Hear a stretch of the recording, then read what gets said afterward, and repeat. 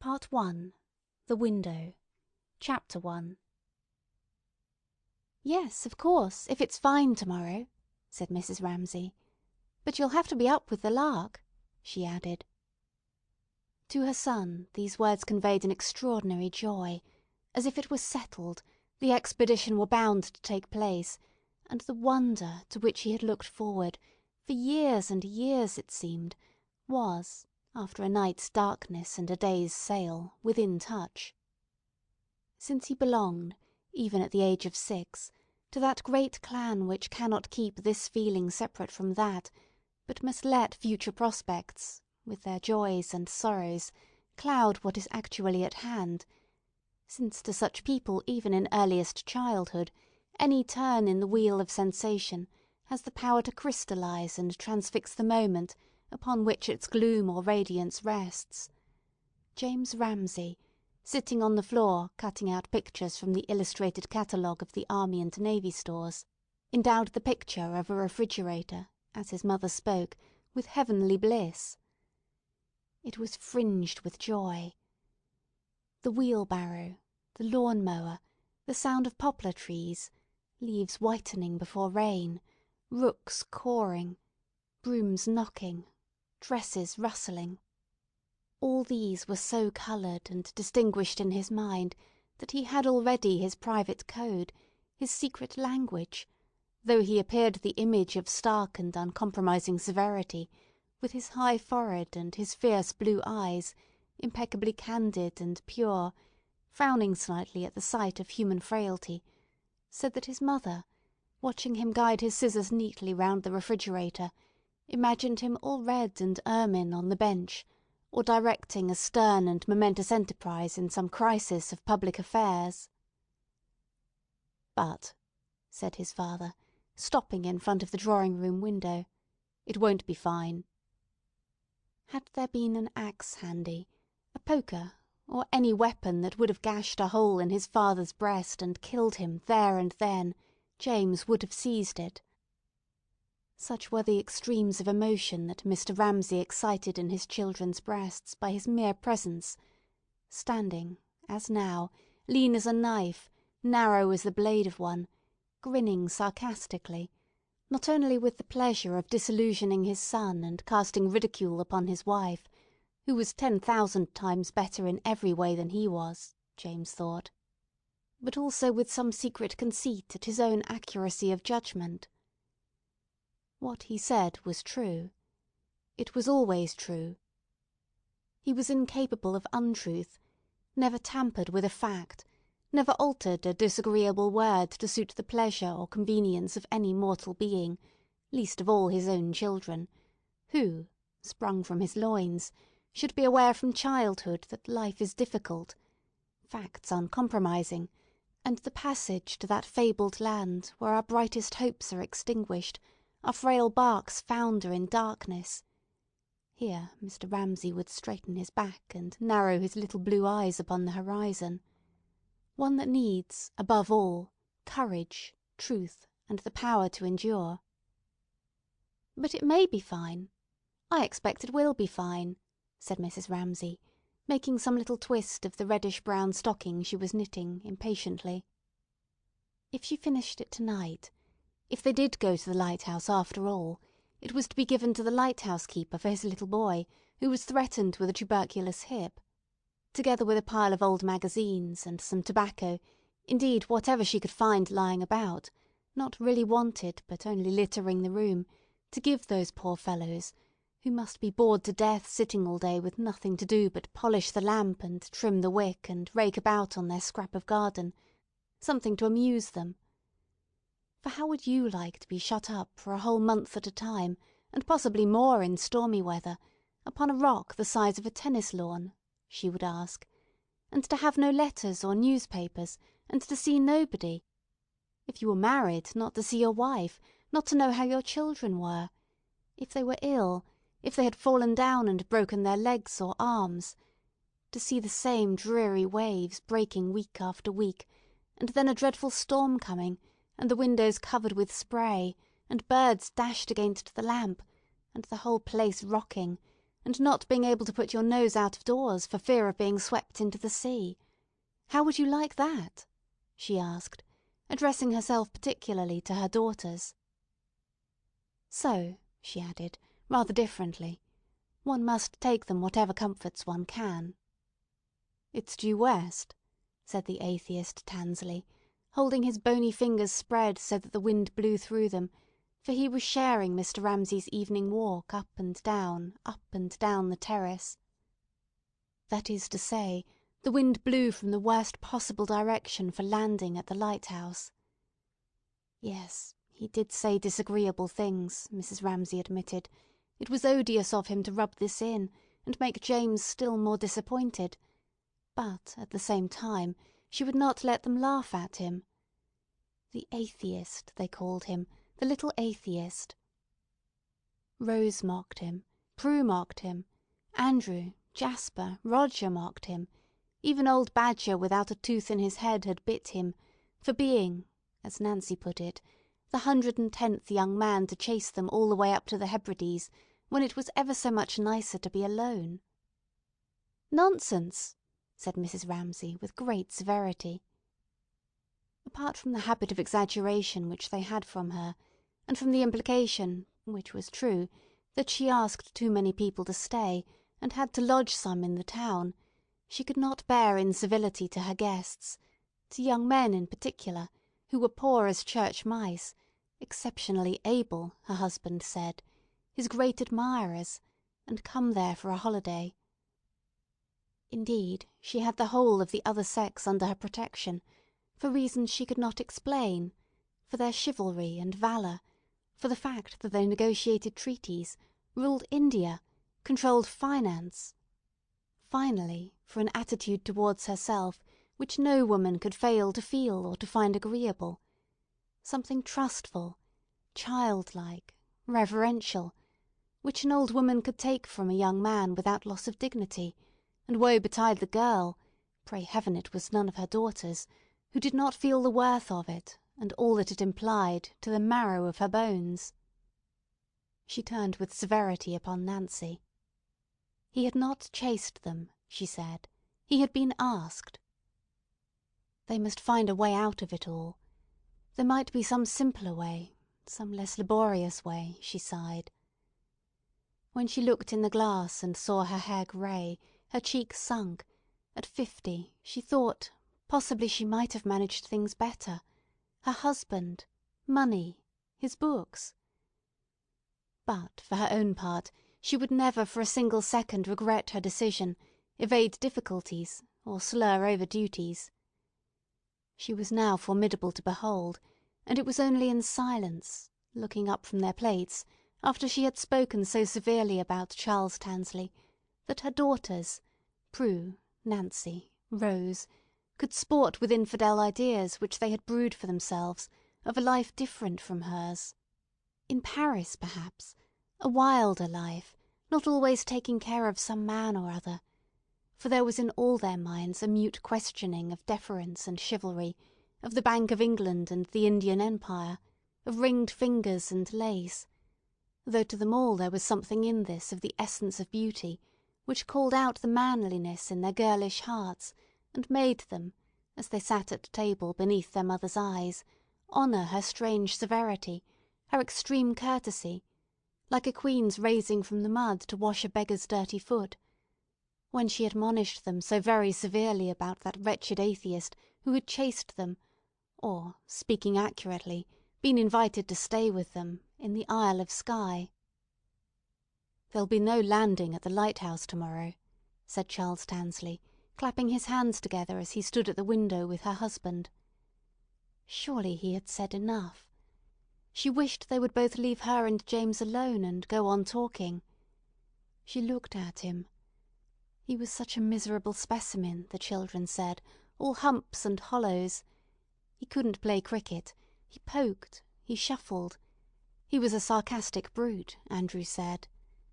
They knew what he liked best, to be forever walking up and down with Mr. Ramsay, and saying who had won this, who had won that, who was a first-rate man at Latin verses, who was brilliant but I think fundamentally unsound, who was undoubtedly the ablest fellow in Balliol, who had buried his light temporarily at Bristol or Bedford, but was bound to be heard of later when his prolegomena, of which Mr. Tansley had the first pages in proof with him if Mr. Ramsay would like to see them, to some branch of mathematics or philosophy, saw the light of day.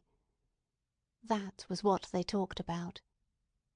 She could not help laughing herself sometimes. She said the other day something about waves mountains high. Yes, said Charles Tansley, it was a little rough. Aren't you drenched to the skin? She had said. Damp, not wet through, said Mr. Tansley, pinching his sleeve, feeling his socks. But it was not that they minded, the children said. It was not his face. It was not his manners. It was him, his point of view. When they talked about something interesting, people, music, history, anything, even said it was a fine evening, so why not sit out of doors? Then what they complained of about Charles Tansley was that until he had turned the whole thing round and made it somehow reflect himself and disparage them, he was not satisfied. And he would go to picture galleries, they said, and he would ask one, did one like his tie? God knows, said Rose, one did not. Disappearing as stealthily as stags from the dinner table directly the meal was over, the 8 sons and daughters of Mr. and Mrs. Ramsay sought their bedrooms, their fastness in a house where there was no other privacy to debate anything, everything. Tansley's tie, the passing of the Reform Bill, sea-birds and butterflies, people, while the sun poured into those attics, which a plank alone separated from each other, so that every footstep could be plainly heard, and the Swiss girl sobbing for her father who was dying of cancer in the valley of the Grison, and lit up bats, flannels, straw hats, ink pots, paint pots, beetles, and the skulls of small birds, while it drew from the long frilled strips of seaweed pinned to the wall a smell of salt and weeds, which was in the towels too, gritty with sand from bathing. Strife, divisions, difference of opinion, prejudices twisted into the very fibre of being. Oh, that they should begin so early, Mrs. Ramsay deplored. They were so critical, her children. They talked such nonsense. She went from the dining-room, holding James by the hand, since he would not go with the others. It seemed to her such nonsense, inventing differences, when people, heaven knows, were different enough without that. The real differences, she thought, standing by the drawing-room window, are enough, quite enough. She had in mind at the moment rich and poor, high and low, the great in birth receiving from her, half grudging, some respect, for had she not in her veins the blood of that very noble if slightly mythical Italian house, whose daughters, scattered about English drawing-rooms in the 19th century, had lisped so charmingly, had stormed so wildly, and all her wit and her bearing and her temper came from them, and not from the sluggish English or the cold Scotch.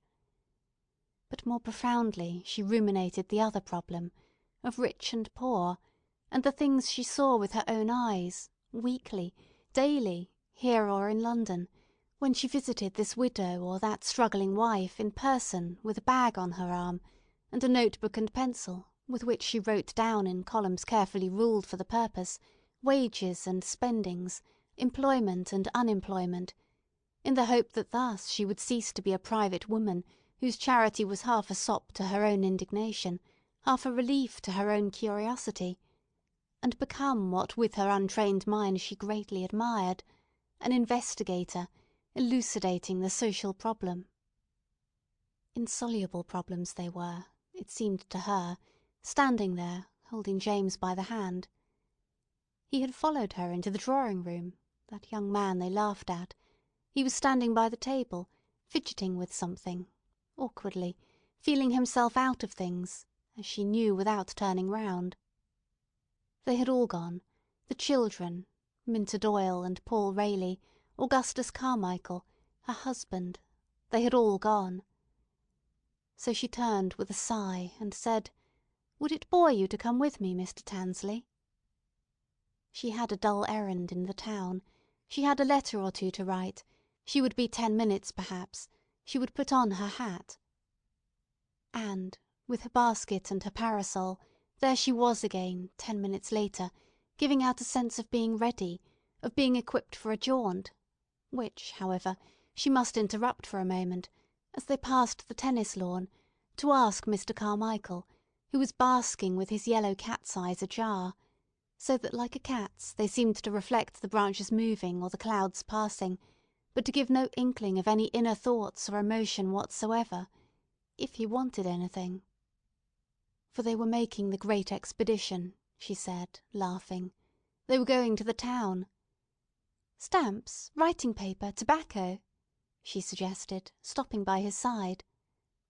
But no, he wanted nothing. His hands clasped themselves over his capacious paunch. His eyes blinked, as if he would have liked to reply kindly to these blandishments. She was seductive, but a little nervous, but could not, sunk as he was in a grey-green somnolence which embraced them all, without need of words, in a vast and benevolent lethargy of well-wishing. All the house, all the world, all the people in it. For he had slipped into his glass at lunch a few drops of something, which accounted, the children thought, for the vivid streak of canary yellow in moustache and beard that were otherwise milk white. "No, nothing," he murmured. He should have been a great philosopher, said Mrs. Ramsay, as they went down the road to the fishing village, but he had made an unfortunate marriage. Holding her black parasol very erect, and moving with an indescribable air of expectation, as if she were going to meet someone round the corner, she told the story: an affair at Oxford with some girl, an early marriage, poverty, going to India, translating a little poetry, very beautifully, I believe, being willing to teach the boys Persian or Hindustani, but what really was the use of that? And then lying, as they saw him, on the lawn. It flattered him, snubbed as he had been. It soothed him that Mrs. Ramsay should tell him this. Charles Tansley revived. Insinuating, too, as she did, the greatness of man's intellect, even in its decay, the subjection of all wives, not that she blamed the girl, and the marriage had been happy enough, she believed, to the husband's labours. She made him feel better pleased with himself than he had done yet, and he would have liked, had they taken a cab, for example, to have paid the fare. As for her little bag, might he not carry that? No, no, she said, she always carried that herself. She did, too. Yes, he felt that in her. He felt many things, something in particular that excited him and disturbed him for reasons which he could not give. He would like her to see him, gowned and hooded, walking in a procession. A fellowship, a professorship, he felt capable of anything, and saw himself. But what was she looking at? At a man pasting a bill. The vast flapping sheet flattened itself out, and each shove of the brush revealed fresh legs, hoops, horses, glistening reds and blues, beautifully smooth, until half the wall was covered with the advertisement of a circus, 100 horsemen, 20 performing seals, lions, tigers. Craning forwards, for she was short-sighted, she read it out. "Will visit this town," she read. It was terribly dangerous work for a one-armed man, she exclaimed, to stand on top of a ladder like that. His left arm had been cut off in a reaping machine 2 years ago. "Let us all go," she cried, moving on, as if all those riders and horses had filled her with childlike exultation and made her forget her pity. "Let's go," he said, repeating her words, clicking them out, however, with a self-consciousness that made her wince. "Let us all go to the circus." No, he could not say it right. He could not feel it right. But why not, she wondered. What was wrong with him, then? She liked him warmly at the moment. Had they not been taken, she asked, to circuses when they were children? Never, he answered, as if she asked the very thing he wanted, had been longing all these days to say, how they did not go to circuses. It was a large family, 9 brothers and sisters, and his father was a working man. "My father is a chemist, Mrs. Ramsay. He keeps a shop." He himself had paid his own way since he was 13. Often he went without a greatcoat in winter. He could never "return hospitality," those were his parched, stiff words, at college. He had to make things last twice the time other people did. He smoked the cheapest tobacco, shag, the same the old men did in the quays. He worked hard, 7 hours a day. His subject was now the influence of something upon somebody. They were walking on, and Mrs. Ramsay did not quite catch the meaning, only the words here and there: dissertation, fellowship, readership, lectureship. She could not follow the ugly academic jargon that rattled itself off so glibly, but said to herself that she saw now why going to the circus had knocked him off his perch, poor little man, and why he came out instantly with all that about his father and mother and brothers and sisters, and she would see to it that they didn't laugh at him any more. She would tell Prue about it. What he would have liked, she supposed, would have been to say how he had gone not to the circus, but to Ibsen with the Ramsays. He was an awful prig. Oh yes, an insufferable bore. For, though they had reached the town now, and were in the main street, with carts grinding past on the cobbles, still he went on talking about settlements, and teaching, and working men, and helping our own class, and lectures, till she gathered that he had got back entire self-confidence, had recovered from the circus, and was about—and now again she liked him warmly—to tell her. But here, the houses falling away on both sides, they came out on the quay, and the whole bay spread before them, and Mrs. Ramsay could not help exclaiming, "Oh, how beautiful!" For the great plateful of blue water was before her, the hoary lighthouse, distant, austere in the midst, and on the right, as far as the eye could see, fading and falling in low, soft pleats, the green sand dunes with the wild flowing grasses on them, which always seemed to be running away into some moon country, uninhabited of men. That was the view, she said, stopping, growing greyer-eyed, that her husband loved. She paused a moment. But now, she said, artists had come here.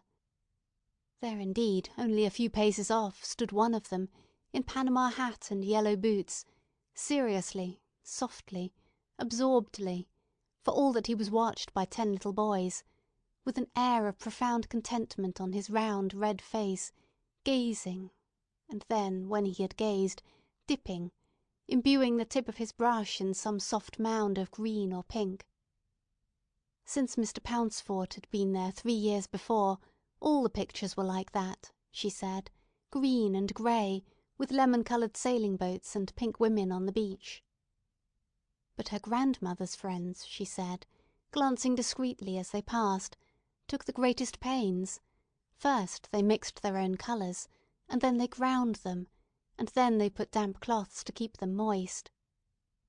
So Mr. Tansley supposed she meant him to see that that man's picture was skimpy. Was that what one said? The colours weren't solid. Was that what one said? Under the influence of that extraordinary emotion which had been growing all the walk, had begun in the garden when he had wanted to take her bag, had increased in the town when he had wanted to tell her everything about himself, he was coming to see himself, and everything he had ever known gone crooked a little. It was awfully strange. There he stood in the parlour of the poky little house where she had taken him, waiting for her, while she went upstairs a moment to see a woman. He heard her quick step above, heard her voice cheerful, then low, looked at the mats, tea-caddies, glass shades, waited quite impatiently, looked forward eagerly to the walk home, determined to carry her bag, then heard her come out, shut a door, say they must keep the windows open and the doors shut, ask at the house for anything they wanted. She must be talking to a child. when suddenly in she came, stood for a moment silent, as if she had been pretending up there, and for a moment let herself be now. Stood quite motionless for a moment against a picture of Queen Victoria wearing the blue ribbon of the Garter. When all at once he realised that it was this. She was the most beautiful person he had ever seen. With stars in her eyes and veils in her hair, with cyclamen and wild violets. What nonsense was he thinking? She was 50 at least. She had 8 children. Stepping through fields of flowers and taking to her breast buds that had broken and lambs that had fallen, with the stars in her eyes and the wind in her hair. He had hold of her bag. "Good-bye, Elsie," she said, and they walked up the street, she holding her parasol erect and walking as if she expected to meet someone round the corner, while for the first time in his life Charles Tansley felt an extraordinary pride. A man digging in a drain stopped digging and looked at her, let his arm fall down and looked at her. For the first time in his life Charles Tansley felt an extraordinary pride, felt the wind and the cyclamen and the violets, for he was walking with a beautiful woman. He had hold of her bag. Chapter 2. "No going to the Lighthouse, James," he said, as trying in deference to Mrs. Ramsay to soften his voice into some semblance of geniality at least. Odious little man, thought Mrs. Ramsay. Why go on saying that? Chapter 3.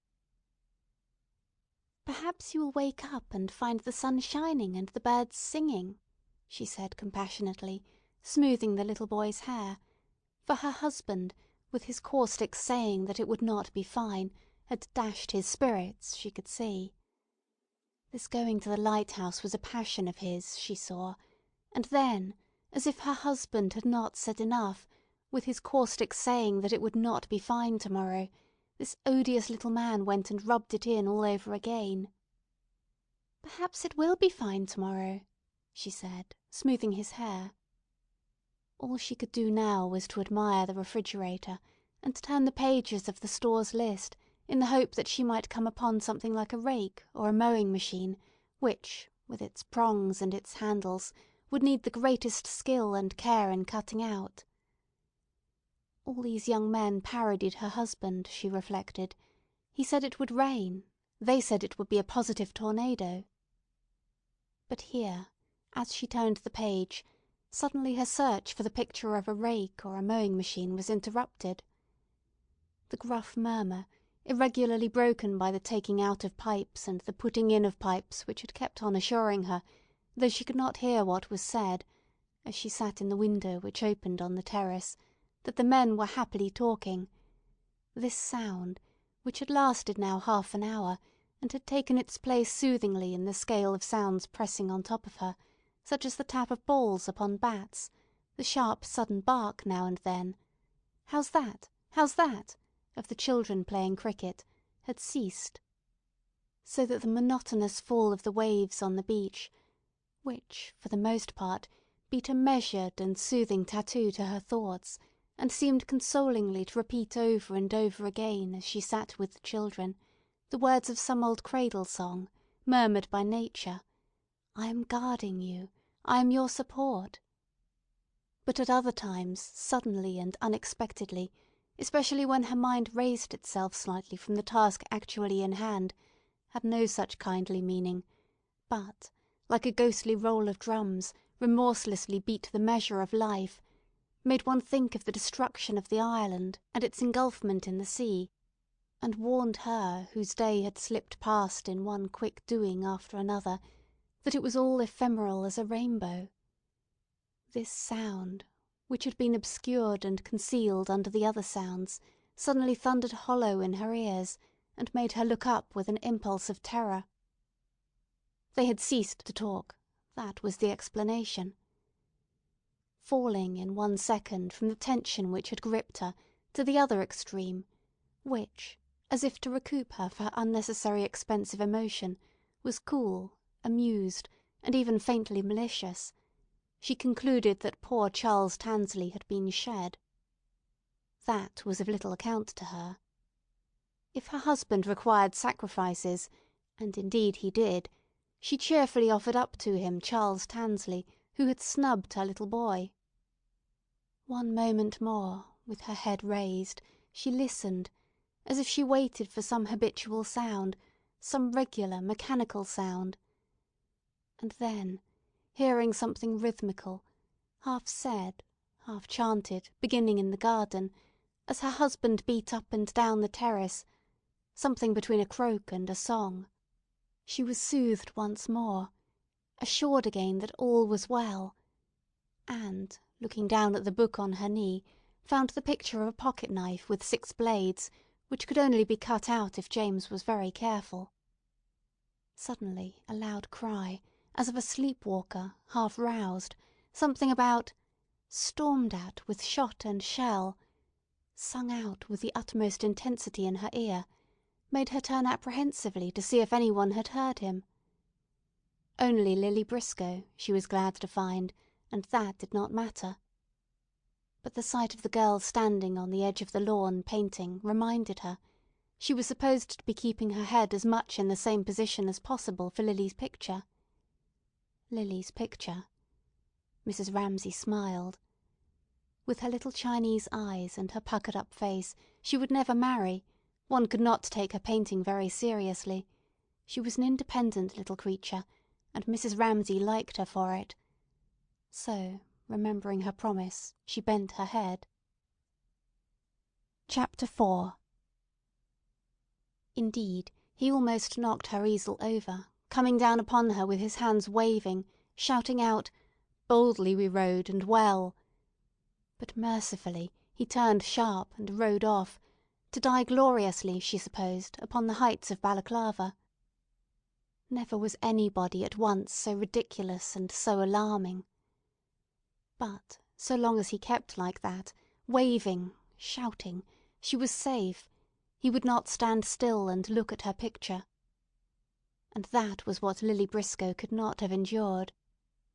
Even while she looked at the mass, at the line, at the colour, at Mrs. Ramsay sitting in the window with James, she kept a feeler on her surroundings, lest someone should creep up, and suddenly she should find her picture looked at.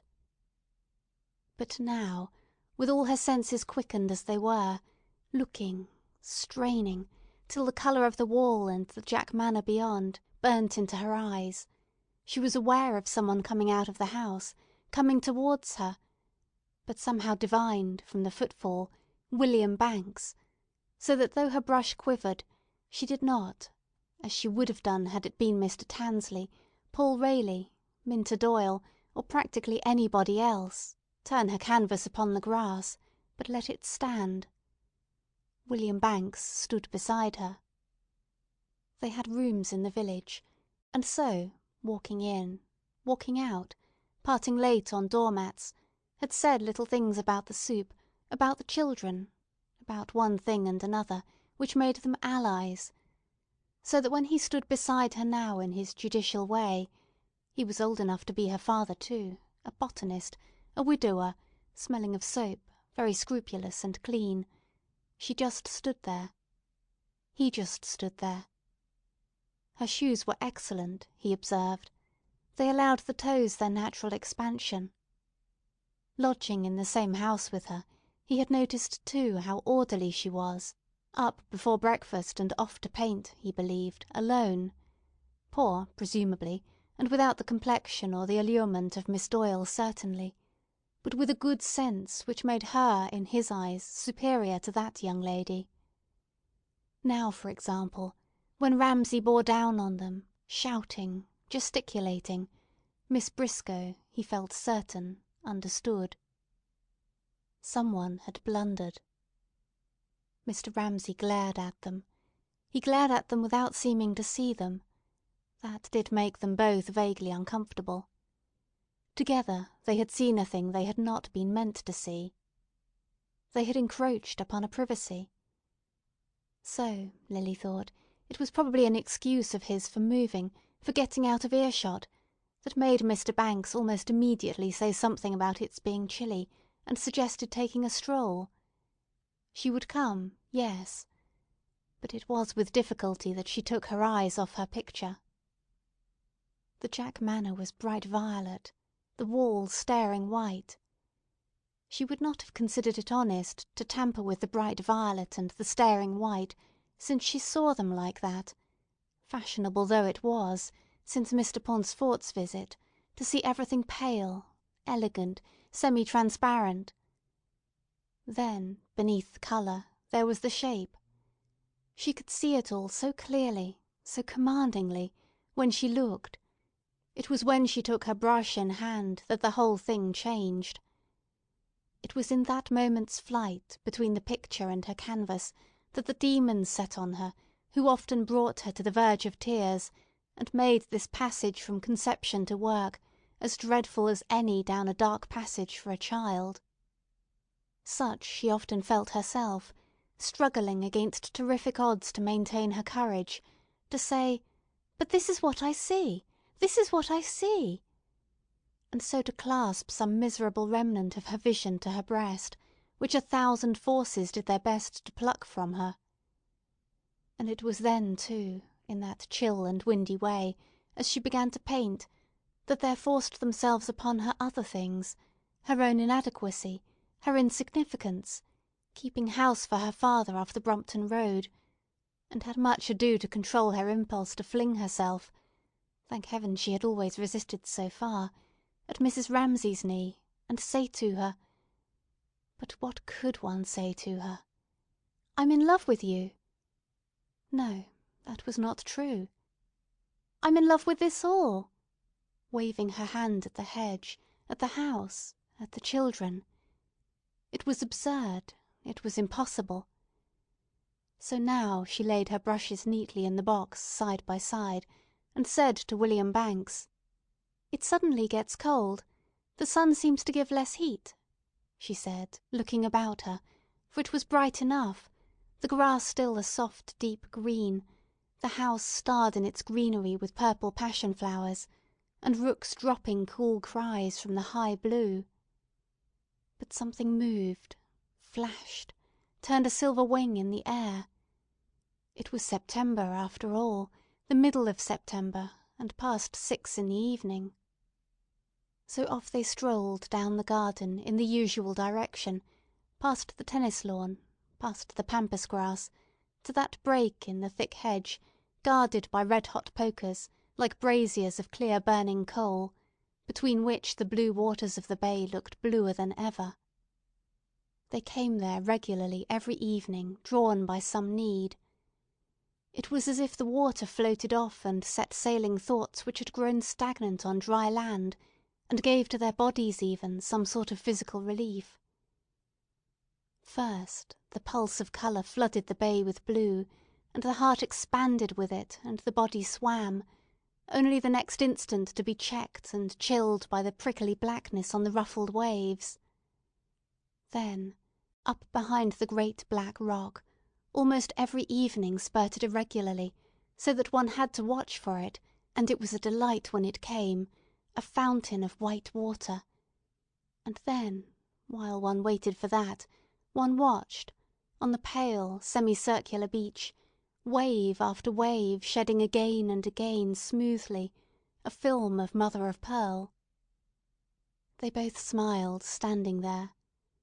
They both felt a common hilarity, excited by the moving waves, and then by the swift cutting race of a sailing boat, which, having sliced a curve in the bay, stopped, shivered, let its sails drop down, and then, with a natural instinct to complete the picture, after this swift movement, both of them looked at the dunes far away, and instead of merriment felt come over them some sadness, because the thing was completed partly, and partly because distant views seemed to outlast by 1,000,000 years, Lily thought, the gazer, and to be communing already with a sky which beholds an earth entirely at rest.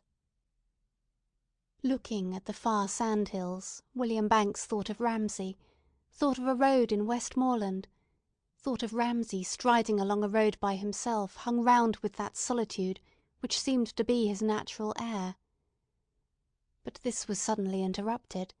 William Banks remembered, and this must refer to some actual incident, by a hen straddling her wings out in protection of a covey of little chicks, upon which Ramsay, stopping, pointed his stick and said, "Pretty, pretty." An odd illumination into his heart, Banks had thought it, which showed his simplicity, his sympathy with humble things. But it seemed to him as if their friendship had ceased there on that stretch of road. After that, Ramsay had married.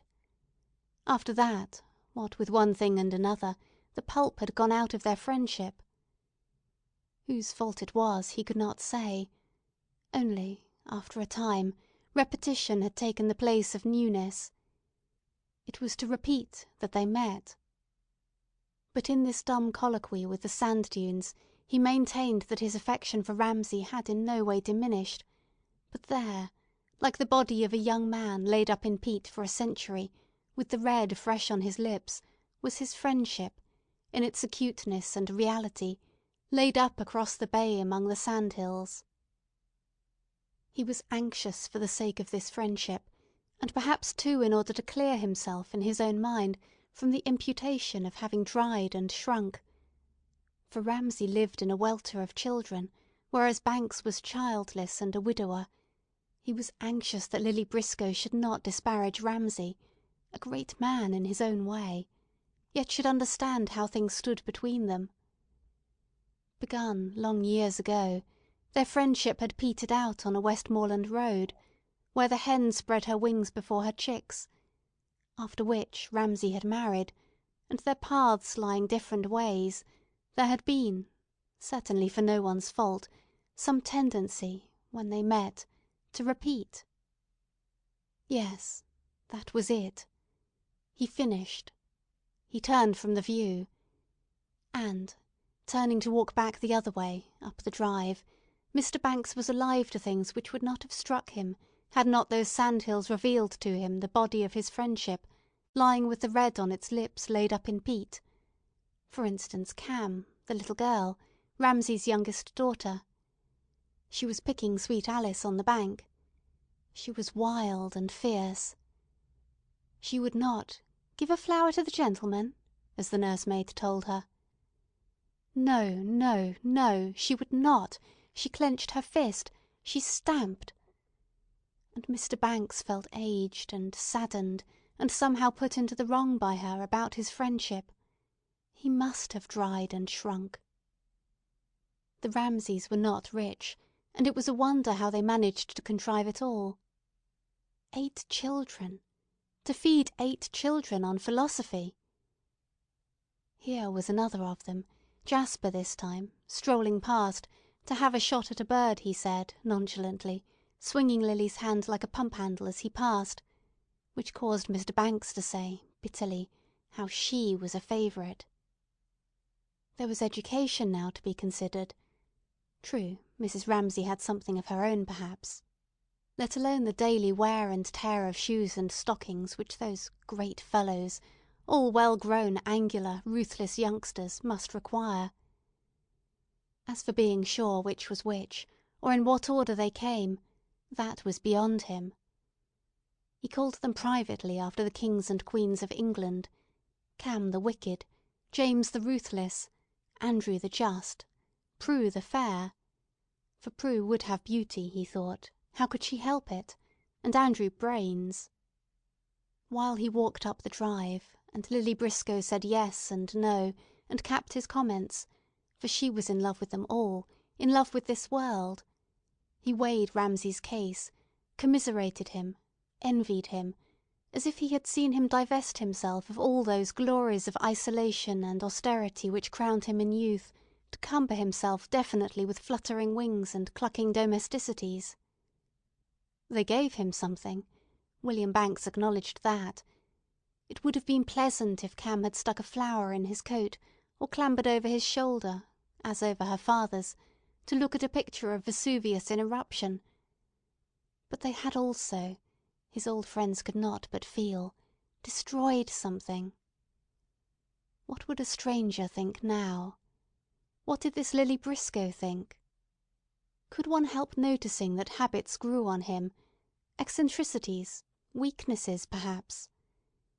It was astonishing that a man of his intellect could stoop so low as he did, but that was too harsh a phrase, could depend so much as he did upon people's praise. "Oh, but," said Lily, "think of his work." Whenever she thought of his work, she always saw clearly before her a large kitchen table. It was Andrew's doing.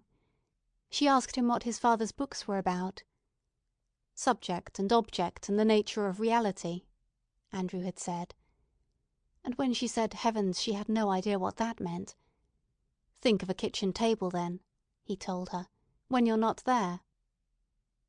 So now she always saw, when she thought of Mr. Ramsay's work, a scrubbed kitchen table.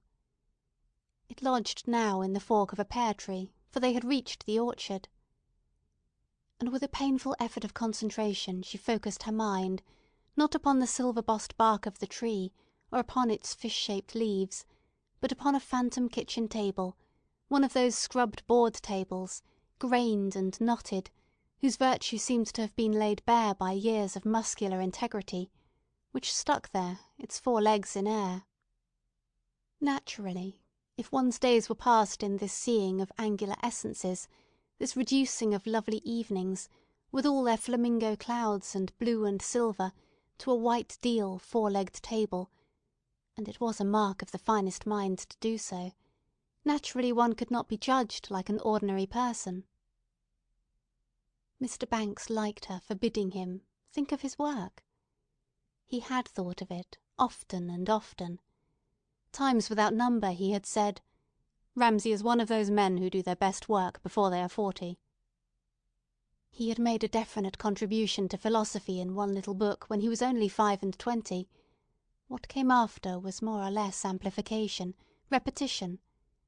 But the number of men who make a definite contribution to anything whatsoever is very small, he said, pausing by the pear tree, well brushed, scrupulously exact, exquisitely judicial. Suddenly, as if the movement of his hand had released it, the load of her accumulated impressions of him tilted up, and down poured in a ponderous avalanche all she felt about him. That was one sensation. Then uprose in a fume the essence of his being. That was another. She felt herself transfixed by the intensity of her perception. It was his severity, his goodness. "I respect you," she addressed silently him in person, "in every atom. You are not vain. You are entirely impersonal. You are finer than Mr. Ramsay. You are the finest human being that I know. You have neither wife nor child." Without any sexual feeling, she longed to cherish that loneliness. "You live for science." Involuntarily, sections of potatoes rose before her eyes. "Praise would be an insult to you. Generous, pure-hearted, heroic man." But simultaneously she remembered how he had brought a valet all the way up here, objected to dogs on chairs, would prose for hours, until Mr. Ramsay slammed out of the room, about salt in vegetables and the iniquity of English cooks. How then did it work out, all this? How did one judge people, think of them? How did one add up this and that, and conclude that it was liking one felt, or disliking? And to those words what meaning attached, after all? Standing now, apparently transfixed by the pear tree, impressions poured in upon her of those 2 men, and to follow her thought was like following a voice which speaks too quickly to be taken down by one's pencil, and the voice was her own voice, saying without prompting, undeniable, everlasting, contradictory things, so that even the fissures and humps on the bark of the pear tree were irrevocably fixed there for eternity. "You have greatness," she continued, "but Mr. Ramsay has none of it. He is petty, selfish, vain, egotistical. He is spoilt. He is a tyrant. He wears Mrs. Ramsay to death. But he has what you"—she addressed Mr. Banks—"have not, a fiery unworldliness. He knows nothing about trifles. He loves dogs and his children. He has 8. Mr. Banks has none. Did he not come down in 2 coats the other night, and let Mrs. Ramsay trim his hair into a pudding basin? All of this danced up and down like a company of gnats, each separate but all marvellously controlled in an invisible elastic net. Danced up and down in Lily's mind, in and about the branches of the pear tree, where still hung in effigy the scrubbed kitchen table, symbol of her profound respect for Mr. Ramsay's mind, until her thought, which had spun quicker and quicker, exploded of its own intensity. She felt released.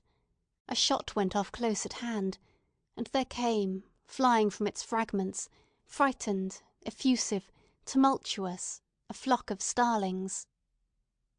"Jasper," said Mr. Banks.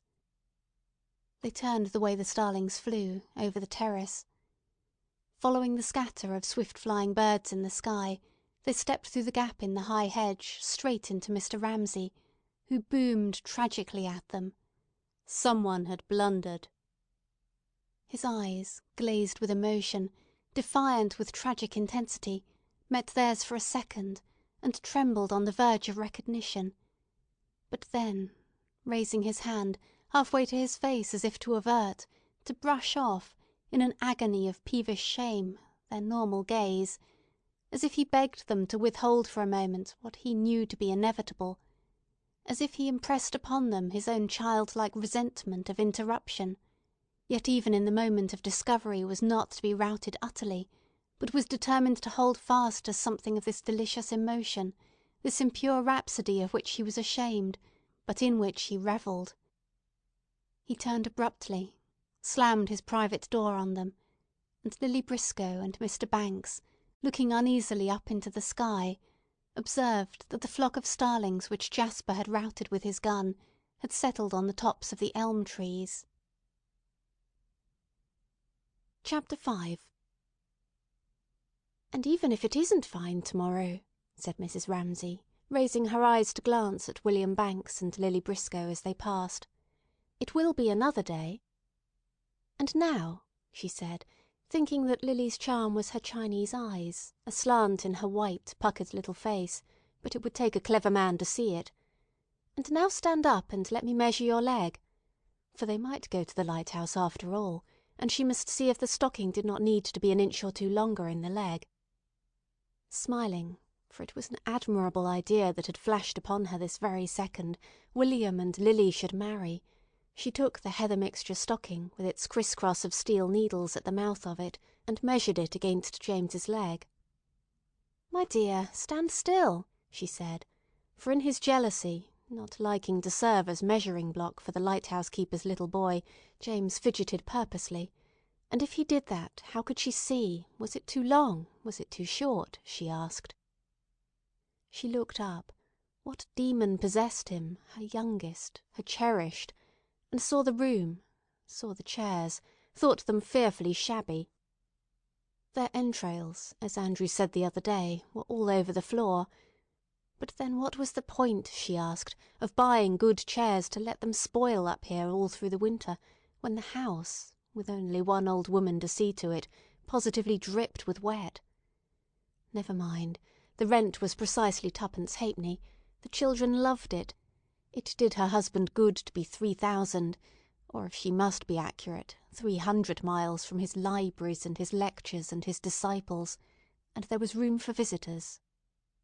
Mats, camp beds, crazy ghosts of chairs and tables whose London life of service was done, they did well enough here, and a photograph or 2, and books. Books, she thought, grew of themselves. She never had time to read them. Alas, even the books that had been given her and inscribed by the hand of the poet himself, for her whose wishes must be obeyed, the happier Helen of our days. Disgraceful to say, she had never read them. And Croom on the mind, and Bates on the savage customs of Polynesia. "My dear, stand still," she said. Neither one of those could one send to the lighthouse. At a certain moment, she supposed, the house would become so shabby that something must be done. If they could be taught to wipe their feet and not bring the beach in with them, that would be something. Crabs she had to allow, if Andrew really wished to dissect them, or if Jasper believed that one could make soup from seaweed, one could not prevent it, or Rose's objects, shells, reeds, stones, for they were gifted, her children, but all in quite different ways.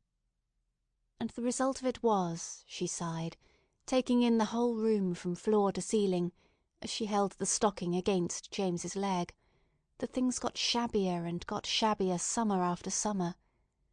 The mat was fading, the wallpaper was flapping. You couldn't tell any more that those were roses on it. Still, if every door in a house is left perpetually open, and no lockmaker in the whole of Scotland can mend a bolt, things must spoil. What was the use of flinging a green cashmere shawl over the edge of a picture frame? In 2 weeks it would be the colour of pea soup. But it was the doors that annoyed her. Every door was left open. She listened. The drawing-room door was open.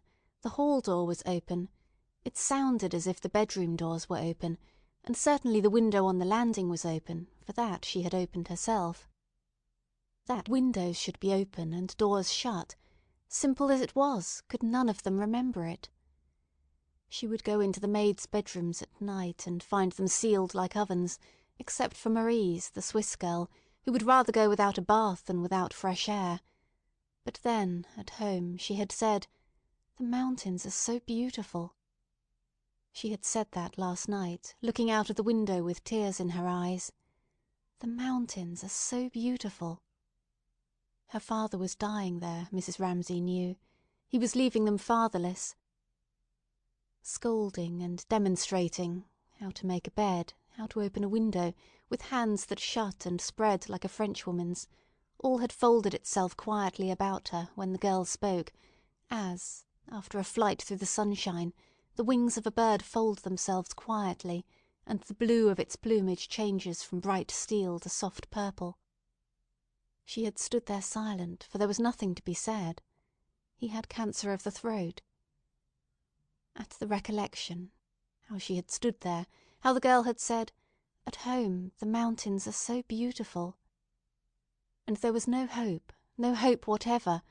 She had a spasm of irritation, and speaking sharply said to James, "Stand still, don't be tiresome," so that he knew instantly that her severity was real, and straightened his leg, and she measured it. The stocking was too short by half an inch at least, making allowance for the fact that Sawley's little boy would be less well grown than James. "It's too short," she said, "ever so much too short." Never did anybody look so sad. Bitter and black, halfway down in the darkness, in the shaft which ran from the sunlight to the depths, maybe a tear formed, a tear fell, the waters swayed this way and that, received it, and were at rest. Never did anybody look so sad. But was it nothing but looks, people said? What was there behind it, her beauty and splendour? Had he blown his brains out, they asked? Had he died the week before they were married, some other, earlier lover, of whom rumours reached one? Or was there nothing, nothing but an incomparable beauty which she lived behind, and could do nothing to disturb? For easily though she might have said, at some moment of intimacy, when stories of great passion, of love foiled, of ambition thwarted, came her way, how she too had known or felt or been through it herself, she never spoke. She was silent always. She knew then, she knew without having learnt. Her simplicity fathomed what clever people falsified. Her singleness of mind made her drop plumb like a stone, alight exact as a bird, gave her, naturally, this swoop and fall of the spirit upon truth which delighted, eased, sustained, falsely perhaps. "Nature has but little clay," said Mr. Banks once, much moved by her voice on the telephone, though she was only telling him a fact about a train, "like that of which she moulded you." He saw her at the end of the line, Greek, blue-eyed, straight-nosed. How incongruous it seemed to be telephoning to a woman like that. The Graces assembling seemed to have joined hands in meadows of asphodel to compose that face. Yes, he would catch the 10:30 at Euston. "But she's no more aware of her beauty than a child," said Mr. Banks, replacing the receiver and crossing the room to see what progress the workmen were making with a hotel which they were building at the back of his house. And he thought of Mrs. Ramsay as he looked at that stir among the unfinished walls. For always, he thought, there was something incongruous to be worked into the harmony of her face. She clapped a deerstalker's hat on her head. She ran across the garden in galoshes to snatch a child from mischief. So that if it was her beauty merely that one thought of, one must remember the quivering thing, the living thing— they were carrying bricks up a little plank as he watched them— and work it into the picture. Or, if one thought of her simply as a woman, one must endow her with some freak of idiosyncrasy— she did not like admiration— or suppose some latent desire to doff her form of royalty, as if her beauty bored her and all that men say of beauty, and she wanted only to be like other people, insignificant. He did not know. He did not know. He must go to his work. Knitting her reddish-brown hairy stocking, with her head outlined absurdly by the gilt frame, the green shawl which she had tossed over the edge of the frame, and the authenticated masterpiece by Michelangelo, Mrs. Ramsay smoothed out what had been harsh in her manner a moment before, raised his head and kissed her little boy on the forehead. "Let us find another picture to cut out," she said. Chapter 6. But what had happened? Someone had blundered. Starting from her musing, she gave meaning to words which she had held meaningless in her mind for a long stretch of time. Someone had blundered. Fixing her short-sighted eyes upon her husband, who was now bearing down upon her, she gazed steadily until his closeness revealed to her—the jingle mated itself in her head—that something had happened, someone had blundered.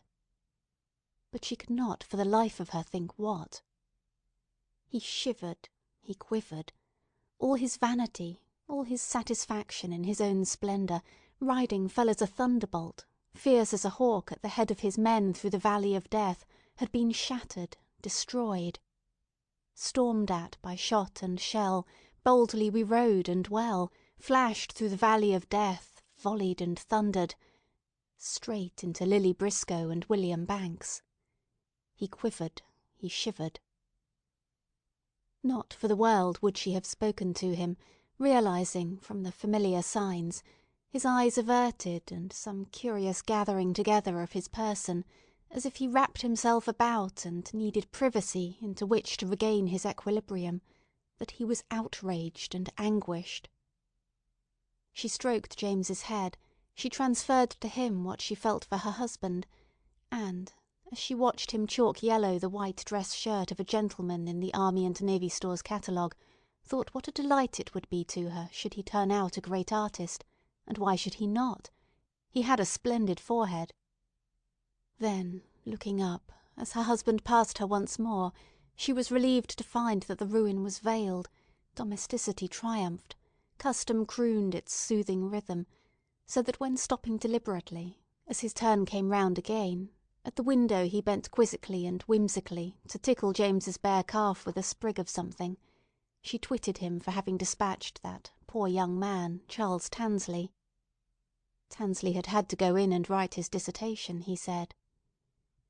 "James will have to write his dissertation one of these days," he added ironically, flicking his sprig. Hating his father, James brushed away the tickling spray, with which, in a manner peculiar to him, compound of severity and humour, he teased his youngest son's bare leg. "She was trying to get these tiresome stockings finished to send to Sawley's little boy to-morrow," said Mrs. Ramsay. "There wasn't the slightest possible chance that they could go to the Lighthouse to-morrow," Mr. Ramsay snapped out irascibly. "How did he know?" she asked. "The wind often changed." The extraordinary irrationality of her remark, the folly of women's minds, enraged him. He had ridden through the valley of death, been shattered and shivered, and now she flew in the face of facts, made his children hope what was utterly out of the question, in effect told lies. He stamped his foot on the stone step. "Damn you," he said. But what had she said? Simply that it might be fine tomorrow.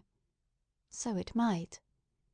Not with the barometer falling and the wind due west.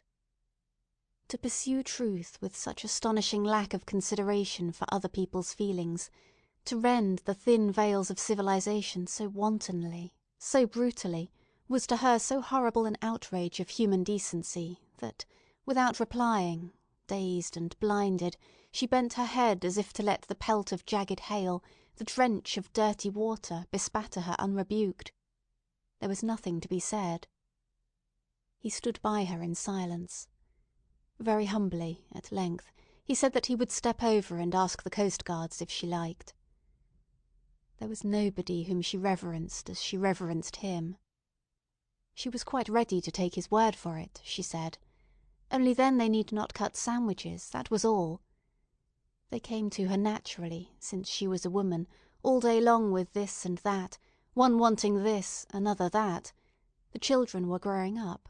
She often felt she was nothing but a sponge sopped full of human emotions. Then he said, "Damn you." He said, "It must rain." He said, "It won't rain." And instantly a heaven of security opened before her. There was nobody she reverenced more. She was not good enough to tie his shoelaces, she felt. Already ashamed of that petulance, of that gesticulation of the hands when charging at the head of his troops, Mr. Ramsay rather sheepishly prodded his son's bare legs once more, and then, as if he had her leave for it, with a movement which oddly reminded his wife of the great sea lion at the zoo tumbling backwards after swallowing his fish, and walloping off so that the water in the tank washes from side to side, he dived into the evening air, which, already thinner, was taking the substance from leaves and hedges, but, as if by return, restoring to roses and pinks a lustre which they had not had by day. "Someone had blundered," he said again, striding off, up and down the terrace. But how extraordinarily his note had changed. It was like the cuckoo. In June he gets out of tune, as if he were trying over, tentatively seeking, some phrase for a new mood, and having only this at hand, used it, cracked though it was. But it sounded ridiculous. Someone had blundered. Said like that, almost as a question, without any conviction, melodiously. Mrs. Ramsay could not help smiling, and soon, sure enough, walking up and down, he hummed it, dropped it, fell silent. He was safe. He was restored to his privacy. He stopped to light his pipe, looked once at his wife and son in the window, and, as one raises one's eyes from a page in an express train and sees a farm, a tree, a cluster of cottages as an illustration, a confirmation of something on the printed page, to which one returns, fortified and satisfied, so, without his distinguishing either his son or his wife, the sight of them fortified him and satisfied him, and consecrated his effort to arrive at a perfectly clear understanding of the problem which now engaged the energies of his splendid mind. It was a splendid mind. For if thought is like the keyboard of a piano, divided into so many notes, or, like the alphabet is ranged in 26 letters all in order, then his splendid mind had no sort of difficulty in running over those letters one by one, firmly and accurately, until it had reached, say, the letter Q. He reached Q. Very few people in the whole of England ever reach Q. Here, stopping for one moment by the stone urn which held the geraniums, he saw, but now far, far away, like children picking up shells, divinely innocent and occupied with little trifles at their feet, and somehow entirely defenceless against a doom which he perceived, his wife and son together in the window. They needed his protection. He gave it them. But after Q, what comes next? After Q there are a number of letters, the last of which is scarcely visible to mortal eyes, but glimmers red in the distance. Z is only reached once by one man in a generation. Still, if he could reach R, it would be something. Here at least was Q. He dug his heels in at Q. Q he was sure of. Q he could demonstrate. If Q is Q, R... Here he knocked his pipe out, with 2 or 3 resonant taps on the handle of the urn, and proceeded. Then R... He braced himself. He clenched himself. Qualities that would have saved a ship's company exposed on a broiling sea with 6 biscuits and a flask of water, endurance and justice, foresight, devotion, skill, came to his help. R is then... What is R? A shutter, like the leathern eyelid of a lizard, flickered over the intensity of his gaze and obscured the letter R. In that flash of darkness he heard people saying he was a failure, that R was beyond him. He would never reach R. On to R once more. R. Qualities that, in a desolate expedition across the icy solitudes of the polar region, would have made him the leader, the guide, the counsellor, whose temper, neither sanguine nor despondent, surveys with equanimity what is to be and faces it, came to his help again. R. The lizard's eye flickered once more. The veins on his forehead bulged. The geranium in the urn became startlingly visible, and, displayed among its leaves, he could see, without wishing it, that obvious distinction between the 2 classes of men, on the one hand the steady goers of superhuman strength, who, plodding and persevering, repeat the whole alphabet in order, 26 letters in all, from start to finish. On the other, the gifted, the inspired, who, miraculously, lump all the letters together in one flash, the way of genius. He had not genius, he laid no claim to that. But he had, or might have had, the power to repeat every letter of the alphabet from A to Z accurately in order. Meanwhile he stuck at Q. On then, on to R. Feelings that would not have disgraced a leader who, now that the snow has begun to fall and the mountain-top is covered in mist, knows that he must lay himself down and die before morning comes, stole upon him, paling the colour of his eyes, giving him, even in the 2 minutes of his turn on the terrace, the bleached look of withered old age. Yet he would not die lying down. He would find some crag of rock, and there, his eyes fixed on the storm, trying to the end to pierce the darkness, he would die standing. He would never reach R. He stood stock still by the urn, with the geranium flowing over it. How many men in 1,000 million, he asked himself, reach Z after all? Surely the leader of a forlorn hope may ask himself that, and answer, without treachery to the expedition behind him, 1 perhaps. 1 in a generation.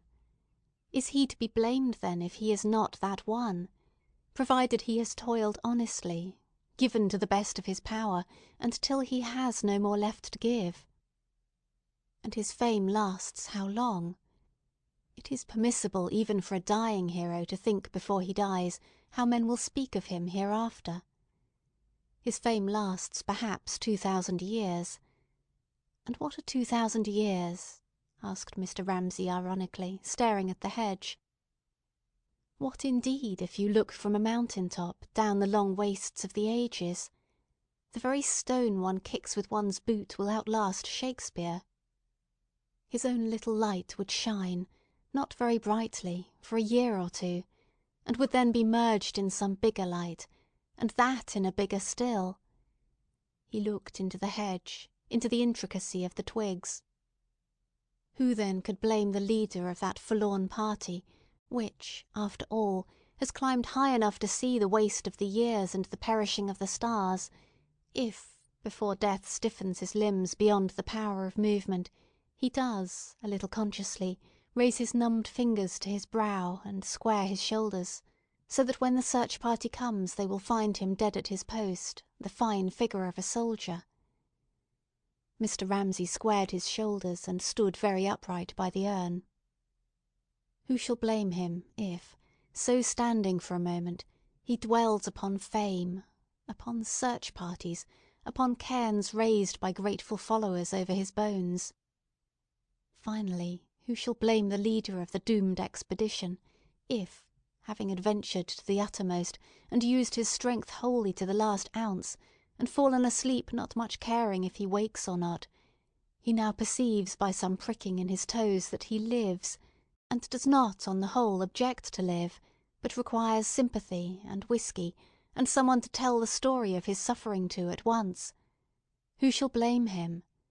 Who will not secretly rejoice when the hero puts his armour off, and halts by the window and gazes at his wife and son, who, very distant at first, gradually come closer and closer, till lips and book and head are clearly before him, though still lovely and unfamiliar from the intensity of his isolation, and the waste of ages and the perishing of the stars, and finally, putting his pipe in his pocket, and bending his magnificent head before her, who will blame him if he does homage to the beauty of the world?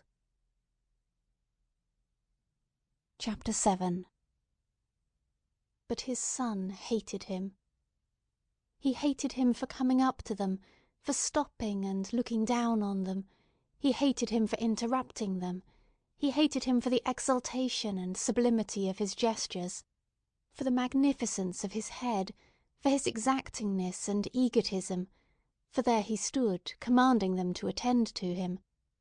But most of all he hated the twang and twitter of his father's emotion, which, vibrating round them, disturbed the perfect simplicity and good sense of his relations with his mother. By looking fixedly at the page, he hoped to make him move on. By pointing his finger at a word, he hoped to recall his mother's attention, which, he knew angrily, wavered instantly his father stopped. But no, nothing would make Mr. Ramsay move on. There he stood, demanding sympathy. Mrs. Ramsay, who had been sitting loosely, folding her son in her arm, braced herself, and, half turning, seemed to raise herself with an effort, and at once to pour erect into the air a rain of energy, a column of spray, looking at the same time animated and alive, as if all her energies were being fused into force, burning and illuminating, quietly though she sat, taking up her stocking again. And into this delicious fecundity, this fountain and spray of life, the fatal sterility of the male plunged itself, like a beak of brass, barren and bare. He wanted sympathy. He was a failure, he said. Mrs. Ramsay flashed her needles. Mr. Ramsay repeated, never taking his eyes from her face, that he was a failure. She blew the words back at him. "Charles Tansley," she said. But he must have more than that. It was sympathy he wanted, to be assured of his genius, first of all, and then to be taken within the circle of life, warmed and soothed, to have his senses restored to him, his barrenness made fertile, and all the rooms of the house made full of life, the drawing-room, behind the drawing-room the kitchen, above the kitchen the bedrooms, and beyond them the nurseries. They must be furnished, they must be filled with life. Charles Tansley thought him the greatest metaphysician of the time, she said. But he must have more than that. He must have sympathy. He must be assured that he too lived in the heart of life, was needed, not only here, but all over the world. Flashing her needles, confident, upright, she created drawing-room and kitchen, set them all aglow, bade him take his ease there, go in and out, enjoy himself. She laughed, she knitted. Standing between her knees, very stiff, James felt all her strength flaring up to be drunk and quenched by the beak of brass, the arid scimitar of the male, which smote mercilessly again and again, demanding sympathy. He was a failure, he repeated. Well, look then, feel then. Flashing her needles, glancing round about her, Out of the window, into the room, at James himself, she assured him, beyond a shadow of a doubt, by her laugh, her poise, her competence, as a nurse carrying a light across a dark room assures a fractious child, that it was real, the house was full, the garden blowing. If he put implicit faith in her, nothing should hurt him. However deep he buried himself or climbed high, not for a second should he find himself without her. So boasting of her capacity to surround and protect, there was scarcely a shell of herself left for her to know herself by, all was so lavished and spent, and James, as he stood stiff between her knees, felt her rise in a rosy-flowered fruit-tree laid with leaves and dancing boughs, into which the beak of brass, the arid scimitar of his father, the egotistical man, plunged and smote, demanding sympathy. Filled with her words, like a child who drops off satisfied, he said at last, looking at her with humble gratitude, restored, renewed, that he would take a turn, he would watch the children playing cricket. He went. Immediately Mrs. Ramsay seemed to fold herself together, one petal closed in another, and the whole fabric fell in exhaustion upon itself, so that she had only strength enough to move her finger, in exquisite abandonment to exhaustion, across the page of Grimm's fairy story, while there throbbed through her, like a pulse in spring which has expanded to its full width and now gently ceases to beat, the rapture of successful creation. Every throb of this pulse seemed, as he walked away, to enclose her and her husband, and to give to each that solace which two different notes, one high, one low, struck together, seem to give each other as they combine. Yet as the resonance died, and she turned to the fairy tale again, Mrs. Ramsay felt not only exhausted in body, afterwards, not at the time, she always felt this, but also there tinged her physical fatigue some faintly disagreeable sensation with another origin. Not that, as she read aloud the story of the fisherman's wife, she knew precisely what it came from, nor did she let herself put into words her dissatisfaction when she realized, at the turn of the page, when she stopped and heard dully, ominously, a wave fall, how it came from this. She did not like, even for a second, to feel finer than her husband, and further could not bear not being entirely sure, when she spoke to him, of the truth of what she said. Universities and people wanting him, lectures and books and their being of the highest importance, all that she did not doubt for a moment. But it was their relation, and his coming to her like that, openly, so that anyone could see, that discomposed her, for then people said he depended on her, when they must know that of the two he was infinitely the more important, and what she gave the world, in comparison with what he gave, negligible. But then again, it was the other thing too, not being able to tell him the truth, being afraid, for instance, about the greenhouse roof and the expense it would be, £50 perhaps, to mend it, and then about his books, to be afraid that he might guess, what she a little suspected, that his last book was not quite his best book, she gathered that from William Banks, and then to hide small daily things, and the children seeing it, and the burden it laid on them, all this diminished the entire joy, the pure joy of the two notes sounding together, and let the sound die on her ear now with a dismal flatness. A shadow was on the page. She looked up. It was Augustus Carmichael shuffling past, precisely now, at the very moment when it was painful to be reminded of the inadequacy of human relationships, that the most perfect was flawed, and could not bear the examination which, loving her husband, with her instinct for truth, she turned upon it, when it was painful to feel herself convicted of unworthiness, and impeded in her proper function by these lies, these exaggerations. It was at this moment, when she was fretted thus ignobly in the wake of her exultation, that Mr. Carmichael shuffled past, in his yellow slippers, and some demon in her made it necessary for her to call out, as he passed, "Going indoors, Mr. Carmichael?" Chapter 8. He said nothing. He took opium. The children said he had stained his beard yellow with it. Perhaps. What was obvious to her was that the poor man was unhappy, came to them every year as an escape, and yet every year she felt the same thing. He did not trust her. She said, "I'm going to the town. Shall I get you stamps, paper, tobacco?" And she felt him wince. He did not trust her. It was his wife's doing. She remembered that iniquity of his wife's towards him, which had made her turn to steel and adamant there, in the horrible little room in St. John's Wood, when, with her own eyes, she had seen that odious woman turn him out of the house. He was unkempt. He dropped things on his coat. He had the tiresomeness of an old man with nothing in the world to do, and she turned him out of the room.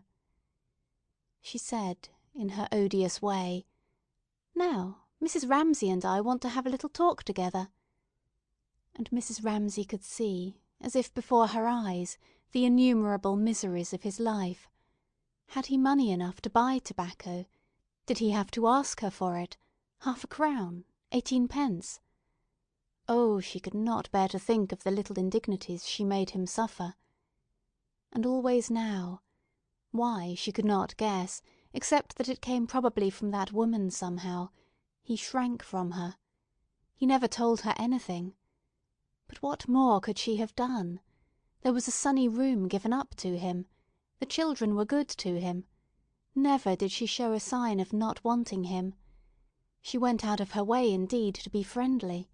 Do you want stamps? Do you want tobacco? Here's a book you might like, and so on. And after all, here insensibly she drew herself together, physically, the sense of her own beauty becoming, as it did so seldom, present to her. After all, she had not generally any difficulty in making people like her. For instance, George Manning, Mr. Wallace, famous as they were, they would come to her of an evening, quietly, and talk alone over her fire. She bore about with her, she could not help knowing it, the torch of her beauty. She carried it erect into any room that she entered, and after all, veil it as she might, and shrink from the monotony of bearing that it imposed on her, her beauty was apparent. She had been admired. She had been loved. She had entered rooms where mourners sat. Tears had flown in her presence. Men and women, too, letting go to the multiplicity of things, had allowed themselves with her the relief of simplicity.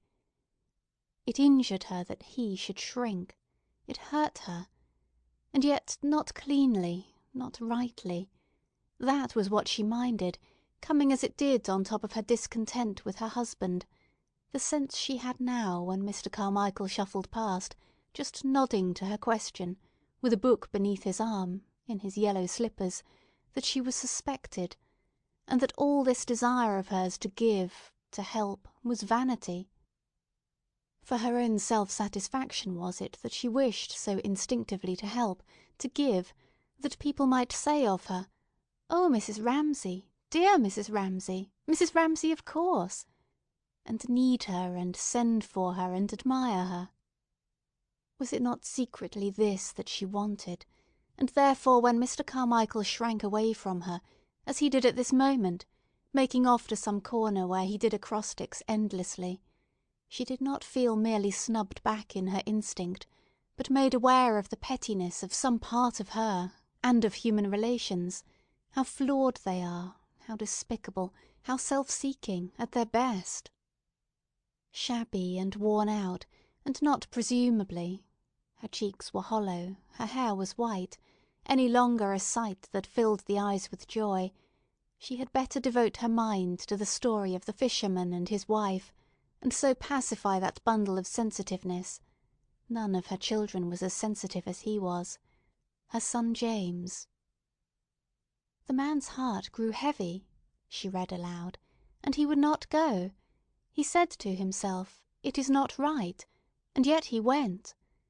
And when he came to the sea, the water was quite purple and dark blue, and grey and thick, and no longer so green and yellow, but it was still quiet. And he stood there and said— Mrs. Ramsay could have wished that her husband had not chosen that moment to stop. Why had he not gone, as he said, to watch the children playing cricket? But he did not speak. He looked, he nodded, he approved, he went on. He slipped, seeing before him that hedge which had, over and over again, rounded some pause, signified some conclusion, seeing his wife and child, seeing again the urns with the trailing of red geraniums which had so often decorated processes of thought, and bore up, written among their leaves, as if they were scraps of paper on which one scribbles notes in the rush of reading. He slipped, seeing all this, smoothly into speculation suggested by an article in the Times about the number of Americans who visit Shakespeare's house every year.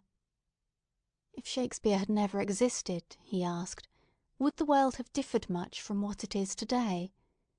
Does the progress of civilization depend upon great men?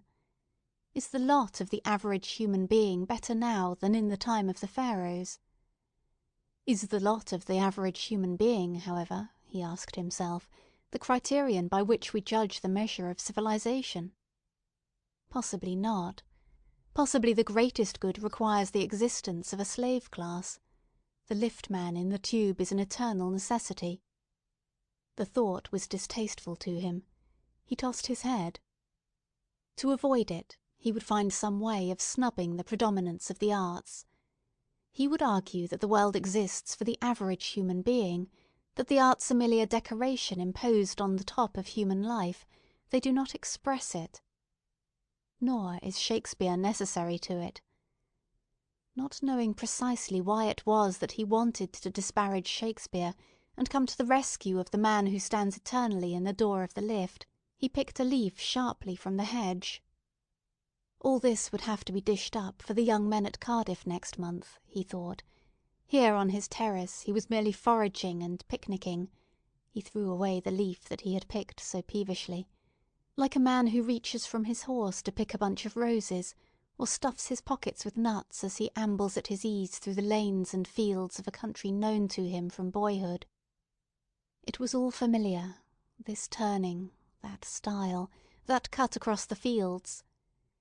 Hours he would spend thus, with his pipe, of an evening, thinking up and down and in and out of the old familiar lanes and commons, which were all stuck about with the history of that campaign there, the life of this statesman here, with poems and with anecdotes, with figures too, this thinker, that soldier.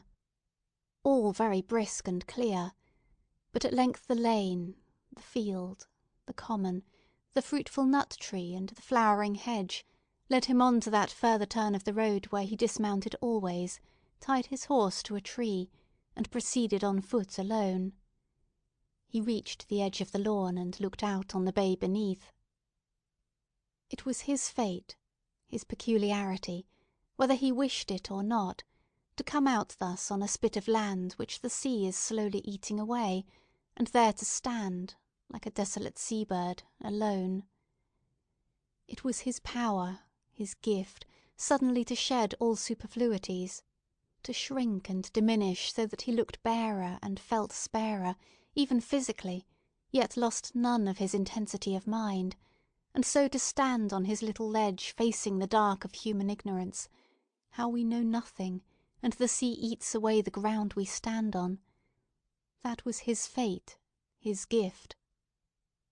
But having thrown away, when he dismounted, all gestures and fripperies, all trophies of nuts and roses, and shrunk so that not only fame but even his own name was forgotten by him, kept, even in that desolation, a vigilance which spared no phantom and luxuriated in no vision, and it was in this guise that he inspired in William Banks, intermittently, and in Charles Tansley, obsequiously, and in his wife now, when she looked up and saw him standing at the edge of the lawn, profoundly, reverence, and pity, and gratitude too, as a stake driven into the bed of a channel upon which the gulls perch and the waves beat, inspires in merry boatloads a feeling of gratitude for the duty it is taking upon itself of marking the channel out there in the floods alone. But the father of 8 children has no choice. Muttering half aloud, so he broke off, turned, sighed, raised his eyes, sought the figure of his wife reading stories to his little boy, filled his pipe. He turned from the sight of human ignorance and human fate, and the sea eating the ground we stand on, which, had he been able to contemplate it fixedly, might have led to something, and found consolation in trifles so slight compared with the august theme just now before him that he was disposed to slur that comfort over, to deprecate it, as if to be caught happy in a world of misery was, for an honest man, the most despicable of crimes. It was true. He was, for the most part, happy. He had his wife.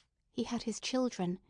He had promised in 6 weeks' time to talk some nonsense to the young men of Cardiff about Locke, Hume, Berkeley, and the causes of the French Revolution.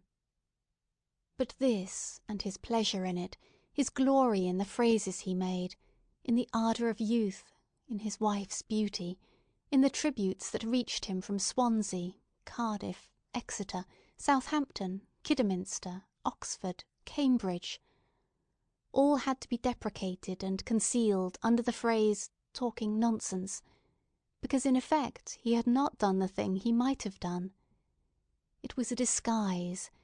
It was the refuge of a man afraid to own his own feelings, who could not say, "This is what I like, this is what I am," and rather pitiable and distasteful to William Banks and Lily Briscoe, who wondered why such concealments should be necessary, why he needed always praise, why so brave a man in thought should be so timid in life, how strangely he was venerable and laughable at one and the same time.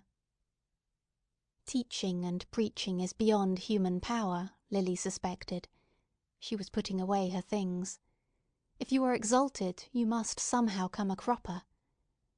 Mrs. Ramsay gave him what he asked too easily. Then the change must be so upsetting, Lily said. He comes in from his books and finds us all playing games and talking nonsense. Imagine what a change from the things he thinks about, she said. He was bearing down upon them. Now he stopped dead and stood looking in silence at the sea. Now he had turned away again. Chapter 9. Yes, Mr. Banks said, watching him go, it was 1,000 pities. Lily had said something about his frightening her.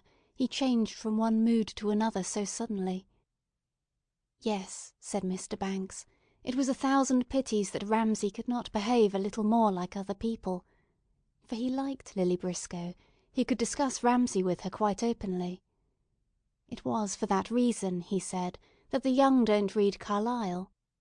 A crusty old grumbler who lost his temper if the porridge was cold, why should he preach to us, was what Mr. Banks understood that young people said nowadays. It was 1,000 pities if you thought, as he did, that Carlyle was one of the great teachers of mankind. Lily was ashamed to say that she had not read Carlyle since she was at school. But in her opinion one liked Mr. Ramsay all the better for thinking that if his little finger ached the whole world must come to an end. It was not that she minded, for who could be deceived by him? He asked you quite openly to flatter him, to admire him. His little dodges deceived nobody. What she disliked was his narrowness, his blindness, she said, looking after him. "A bit of a hypocrite," Mr. Banks suggested, looking too at Mr. Ramsay's back, for was he not thinking of his friendship, and of Cam refusing to give him a flower, and of all those boys and girls, and his own house, full of comfort, but, since his wife's death, quiet rather. Of course he had his work. All the same, he rather wished Lily to agree that Ramsay was, as he said, a bit of a hypocrite. Lily Briscoe went on putting away her brushes, looking up, looking down. Looking up, there he was, Mr. Ramsay, advancing towards them, swinging, careless, oblivious, remote. A bit of a hypocrite, she repeated.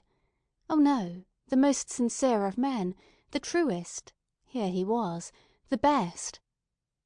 But looking down, she thought, he is absorbed in himself, he is tyrannical, he is unjust, and kept looking down, purposely, for only so could she keep steady, staying with the Ramsays.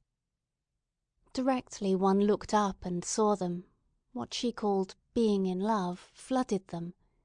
They became part of that unreal but penetrating and exciting universe which is the world seen through the eyes of love.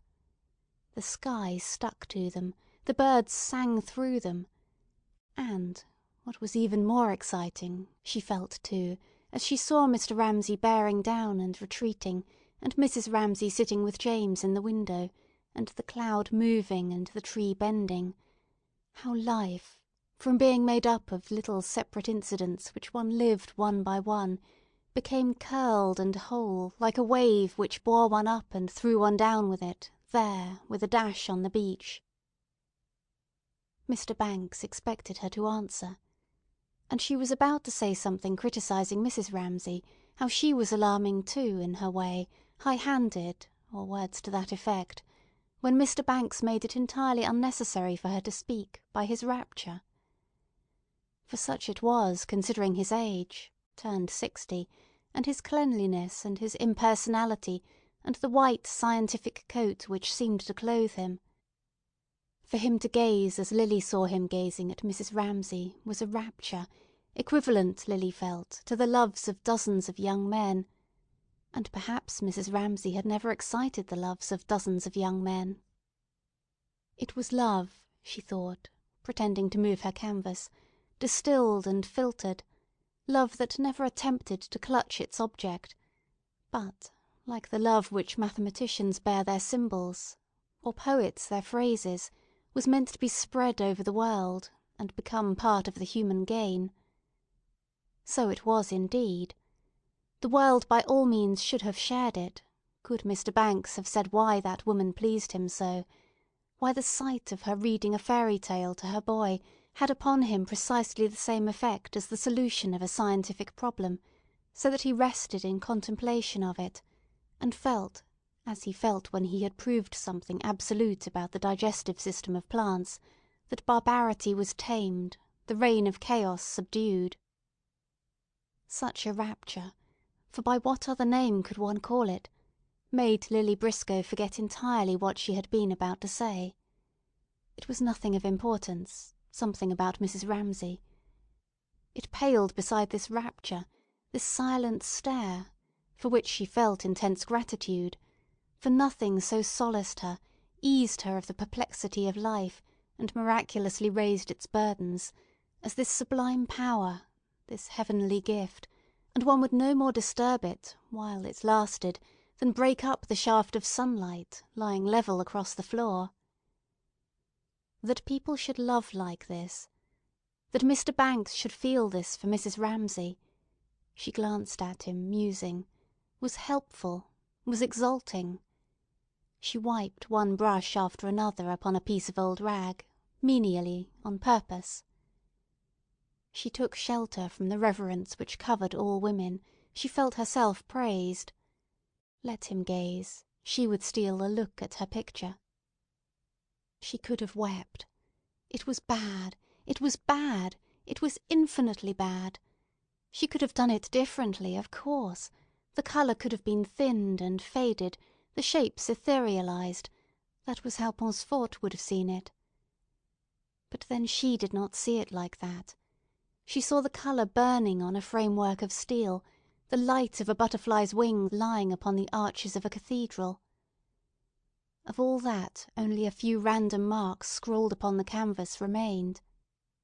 And it would never be seen, never be hung even, and there was Mr. Tansley whispering in her ear, "Women can't paint, women can't write." She now remembered what she had been going to say about Mrs. Ramsay. She did not know how she would have put it, but it would have been something critical. She had been annoyed the other night by some high-handedness. Looking along the level of Mr. Banks's glance at her, She thought that no woman could worship another woman in the way he worshipped. They could only seek shelter under the shade which Mr. Banks extended over them both. Looking along his beam, she added to it her different ray, thinking that she was unquestionably the loveliest of people, bowed over her book, the best, perhaps, but also different, too, from the perfect shape which one saw there.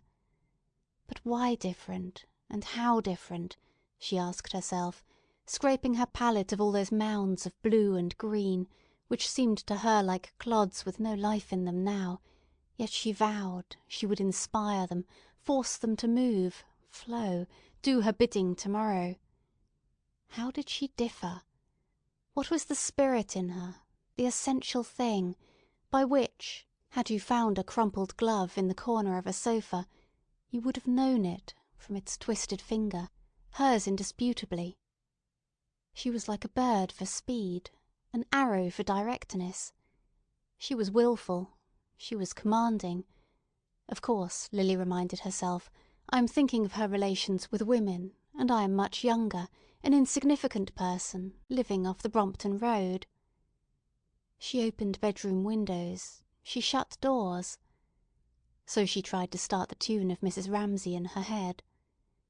Arriving late at night, with a light tap on one's bedroom door, wrapped in an old fur coat, for the setting of her beauty was always that, hasty but apt, she would enact again whatever it might be, Charles Tansley losing his umbrella, Mr. Carmichael snuffling and sniffing, Mr. Banks saying, "The vegetable salts are lost." All this she would adroitly shape, even maliciously twist, and, moving over to the window, in pretence that she must go—it was dawn, she could see the sun rising—half turn back, more intimately, but still always laughing, insist that she must, Minta must, they all must marry, since in the whole world whatever laurels might be tossed to her, but Mrs. Ramsay cared not a fig for her painting, or triumphs won by her. Probably Mrs. Ramsay had had her share of those. And here she saddened, darkened, and came back to her chair. There could be no disputing this. An unmarried woman—she lightly took her hand for a moment—an unmarried woman has missed the best of life.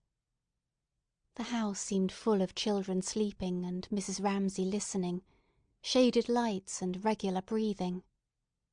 Oh, but, Lily would say, there was her father, her home, even, had she dared to say it, her painting. But all this seemed so little, so virginal against the other. Yet, as the night wore on, and white lights parted the curtains, and even now and then some bird chirped in the garden, gathering a desperate courage, she would urge her own exemption from the universal law, plead for it.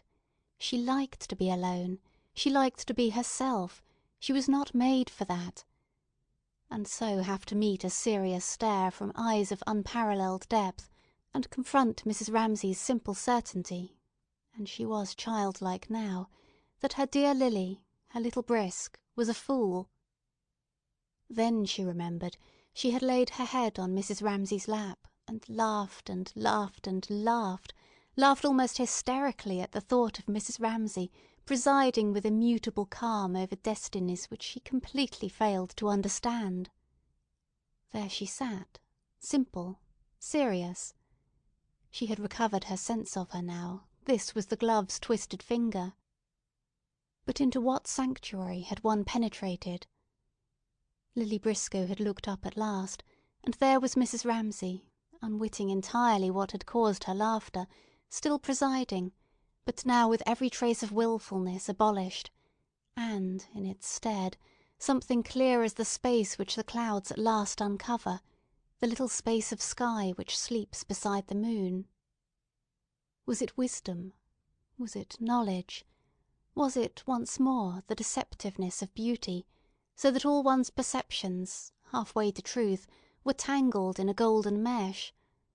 Or did she lock up within her some secret which certainly Lily Briscoe believed people must have for the world to go on at all? Everyone could not be as helter-skelter, hand-to-mouth as she was. But if they knew, Could they tell one what they knew? Sitting on the floor with her arms round Mrs. Ramsay's knees, close as she could get, smiling to think that Mrs. Ramsay would never know the reason of that pressure, she imagined how, in the chambers of the mind and heart of the woman who was, physically touching her, were stood, like the treasures in the tombs of kings, tablets bearing sacred inscriptions, which, if one could spell them out, would teach one everything, but they would never be offered openly, never made public. What art was there, known to love or cunning, by which one pressed through into those secret chambers? What device for becoming, like waters poured into one jar, inextricably the same, one with the object one adored? Could the body achieve, or the mind, subtly mingling in the intricate passages of the brain, or the heart? Could loving, as people called it, make her and Mrs. Ramsay one? For it was not knowledge, but unity that she desired, not inscriptions on tablets, nothing that could be written in any language known to men, but intimacy itself, which is knowledge, she had thought, leaning her head on Mrs. Ramsay's knee. Nothing happened, nothing, nothing, as she leant her head against Mrs. Ramsay's knee. And yet she knew knowledge and wisdom were stored up in Mrs. Ramsay's heart. How then, she had asked herself, did one know one thing or another thing about people, sealed as they were? Only like a bee, drawn by some sweetness or sharpness in the air, intangible to touch or taste, one haunted the dome-shaped hive, ranged the wastes of the air over the countries of the world alone, and then haunted the hives with their murmurs and their stirrings, the hives which were people. Mrs. Ramsay rose, Lily rose, Mrs. Ramsay went. For days there hung about her, as after a dream some subtle change is felt in the person one has dreamt of, more vividly than anything she said, the sound of murmuring, and, as she sat in the wicker armchair in the drawing-room window, she wore, to Lily's eyes, an august shape, the shape of a dome. This ray passed level with Mr. Banks's ray straight to Mrs. Ramsay, sitting reading there with James at her knee. But now, while she still looked, Mr. Banks had done. He had put on his spectacles, he had stepped back, he had raised his hand, he had slightly narrowed his clear blue eyes, when Lily, rousing herself, saw what he was at, and winced like a dog who sees a hand raised to strike it. She would have snatched her picture off the easel, but she said to herself, "One must." She braced herself to stand the awful trial of someone looking at her picture. "One must," she said, "one must." And, if it must be seen, Mr. Banks was less alarming than another. But that any other eyes should see the residue of her 33 years, the deposit of each day's living mixed with something more secret than she had ever spoken or shown in the course of all those days, was an agony. At the same time, it was immensely exciting. Nothing could be cooler and quieter. Taking out a penknife, Mr. Banks tapped the canvas with the bone handle. What did she wish to indicate by the triangular purple shape, just there? He asked. It was Mrs. Ramsay reading to James, she said. She knew his objection, that no one could tell it for a human shape. But she had made no attempt at likeness, she said.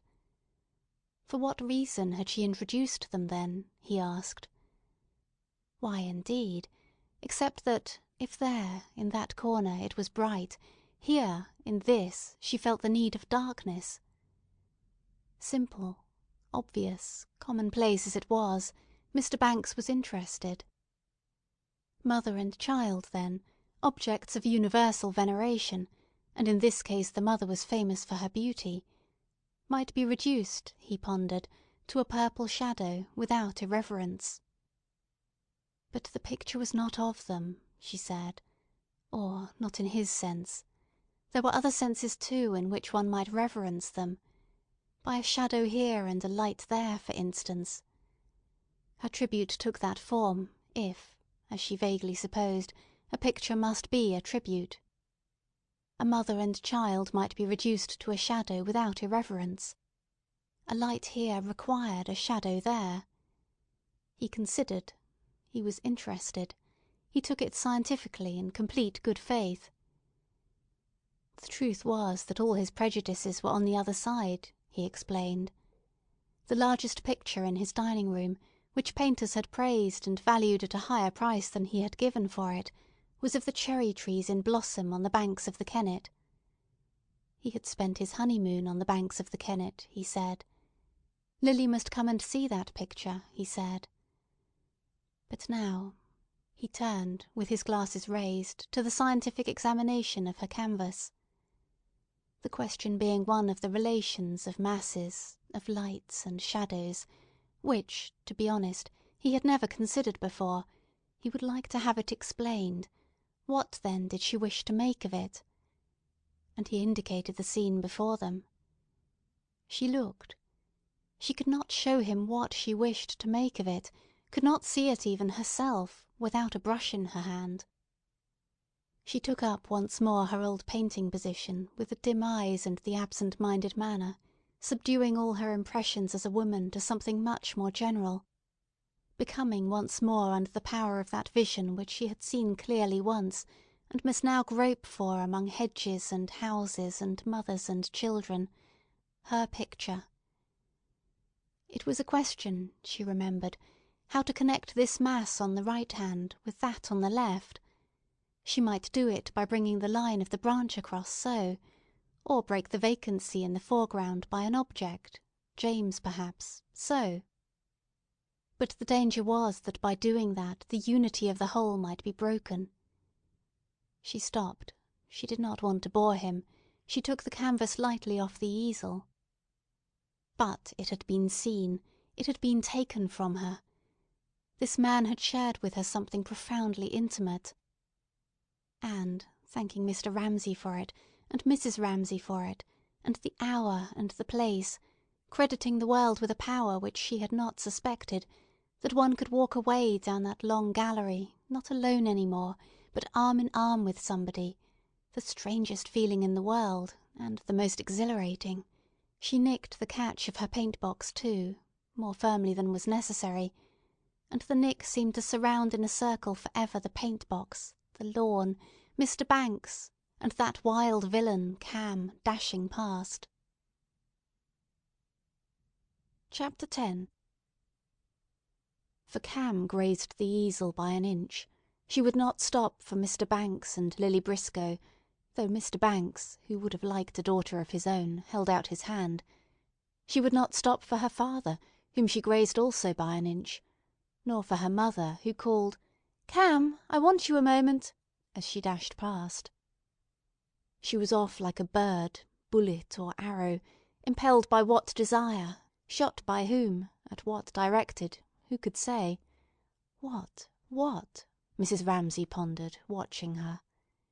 It might be a vision, of a shell, of a wheelbarrow, of a fairy kingdom on the far side of the hedge, or it might be the glory of speed, no one knew. But when Mrs. Ramsay called, "Cam," a second time, the projectile dropped in mid-career, and Cam came lagging back, pulling a leaf by the way, to her mother. What was she dreaming about, Mrs. Ramsay wondered, seeing her engrossed, as she stood there with some thought of her own, so that she had to repeat the message twice, ask Mildred if Andrew, Miss Doyle, and Mr. Rayleigh have come back. The words seemed to be dropped into a well, where, if the waters were clear, they were also so extraordinarily distorting that, even as they descended, one saw them twisting about to make heaven knows what pattern on the floor of the child's mind. What message would Cam give the cook, Mrs. Ramsay wondered? And indeed it was only by waiting patiently, and hearing that there was an old woman in the kitchen with very red cheeks drinking soup out of a basin, that Mrs. Ramsay at last prompted that parrot-like instinct which had picked up Mildred's words quite accurately, and could now produce them, if one waited, in a colourless sing-song. Shifting from foot to foot, Cam repeated the words. "No, they haven't, and I've told Ellen to clear away tea." Minta Doyle and Paul Rayleigh had not come back then. That could only mean, Mrs. Ramsay thought, one thing. She must accept him, or she must refuse him. This going off after luncheon for a walk, even though Andrew was with them, what could it mean? Except that she had decided, rightly Mrs. Ramsay thought, and she was very, very fond of Minta, to accept that good fellow, who might not be brilliant.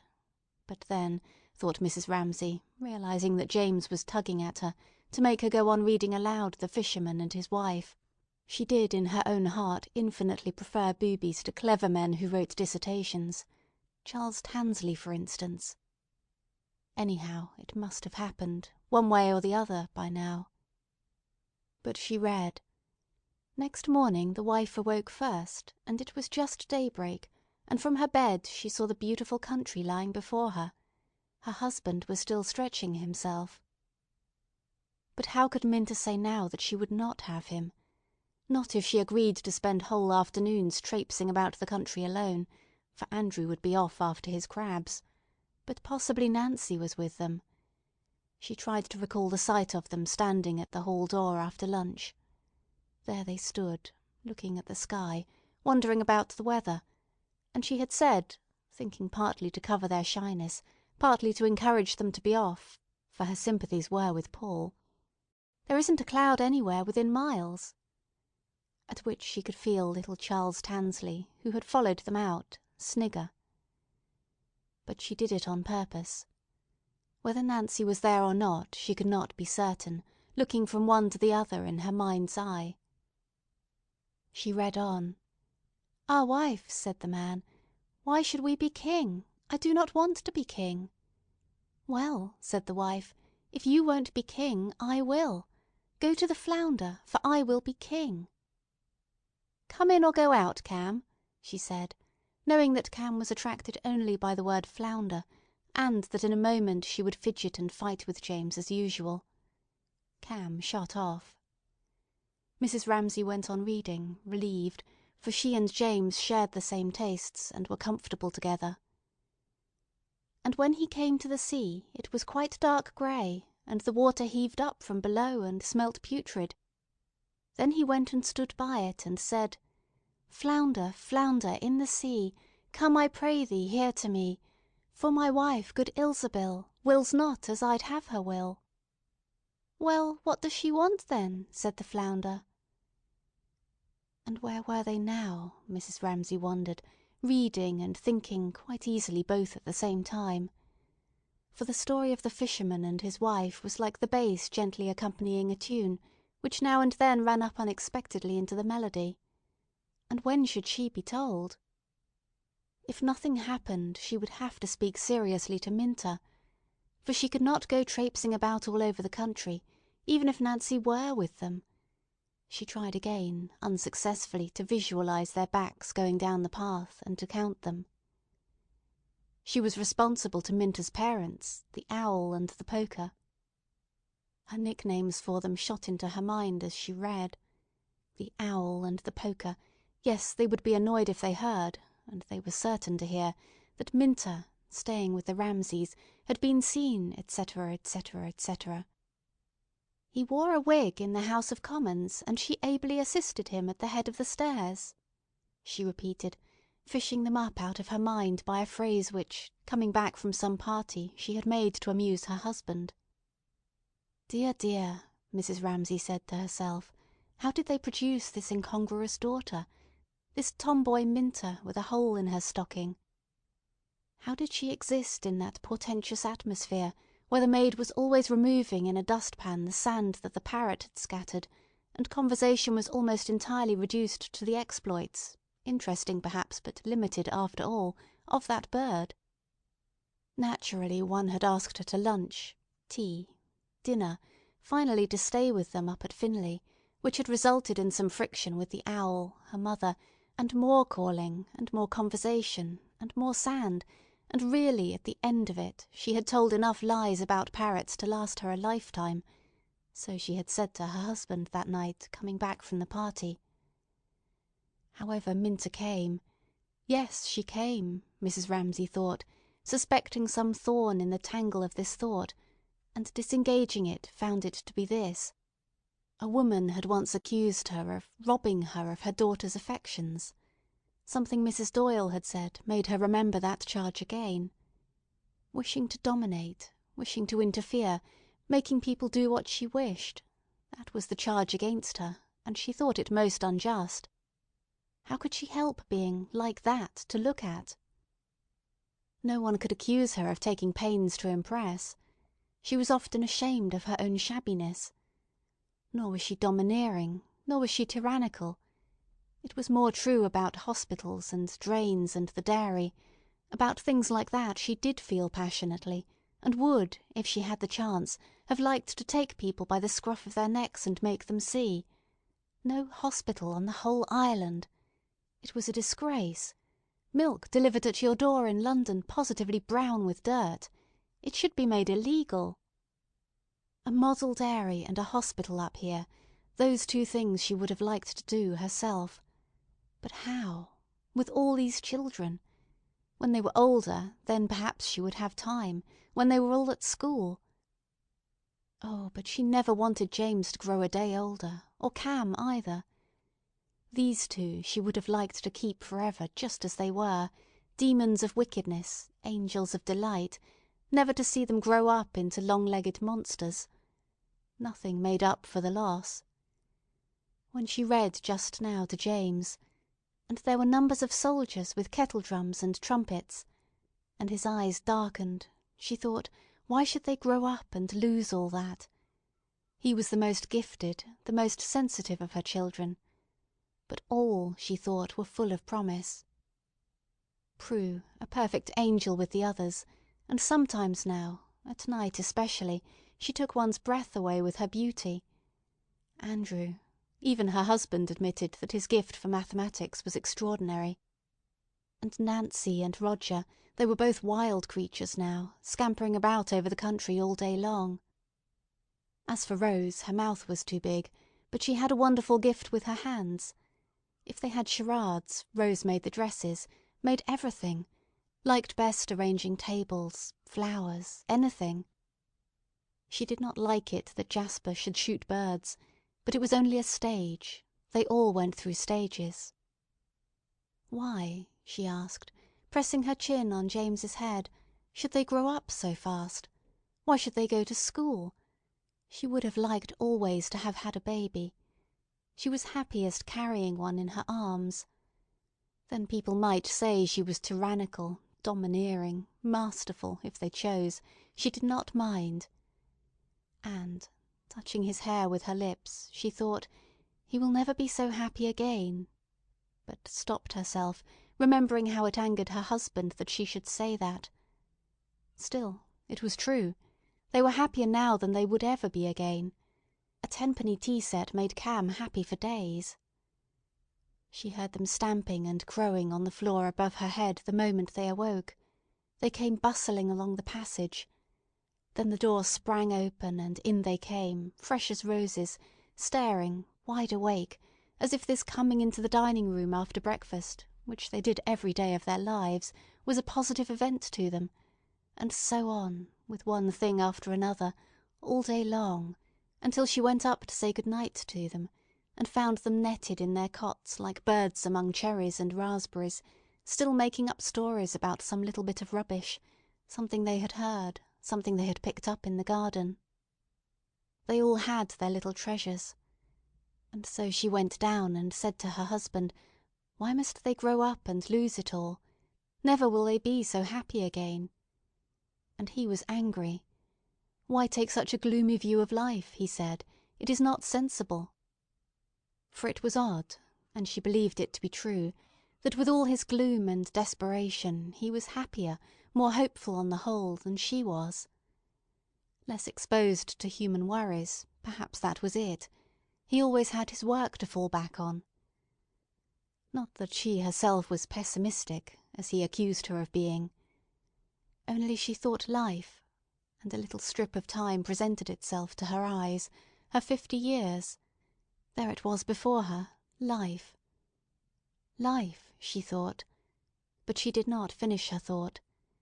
She took a look at life, for she had a clear sense of it there, something real, something private, which she shared neither with her children nor with her husband.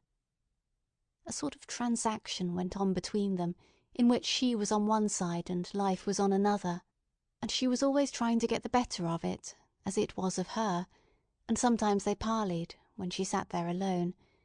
There were, she remembered, great reconciliation scenes, but for the most part, oddly enough, she must admit that she felt this thing she called life terrible, hostile, and quick to pounce on you if you gave it a chance. There were eternal problems, suffering, death, the poor. There was always a woman dying of cancer, even here. And yet she had said to all these children, "You shall go through it all." To 8 people she had said relentlessly that, and the bill for the greenhouse would be £50. For that reason, knowing what was before them, love and ambition and being wretched alone in dreary places, she had often the feeling, why must they grow up and lose it all? And then she said to herself, brandishing her sword at life, nonsense! They will be perfectly happy. And here she was, she reflected, feeling life rather sinister again, making Minta marry Paul Rayleigh, because, whatever she might feel about her own transaction, she had had experiences which need not happen to everyone. She did not name them to herself. She was driven on, too quickly she knew, almost as if it were an escape for her too, to say that people must marry, people must have children. Was she wrong in this, she asked herself, reviewing her conduct for the past week or two, and wondering if she had indeed put any pressure upon Minta, who was only 24, to make up her mind. She was uneasy. Had she not laughed about it? Was she not forgetting again how strongly she influenced people? Marriage needed, oh, all sorts of qualities. The bill for the greenhouse would be £50. One, she need not name it, that was essential, the thing she had with her husband. Had they that? Then he put on his trousers and ran away like a madman, she read. But outside a great storm was raging and blowing so hard that he could scarcely keep his feet. Houses and trees toppled over, the mountains trembled, rocks rolled into the sea, the sky was pitch black, and it thundered and lightened, and the sea came in with black waves as high as church towers and mountains, and all with white foam at the top. She turned the page, there were only a few lines more, so that she would finish the story, though it was past bedtime. It was getting late. The light in the garden told her that, and the whitening of the flowers and something grey in the leaves conspired together to rouse in her a feeling of anxiety. What it was about she could not think at first. Then she remembered. Paul and Minta and Andrew had not come back. She summoned before her again the little group on the terrace in front of the hall door, standing looking up into the sky. Andrew had his net and basket. That meant he was going to catch crabs and things. That meant he would climb out onto a rock, he would be cut off. Or coming back single file on one of those little paths above the cliff, one of them might slip. He would roll and then crash. It was growing quite dark. But she did not let her voice change in the least as she finished the story, and added, shutting the book, and speaking the last words as if she had made them up herself, looking into James's eyes, "And there they are, living still at this very time." "And that's the end," she said, and she saw in his eyes, as the interest of the story died away in them, something else take its place, something wondering, pale, like the reflection of a light, which had once made him gaze and marvel. Turning, she looked across the bay, and there, sure enough, coming regularly across the waves, first 2 quick strokes and then 1 long, steady stroke, was the light of the lighthouse. It had been lit. In a moment he would ask her, "Are we going to the lighthouse?" And she would have to say, "No, not tomorrow. Your father says not." Happily Mildred came in to fetch them, and the bustle distracted them. But he kept looking back over his shoulder as Mildred carried him out, and she was certain that he was thinking, "We are not going to the lighthouse tomorrow," and she thought, "He will remember that all his life." Chapter 11. No, she thought, putting together some of the pictures he had cut out, a refrigerator, a mowing machine, a gentleman in evening dress. Children never forget. For this reason it was so important what one said, and what one did, and it was a relief when they went to bed. For now she need not think about anybody. She could be herself, by herself. And that was what now she often felt the need of, to think. Well, not even to think. To be silent, to be alone. All the being and the doing, expansive, glittering, vocal, evaporated, and one shrunk, with a sense of solemnity, to being oneself, a wedge-shaped core of darkness, something invisible to others. Although she continued to knit and sat upright, it was thus that she felt herself. And this self, having shed its attachments, was free for the strangest adventures. When life sank down for a moment, the range of experience seemed limitless. And to everybody there was always this sense of unlimited resources, she supposed, one after another, she, Lily, Augustus Carmichael, must feel, our apparitions, the things you know us by, are simply childish. Beneath it is all dark, it is all spreading, it is unfathomably deep. But now and again we rise to the surface, and that is what you see us by. Her horizon seemed to her limitless. There were all the places she had not seen, the Indian plains. She felt herself pushing aside the thick leather curtain of a church in Rome. This core of darkness could go anywhere, for no one saw it. They could not stop it, she thought, exulting. There was freedom, there was peace.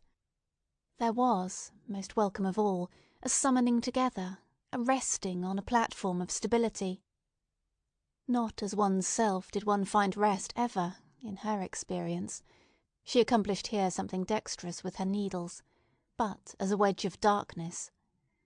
Losing personality, one lost the fret, the hurry, the stir, and there rose to her lips always some exclamation of triumph over life when things came together in this peace, this rest, this eternity. And pausing there, she looked out to meet that stroke of the lighthouse, the long, steady stroke, the last of the three, which was her stroke. For watching them in this mood always at this hour, one could not help attaching oneself to one thing especially of the things one saw, and this thing, the long, steady stroke, was her stroke. Often she found herself sitting and looking, with her work in her hands, until she became the thing she looked at, that light, for example. And it would lift up on it some little phrase or other which had been lying in her mind like that, "Children don't forget, children don't forget," which she would repeat and begin adding to it. "It will end, it will end," she said. "It will come, it will come," when suddenly she added, "We are in the hands of the Lord." But instantly she was annoyed with herself for saying that. Who had said it? Not she. She had been trapped into saying something she did not mean. She looked up over her knitting and met the third stroke, and it seemed to her like her own eyes meeting her own eyes, searching as she alone could search into her mind and her heart, purifying out of existence that lie, any lie. She praised herself in praising the light, without vanity, for she was stern, she was searching, she was beautiful like that light. It was odd, she thought, how, if one was alone, one leant to inanimate things, trees, streams, flowers, felt they expressed one, felt they became one, felt they knew one, in a sense were one, felt an irrational tenderness thus. She looked at that long, steady light, as for oneself. There rose, and she looked and looked with her needles suspended, there curled up off the floor of the mind, rose from the lake of one's being, a mist, a bride to meet her lover. What brought her to say that? We are in the hands of the Lord, she wondered. The insincerity slipping in among the truths roused her, annoyed her. She returned to her knitting again. How could any Lord have made this world? She asked. With her mind she had always seized the fact that there is no reason, order, justice, but suffering, death, the poor. There was no treachery too base for the world to commit, she knew that. No happiness lasted, she knew that.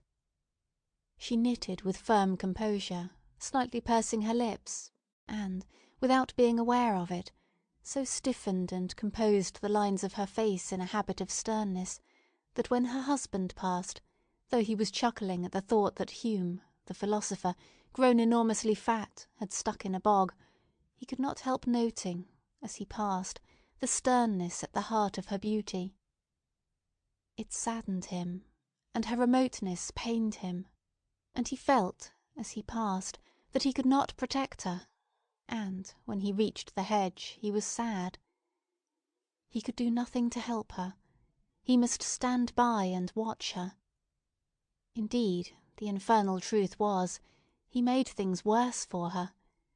He was irritable, he was touchy, he had lost his temper over the lighthouse. He looked into the hedge, into its intricacy, its darkness. Always, Mrs. Ramsay felt, one helped oneself out of solitude reluctantly, by laying hold of some little odd or end, some sound, some sight. She listened, but it was all very still. Cricket was over, the children were in their baths, there was only the sound of the sea. She stopped knitting. She held the long, reddish-brown stocking dangling in her hands a moment. She saw the light again.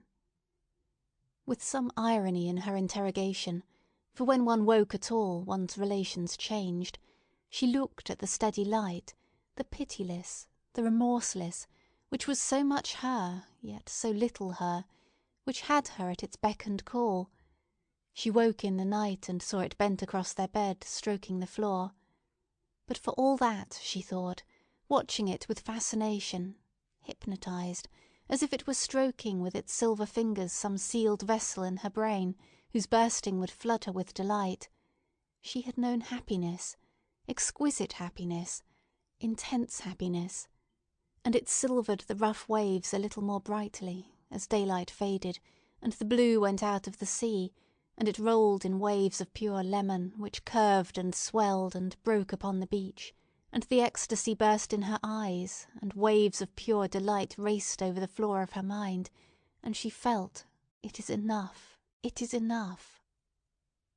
He turned and saw her. Ah, she was lovely, lovelier now than ever, he thought. But he could not speak to her. He could not interrupt her. He wanted urgently to speak to her now that James was gone and she was alone at last. But he resolved, no, he would not interrupt her. She was aloof from him now in her beauty, in her sadness. He would let her be, and he passed her without a word, though it hurt him that she should look so distant and he could not reach her, he could do nothing to help her. And again he would have passed her without a word, had she not, at that very moment, given him of her own free will what she knew he would never ask, and called to him and taken the green shawl off the picture frame and gone to him, for he wished, she knew, to protect her. Chapter 12. She folded the green shawl about her shoulders. She took his arm. His beauty was so great, she said, beginning to speak of Kennedy the gardener. At once he was so awfully handsome that she couldn't dismiss him. There was a ladder against the greenhouse, and little lumps of putty stuck about, for they were beginning to mend the greenhouse. Yes, but as she strolled along with her husband, she felt that that particular source of worry had been placed. She had it on the tip of her tongue to say, as they strolled, "It'll cost £50." But instead, for her heart failed her about money, she talked about Jasper shooting birds, and he said at once, soothing her instantly, that it was natural in a boy, and he trusted he would find better ways of amusing himself before long. Her husband was so sensible, so just. And so she said, yes, all children go through stages, and began considering the dahlias in the big bed, and wondering what about next year's flowers, and had he heard the children's nickname for Charles Tansley, she asked. The atheist, they called him, the little atheist. He's not a polished specimen, said Mr. Ramsay. Far from it, said Mrs. Ramsay. She supposed it was all right leaving him to his own devices, Mrs. Ramsay said, wondering whether it was any use sending down bulbs. Did they plant them? Oh, he has his dissertation to write, said Mr. Ramsay. She knew all about that, said Mrs. Ramsay. He talked of nothing else. It was about the influence of somebody upon something. Well, it's all he has to count on, said Mr. Ramsay. Pray heaven he won't fall in love with Prue, said Mrs. Ramsay. He'd disinherit her if she married him, said Mr. Ramsay. He did not look at the flowers which his wife was considering, but at a spot about a foot or so above them. There was no harm in him, he added, and was just about to say that anyhow he was the only young man in England who admired his, when he choked it back.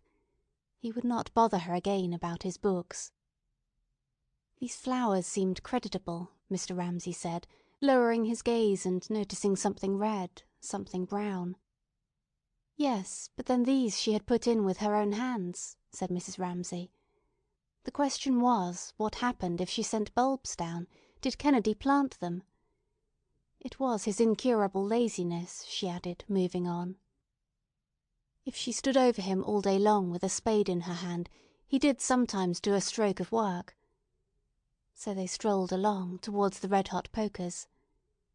You're teaching your daughters to exaggerate, said Mr. Ramsay, reproving her. Her Aunt Camilla was far worse than she was, Mrs. Ramsay remarked. Nobody ever held up your Aunt Camilla as a model of virtue that I'm aware of, said Mr. Ramsay. She was the most beautiful woman I ever saw, said Mrs. Ramsay. Somebody else was that, said Mr. Ramsay. Prue was going to be far more beautiful than she was, said Mrs. Ramsay. He saw no trace of it, said Mr. Ramsay. Well then, look tonight, said Mrs. Ramsay. They paused. He wished Andrew could be induced to work harder. He would lose every chance of a scholarship if he didn't. Oh, scholarships, she said. Mr. Ramsay thought her foolish for saying that, about a serious thing like a scholarship. He should be very proud of Andrew if he got a scholarship, he said. She would be just as proud of him if he didn't, she answered. They disagreed always about this, but it did not matter. She liked him to believe in scholarships, and he liked her to be proud of Andrew whatever he did. Suddenly she remembered those little paths on the edge of the cliffs.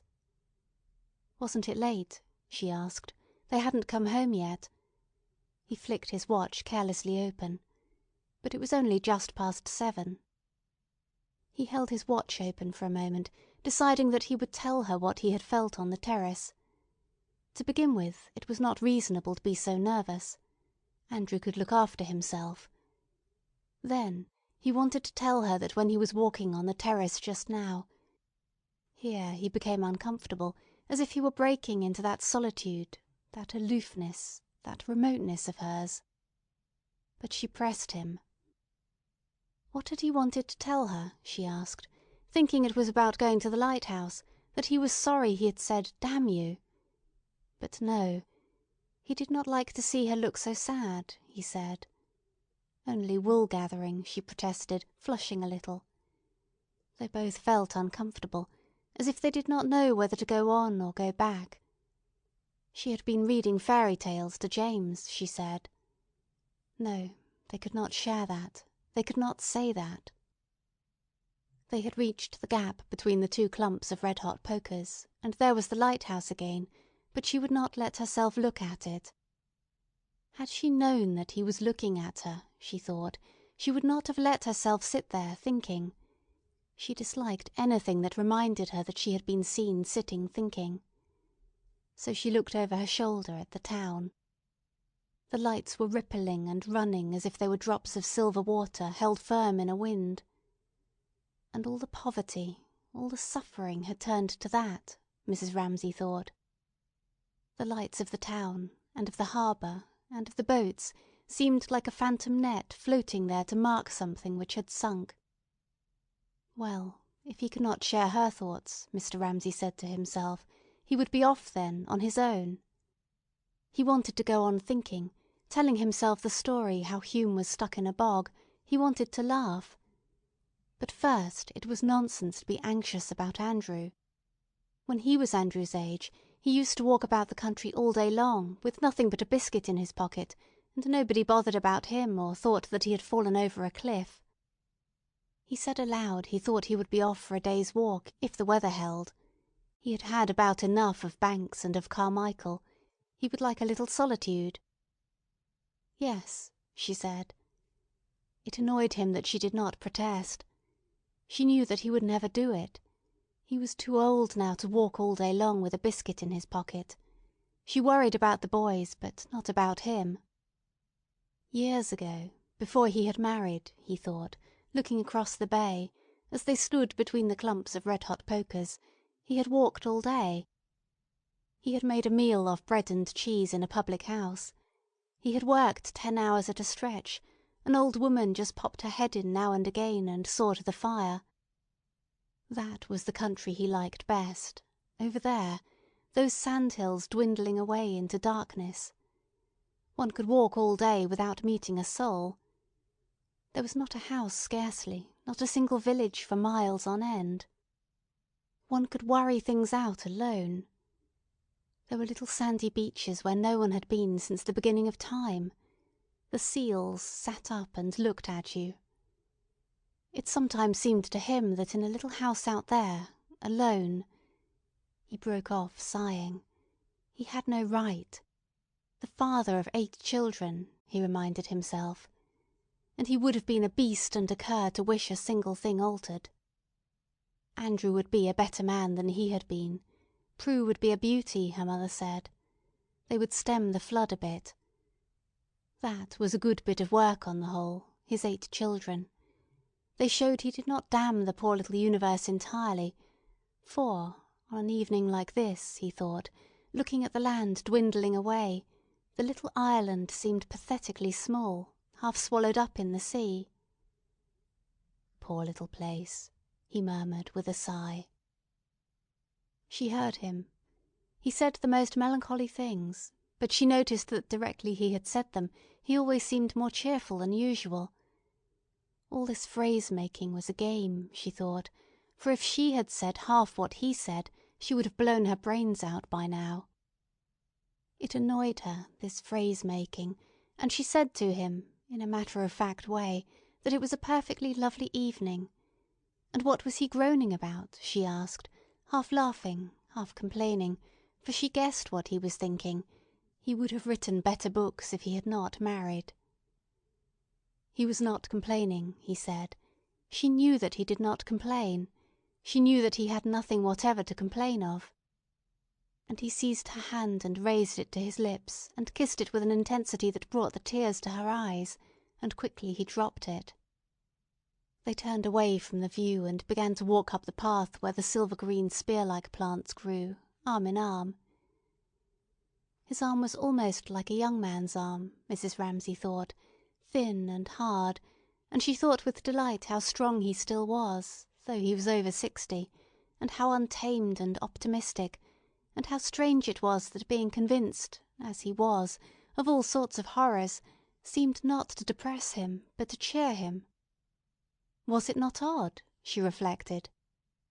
Indeed, he seemed to her sometimes made differently from other people, born blind, deaf, and dumb to the ordinary things, but to the extraordinary things, with an eye like an eagle's. His understanding often astonished her. But did he notice the flowers? No. Did he notice the view? No. Did he even notice his own daughter's beauty, or whether there was pudding on his plate or roast beef? He would sit at table with them like a person in a dream. and his habit of talking aloud, or saying poetry aloud, was growing on him, she was afraid, for sometimes it was awkward. Best and brightest, come away. Poor Miss Giddings, when he shouted that at her, almost jumped out of her skin. But then, Mrs. Ramsay, though instantly taking his side against all the silly Giddingses in the world, then, she thought, intimating by a little pressure on his arm that he walked uphill too fast for her, and she must stop for a moment to see whether those were fresh molehills on the bank, then, she thought, stooping down to look, a great mind like his must be different in every way from ours. All the great men she had ever known, she thought, deciding that a rabbit must have got in, were like that, and it was good for young men, though the atmosphere of lecture-rooms was stuffy and depressing to her beyond endurance almost, simply to hear him, simply to look at him. But without shooting rabbits, how was one to keep them down, she wondered. It might be a rabbit, it might be a mole. Some creature anyhow was ruining her evening primroses. And looking up, she saw above the thin trees the first pulse of the full-throbbing star, and wanted to make her husband look at it, for the sight gave her such keen pleasure. But she stopped herself. He never looked at things.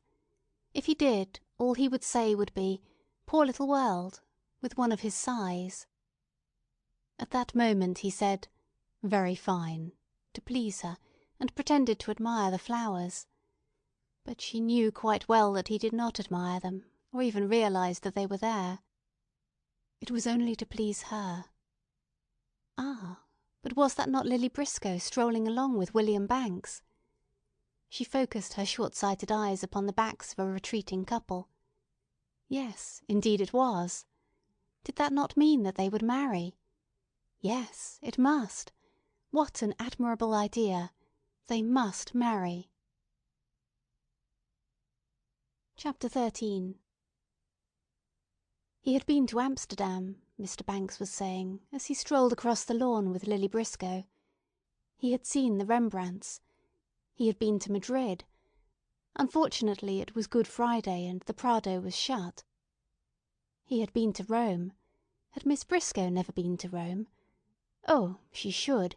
It would be a wonderful experience for her, the Sistine Chapel, Michelangelo, and Padua with its Giottos. His wife had been in bad health for many years, so that their sightseeing had been on a modest scale. She had been to Brussels, she had been to Paris, but only for a flying visit to see an aunt who was ill. She had been to Dresden. There were masses of pictures she had not seen. However, Lily Briscoe reflected, perhaps it was better not to see pictures, they only made one hopelessly discontented with one's own work. Mr. Banks thought one could carry that point of view too far. We can't all be Titians, and we can't all be Darwins, he said.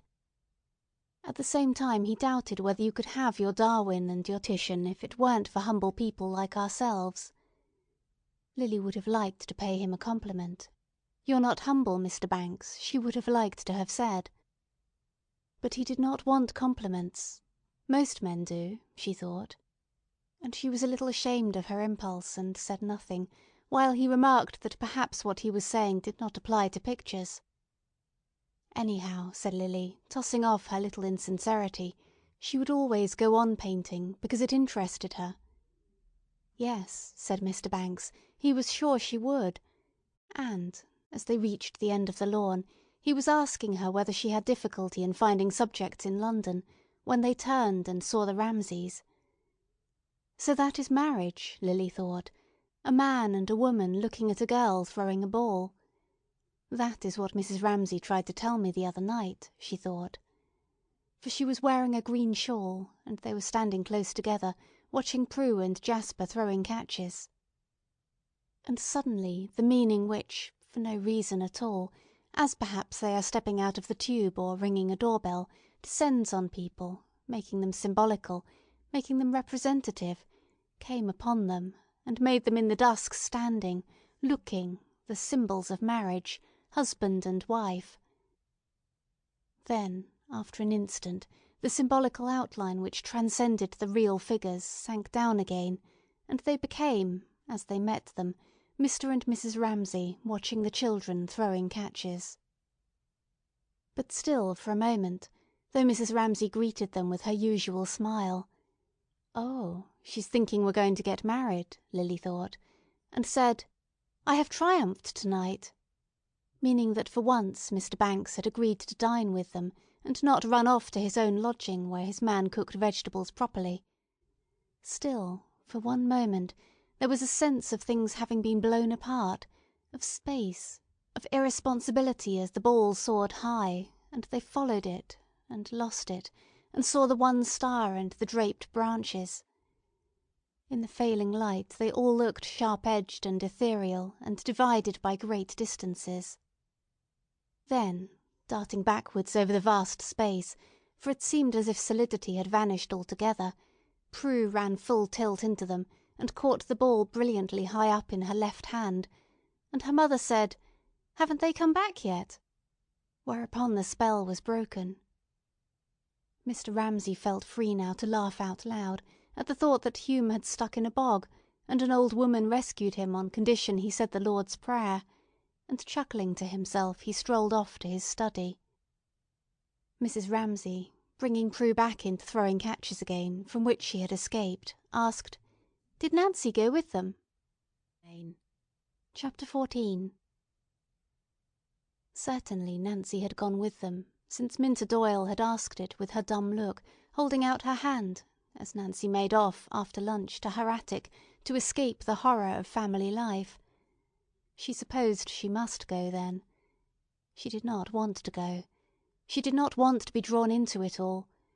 For, as they walked along the road to the cliff, Minta kept on taking her hand. Then she would let it go. Then she would take it again. What was it she wanted? Nancy asked herself. There was something, of course, that people wanted. For when Minta took her hand and held it, Nancy, reluctantly, saw the whole world spread out beneath her, as if it were Constantinople seen through a mist, and then, however heavy-eyed one might be, one must needs ask, "Is that Santa Sophia? Is that the Golden Horn?" So Nancy asked, when Minta took her hand, "What is it that she wants? Is it that?" And what was that?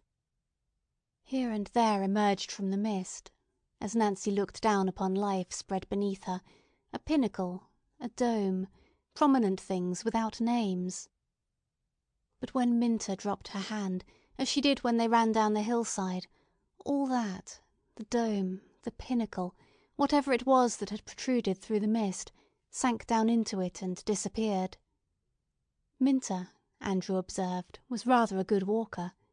She wore more sensible clothes than most women. She wore very short skirts and black knickerbockers. She would jump straight into a stream and flounder across. He liked her rashness, but he saw that it would not do. She would kill herself in some idiotic way one of these days. She seemed to be afraid of nothing, except bulls. At the mere sight of a bull in a field, she would throw up her arms and fly screaming, which was the very thing to enrage a bull, of course. But she did not mind owning up to it in the least, one must admit that. She knew she was an awful coward about bulls, she said. She thought she must have been tossed in her perambulator when she was a baby. She didn't seem to mind what she said or did. Suddenly now she pitched down on the edge of the cliff and began to sing some song about "Damn your eyes, damn your eyes." They all had to join in and sing the chorus and shout out together, "Damn your eyes, damn your eyes."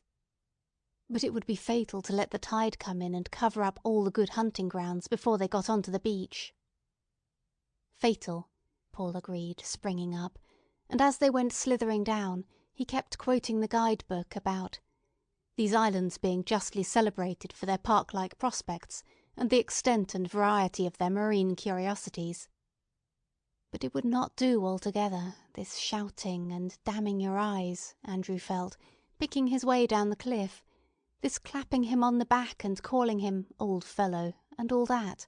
It would not altogether do. It was the worst of taking women on walks.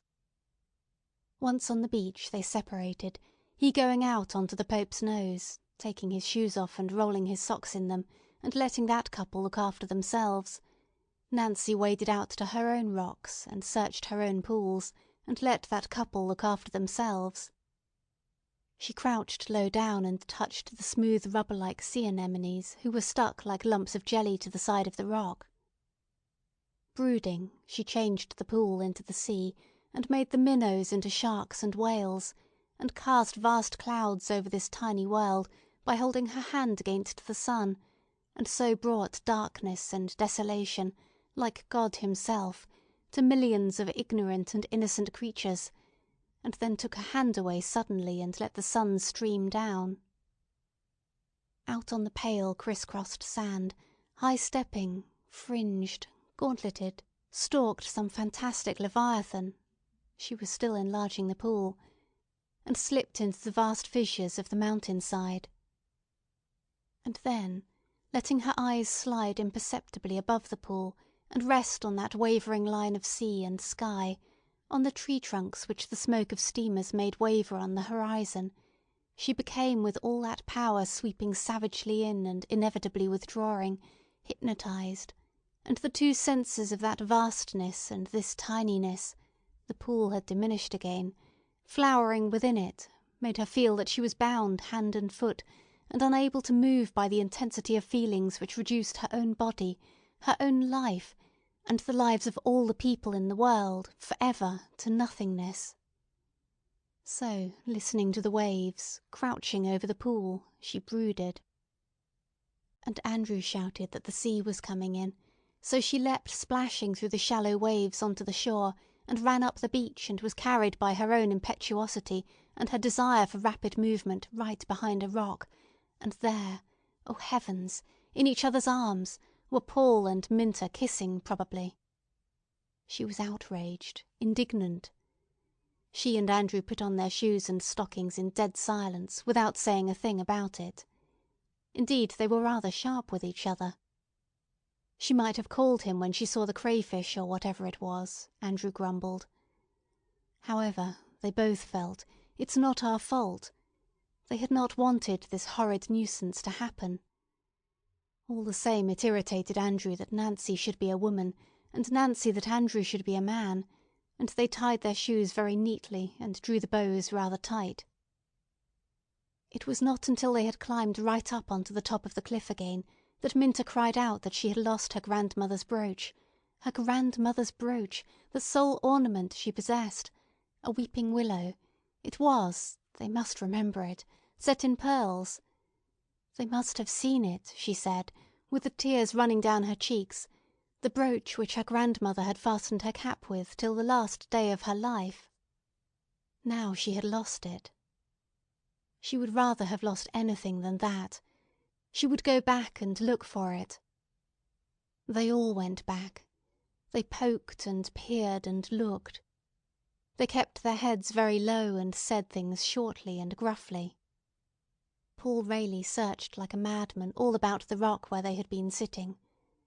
All this pother about a brooch really didn't do at all, Andrew thought, as Paul told him to make a thorough search between this point and that. The tide was coming in fast. The sea would cover the place where they had sat in a minute. There was not a ghost of a chance of their finding it now. "We shall be cut off!" Minta shrieked, suddenly terrified. As if there were any danger of that. It was the same as the bulls all over again. She had no control over her emotions, Andrew thought. Women hadn't. The wretched Paul had to pacify her. The men, Andrew and Paul at once became manly and different from usual, took counsel briefly, and decided that they would plant Rayleigh's stick where they had sat, and come back at low tide again. There was nothing more that could be done now. If the brooch was there, it would still be there in the morning, they assured her, but Minta still sobbed all the way up to the top of the cliff. It was her grandmother's brooch. She would rather have lost anything but that. And yet Nancy felt it might be true that she minded losing her brooch, but she wasn't crying only for that. She was crying for something else. We might all sit down and cry, she felt, but she did not know what for. They drew ahead together, Paul and Minter, and he comforted her and said how famous he was for finding things. Once, when he was a little boy, he had found a gold watch. He would get up at daybreak, and he was positive he would find it. It seemed to him that it would be almost dark, and he would be alone on the beach, and somehow it would be rather dangerous. He began telling her, however, that he would certainly find it, and she said that she would not hear of his getting up at dawn. It was lost. She knew that. She had had a presentiment when she put it on that afternoon. And secretly he resolved that he would not tell her, but he would slip out of the house at dawn when they were all asleep, and if he could not find it, he would go to Edinburgh and buy her another, just like it but more beautiful. He would prove what he could do. And as they came out on the hill and saw the lights of the town beneath them, the lights coming out suddenly one by one seemed like things that were going to happen to him, his marriage, his children, his house. And again he thought, as they came out onto the high road, which was shaded with high bushes, how they would retreat into solitude together, and walk on and on, he always leading her, and she pressing close to his side, as she did now. As they turned by the crossroads, he thought what an appalling experience he had been through, and he must tell someone. Mrs. Ramsay, of course, for it took his breath away to think what he had been and done. It had been far and away the worst moment of his life when he asked Minter to marry him. He would go straight to Mrs. Ramsay, because he felt somehow that she was the person who had made him do it. She had made him think he could do anything. Nobody else took him seriously.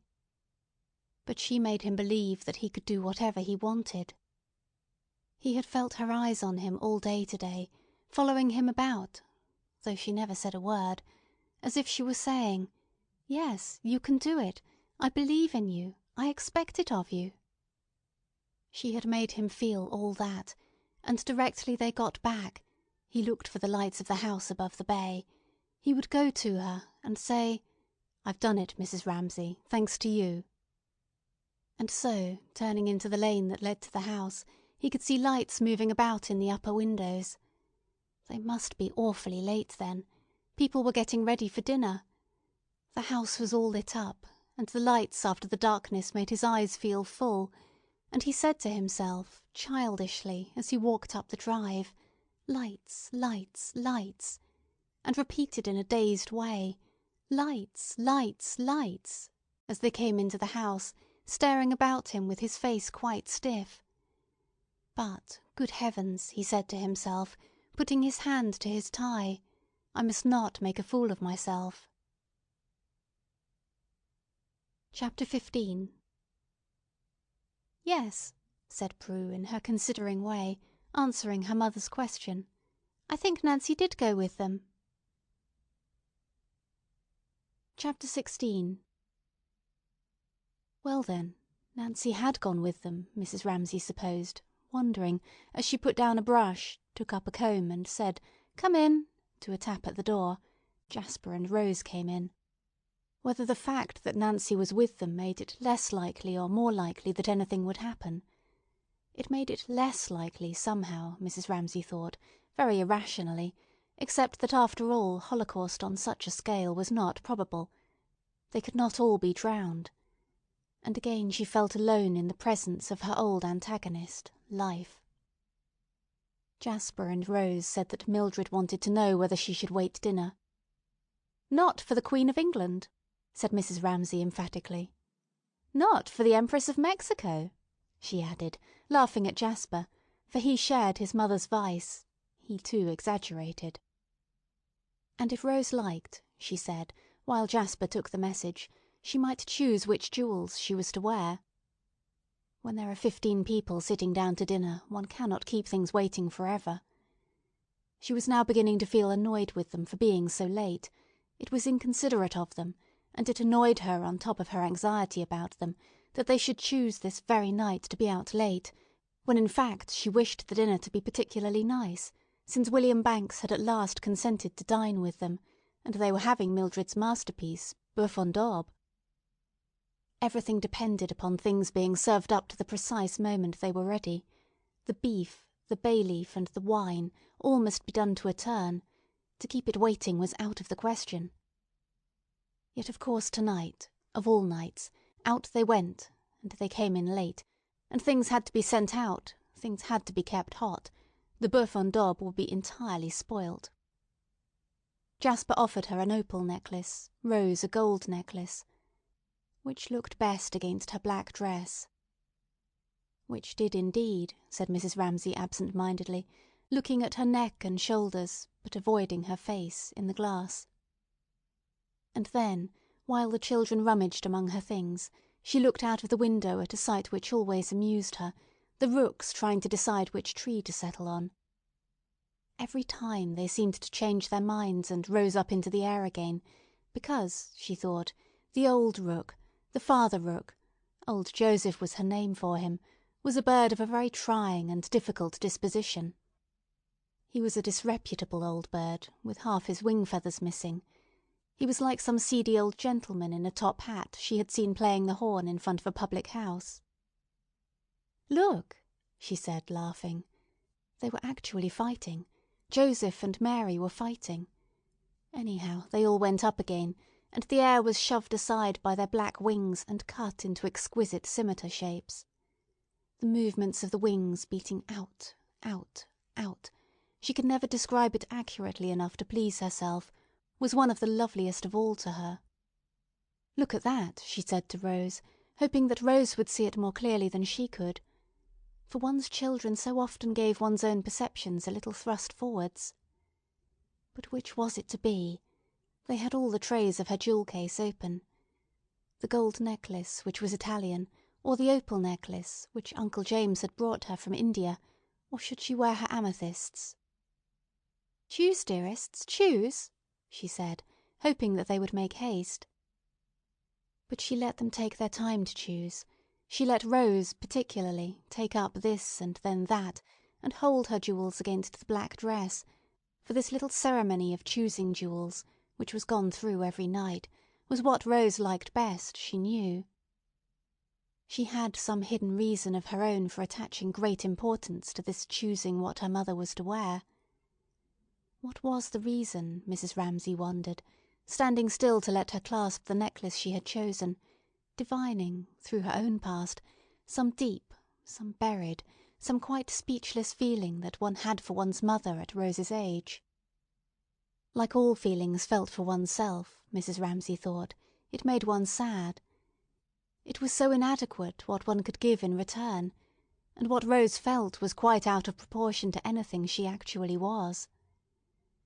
And Rose would grow up, and Rose would suffer, she supposed, with these deep feelings, and she said she was ready now, and they would go down, and Jasper, because he was the gentleman, should give her his arm, and Rose, as she was the lady, should carry her handkerchief. She gave her the handkerchief. And what else? Oh yes, it might be cold, a shawl. Choose me a shawl, she said, for that would please Rose, who was bound to suffer so. "There," she said, stopping by the window on the landing. "There they are again." Joseph had settled on another tree-top. "Don't you think they mind," she said to Jasper, "having their wings broken?" Why did he want to shoot poor old Joseph and Mary? He shuffled a little on the stairs and felt rebuked, but not seriously, for she did not understand the fun of shooting birds. And they did not feel, and being his mother she lived away in another division of the world, but he rather liked her stories about Mary and Joseph. She made him laugh. But how did she know that those were Mary and Joseph? Did she think the same birds came to the same trees every night, he asked. But here, suddenly, like all grown-up people, she ceased to pay him the least attention. She was listening to a clatter in the hall. "They've come back!" she exclaimed, and at once she felt much more annoyed with them than relieved. Then she wondered, had it happened? She would go down and they would tell her. But no, they could not tell her anything with all these people about. So she must go down and begin dinner and wait. And, like some queen who, finding her people gathered in the hall, looks down upon them and descends among them, and acknowledges their tributes silently, and accepts their devotion and their prostration before her. Paul did not move a muscle, but looked straight before him as she passed. She went down and crossed the hall, and bowed her head very slightly, as if she accepted what they could not say, their tribute to her beauty. But she stopped. There was a smell of burning. Could they have let the Bourbon daube overboil, she wondered, pray heaven not, when the great clangour of the gong announced solemnly, authoritatively, that all those scattered about, in attics, in bedrooms, on little perches of their own, reading, writing, putting the last smooth to their hair, or fastening dresses, must leave all that, and the little odds and ends on their washing-tables and dressing-tables, and the novels on the bed-tables, and the diaries which were so private, and assemble in the dining-room for dinner. Chapter 17. "But what have I done with my life?" thought Mrs. Ramsay, taking her place at the head of the table, and looking at all the plates making white circles on it. "William, sit by me," she said. "Lily," she said wearily, "over there." They had that, Paul Rayleigh and Minter Doyle, she only this, an infinitely long table and plates and knives. At the far end was her husband, sitting down, all in a heap, frowning. What at? She did not know. She did not mind. She could not understand how she had ever felt any emotion or affection for him. She had a sense of being past everything, through everything, out of everything, as she held the soup, as if there was an eddy, there, and one could be in it, or one could be out of it, and she was out of it. It's all come to an end, she thought, while they came in one after another. Charles Tansley. "Sit there, please," she said. Augustus Carmichael, and sat down. And meanwhile she waited, passively, for someone to answer her, for something to happen. But this is not a thing, she thought, ladling out soup, that one says. Raising her eyebrows at the discrepancy, that was what she was thinking, this was what she was doing, ladling out soup.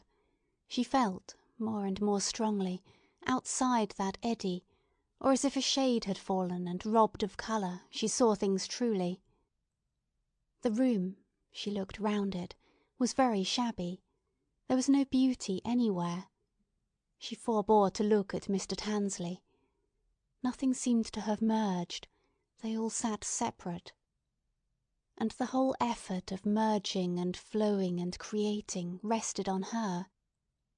Again she felt, as a fact without hostility, the sterility of men, for if she did not do it, nobody would do it.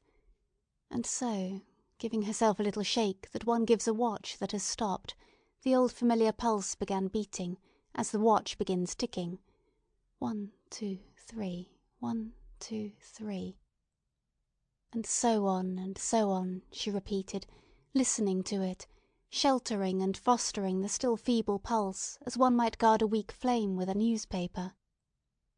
And so then, she concluded, addressing herself by bending silently in his direction to William Banks, poor man, who had no wife and no children, and dined alone in lodgings except for tonight, and in pity for him, life being now strong enough to bear her on again, she began all this business, as a sailor not without weariness sees the wind fill his sail, and yet hardly wants to be off again, and thinks how, had the ship sunk, he would have whirled round and found rest on the floor of the sea. "Did you find your letters? I told them to put them in the hall for you," she said to William Banks. Lily Briscoe watched her drifting into that strange no-man's land, where to follow people is impossible, and yet their going inflicts such a chill on those who watch them, that they always try at least to follow them with their eyes, as one follows a fading ship until the sails have sunk beneath the horizon. How old she looks, how worn she looks, Lily thought, and how remote. Then, when she turned to William Banks, smiling, It was as if the ship had turned and the sun had struck its sails again, and Lily thought with some amusement, because she was relieved, why does she pity him? For that was the impression she gave when she told him that his letters were in the hall. Poor William Banks, she seemed to be saying, as if her own weariness had been partly pitying people, and the life in her, her resolve to live again, had been stirred by pity. And it was not true, Lily thought. It was one of those misjudgments of hers that seemed to be instinctive, and to arise from some need of her own, rather than of other people's. He is not in the least pitiable. He has his work, Lily said to herself. She remembered, all of a sudden, as if she had found a treasure, that she had her work. In a flash she saw her picture, and thought, yes, I shall put the tree further in the middle, then I shall avoid that awkward space. That's what I shall do. That's what has been puzzling me.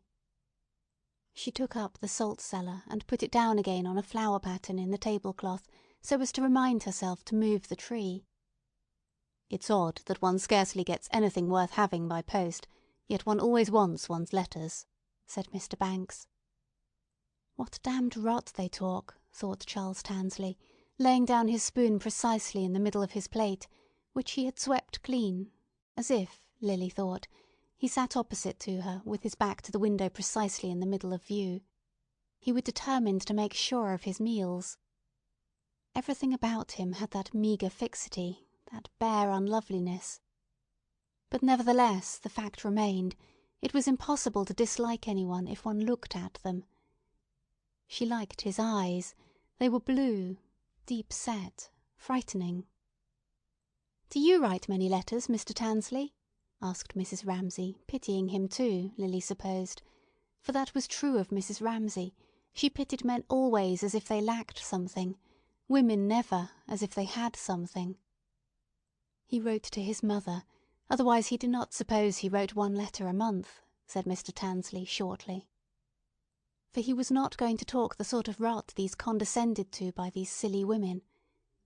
He had been reading in his room, and now he came down and it all seemed to him silly, superficial, flimsy. Why did they dress? He had come down in his ordinary clothes. He had not got any dress clothes. One never gets anything worth having by post. That was the sort of thing they were always saying. They made men say that sort of thing. Yes, it was pretty well true, he thought. They never got anything worth having from one year's end to another. They did nothing but talk, talk, talk, eat, eat, eat. It was the women's fault. Women made civilization impossible with all their charm, all their silliness. "No going to the Lighthouse tomorrow, Mrs. Ramsay," he said, asserting himself. He liked her. He admired her. He still thought of the man in the drain-pipe looking up at her, but he felt it necessary to assert himself. He was really, Lily Briscoe thought, in spite of his eyes, but then look at his nose, look at his hands, the most uncharming human being she had ever met. Then why did she mind what he said? Women can't write, women can't paint. What did that matter coming from him, since clearly it was not true to him, but for some reason helpful to him, and that was why he said it? Why did her whole being bow, like corn under a wind, and erect itself again from this abasement only with a great and rather painful effort? She must make it once more. There's the sprig on the tablecloth. There's my painting. I must move the tree to the middle. That matters, nothing else. Could she not hold fast to that, she asked herself, and not lose her temper, and not argue, and if she wanted revenge, take it by laughing at him? "Oh, Mr. Tansley," she said, "do take me to the Lighthouse with you. I should so love it." She was telling lies, he could see. She was saying what she did not mean to annoy him for some reason. She was laughing at him. He was in his old flannel trousers. He had no others. He felt very rough and isolated and lonely. He knew that she was trying to tease him for some reason. She didn't want to go to the Lighthouse with him. She despised him. So did Prue Ramsay. So did they all. But he was not going to be made a fool of by women, so he turned deliberately in his chair and looked out of the window, and said, all in a jerk, very rudely, it would be too rough for her tomorrow. She would be sick. It annoyed him that she should have made him speak like that, with Mrs. Ramsay listening. If only he could be alone in his room, working, he thought, among his books. That was where he felt at his ease. And he had never run a penny into debt. He had never cost his father a penny since he was 15. He had helped them at home out of his savings. He was educating his sister. Still, he wished he had known how to answer Miss Briscoe properly. He wished it had not come out all in a jerk like that. You'd be sick. He wished he could think of something to say to Mrs. Ramsay, something which would show her that he was not just a dry prig. That was what they all thought about him. He turned to her. But Mrs. Ramsay was talking about people he had never heard of to William Banks.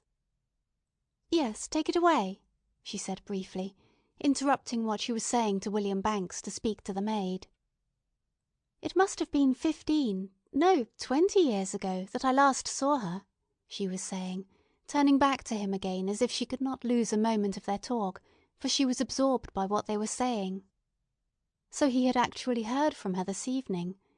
And was Carrie still living at Marlow, and was everything still the same? Oh, she could remember it as if it were yesterday, on the river, feeling it as if it were yesterday, going on the river, feeling very cold. But if the Mannings made a plan, they stuck to it. Never should she forget Herbert killing a wasp with a teaspoon on the bank. And it was still going on, Mrs. Ramsay mused, gliding like a ghost among the chairs and tables of that drawing-room on the banks of the Thames where she had been so very, very cold 20 years ago. But now she went among them like a ghost, and it fascinated her, as if, while she had changed, that particular day, now become very still and beautiful, had remained there all these years. Had Carrie written to him herself? She asked.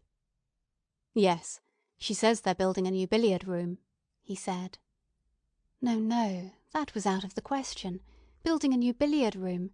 It seemed to her impossible. Mr. Banks could not see that there was anything very odd about it. They were very well off now. Should he give her love to Carrie? "Oh," said Mrs. Ramsay with a little start. "No," she added, reflecting that she did not know this Carrie who built a new billiard room. But how strange, she repeated, to Mr. Banks's amusement, that they should be going on there still. For it was extraordinary to think that they had been capable of going on living all these years when she had not thought of them more than once all that time. How eventful her own life had been during those same years. Yet perhaps Carrie Manning had not thought about her either. The thought was strange and distasteful. "People soon drift apart," said Mr. Banks, feeling, however, some satisfaction when he thought that after all he knew both the Mannings and the Ramsays. He had not drifted apart, he thought, laying down his spoon and wiping his clean-shaven lips punctiliously. But perhaps he was rather unusual, he thought, in this. He never let himself get into a groove. He had friends in all circles.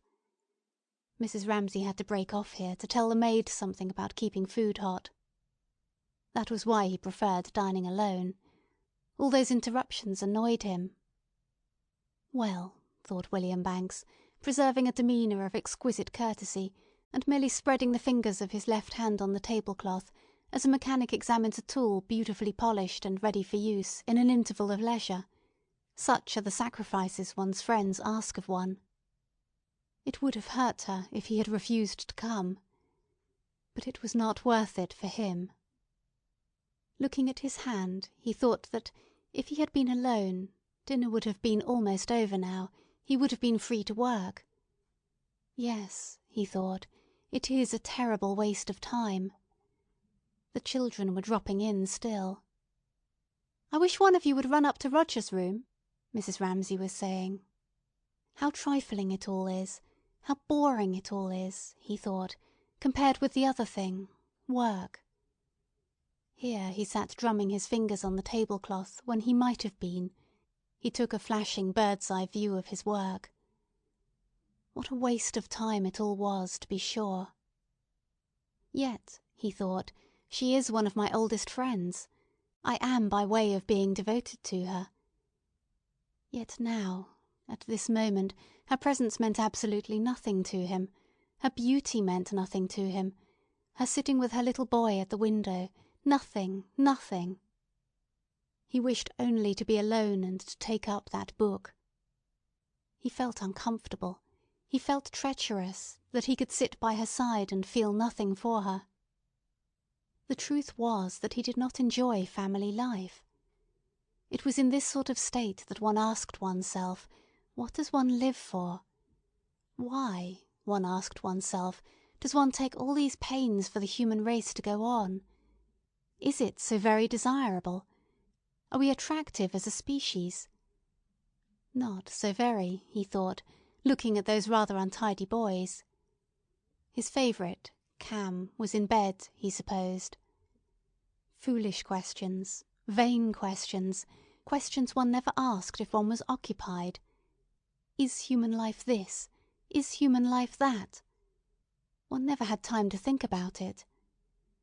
But here he was asking himself that sort of question, because Mrs. Ramsay was giving orders to servants, and also because it had struck him, thinking how surprised Mrs. Ramsay was that Carrie Mannings should still exist, that friendships, even the best of them, are frail things. One drifts apart. He reproached himself again. He was sitting beside Mrs. Ramsay, and he had nothing in the world to say to her.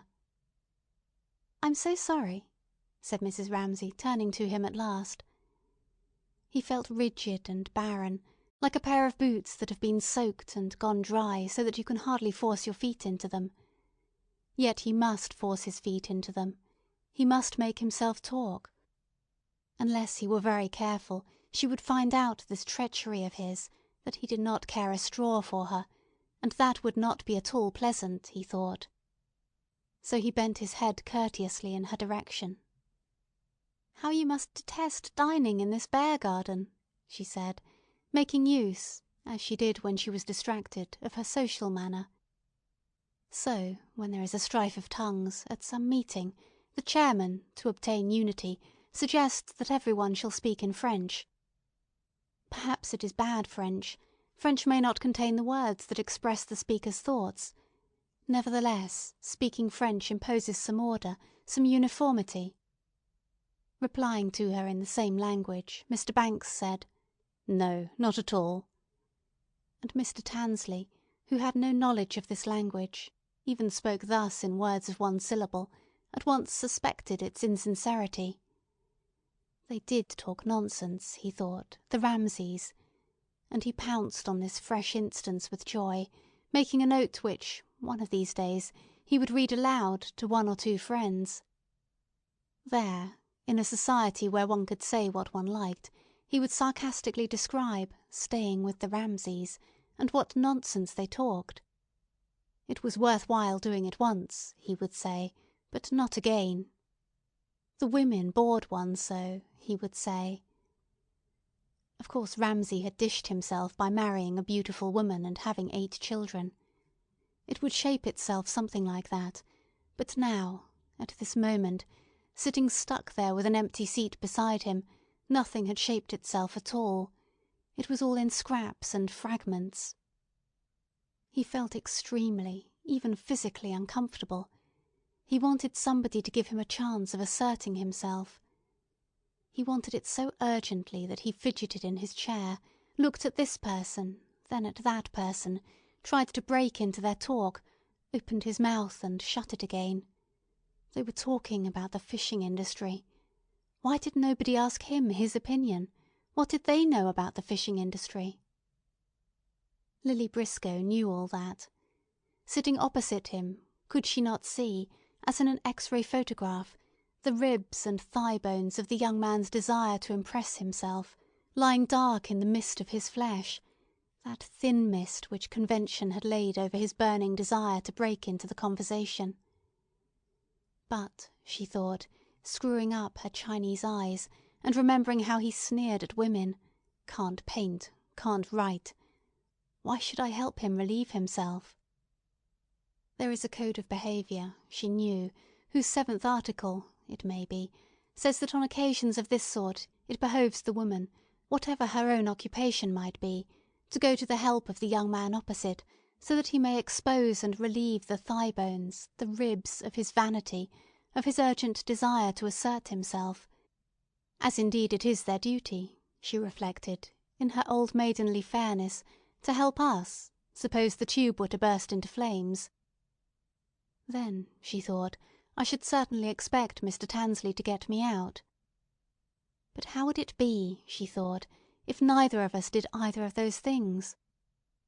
So she sat there smiling. "You're not planning to go to the Lighthouse, are you, Lily?" said Mrs. Ramsay. "Remember poor Mr. Langley? He had been round the world dozens of times, but he told me he never suffered as he did when my husband took him there. Are you a good sailor, Mr. Tansley?" she asked. Mr. Tansley raised a hammer, swung it high in air, but realizing, as it descended, that he could not smite that butterfly with such an instrument as this, said only that he had never been sick in his life. But in that one sentence lay compact, like gunpowder, that his grandfather was a fisherman, his father a chemist, that he had worked his way up entirely himself, that he was proud of it, that he was Charles Tansley, a fact that nobody there seemed to realize, but one of these days every single person would know it. He scowled ahead of him. He could almost pity these mild, cultivated people who would be blown sky-high like bales of wool and barrels of apples one of these days by the gunpowder that was in him. "Will you take me, Mr. Tansley?" said Lily quickly, kindly, for of course, if Mrs. Ramsay said to her, as in effect she did, "I am drowning, my dear, in seas of fire. Unless you apply some balm to the anguish of this hour, and say something nice to that young man there, life will run upon the rocks. Indeed, I hear the grating and the growling at this minute. My nerves are as taut as fiddle-strings. Another touch and they will snap." When Mrs. Ramsay said all this, as the glance in her eyes said it, of course for the 150th time, Lily Briscoe had to renounce the experiment.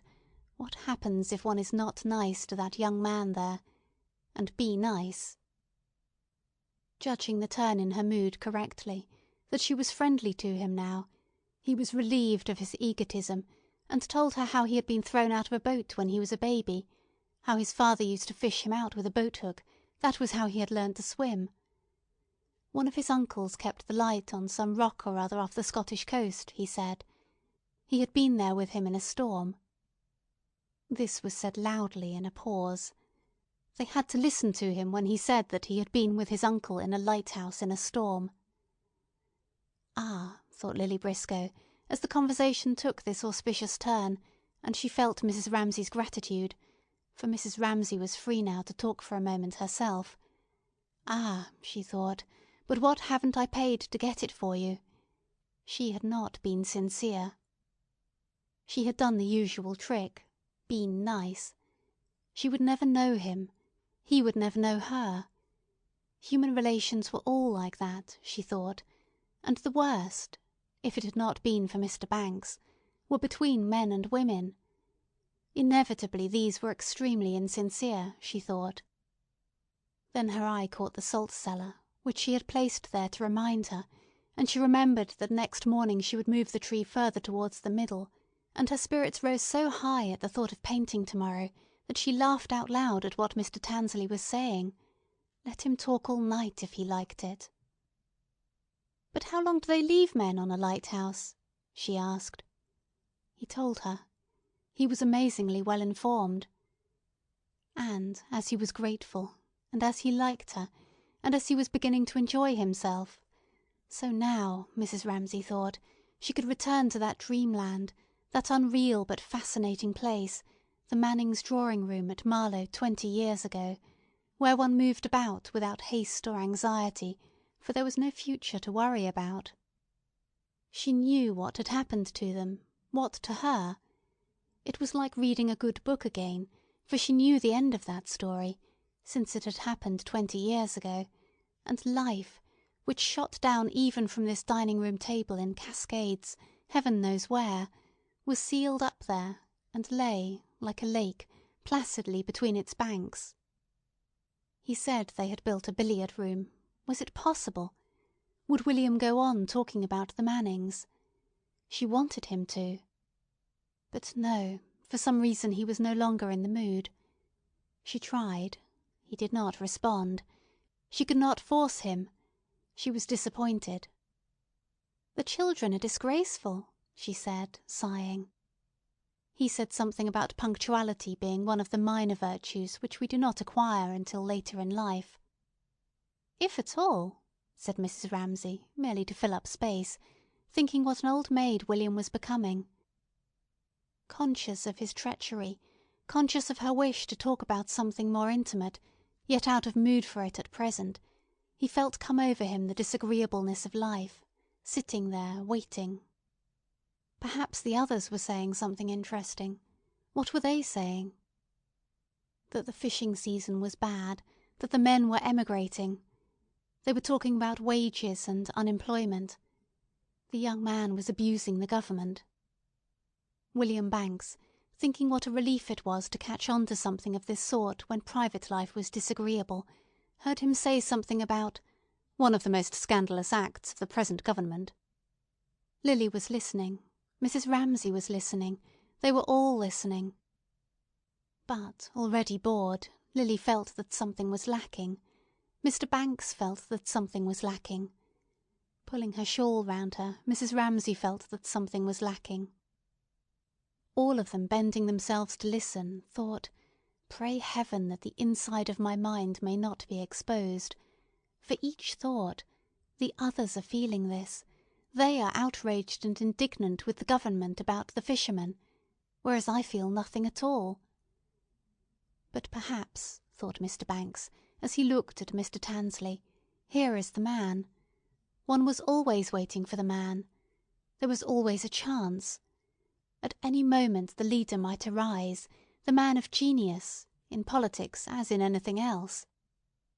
Probably he will be extremely disagreeable to us old fogies, thought Mr. Banks, doing his best to make allowances, for he knew by some curious physical sensation, as of nerves erect in his spine, that he was jealous, for himself partly more probably for his work, for his point of view, for his science, and therefore he was not entirely open-minded or altogether fair, for Mr. Tansley seemed to be saying, "You have wasted your lives.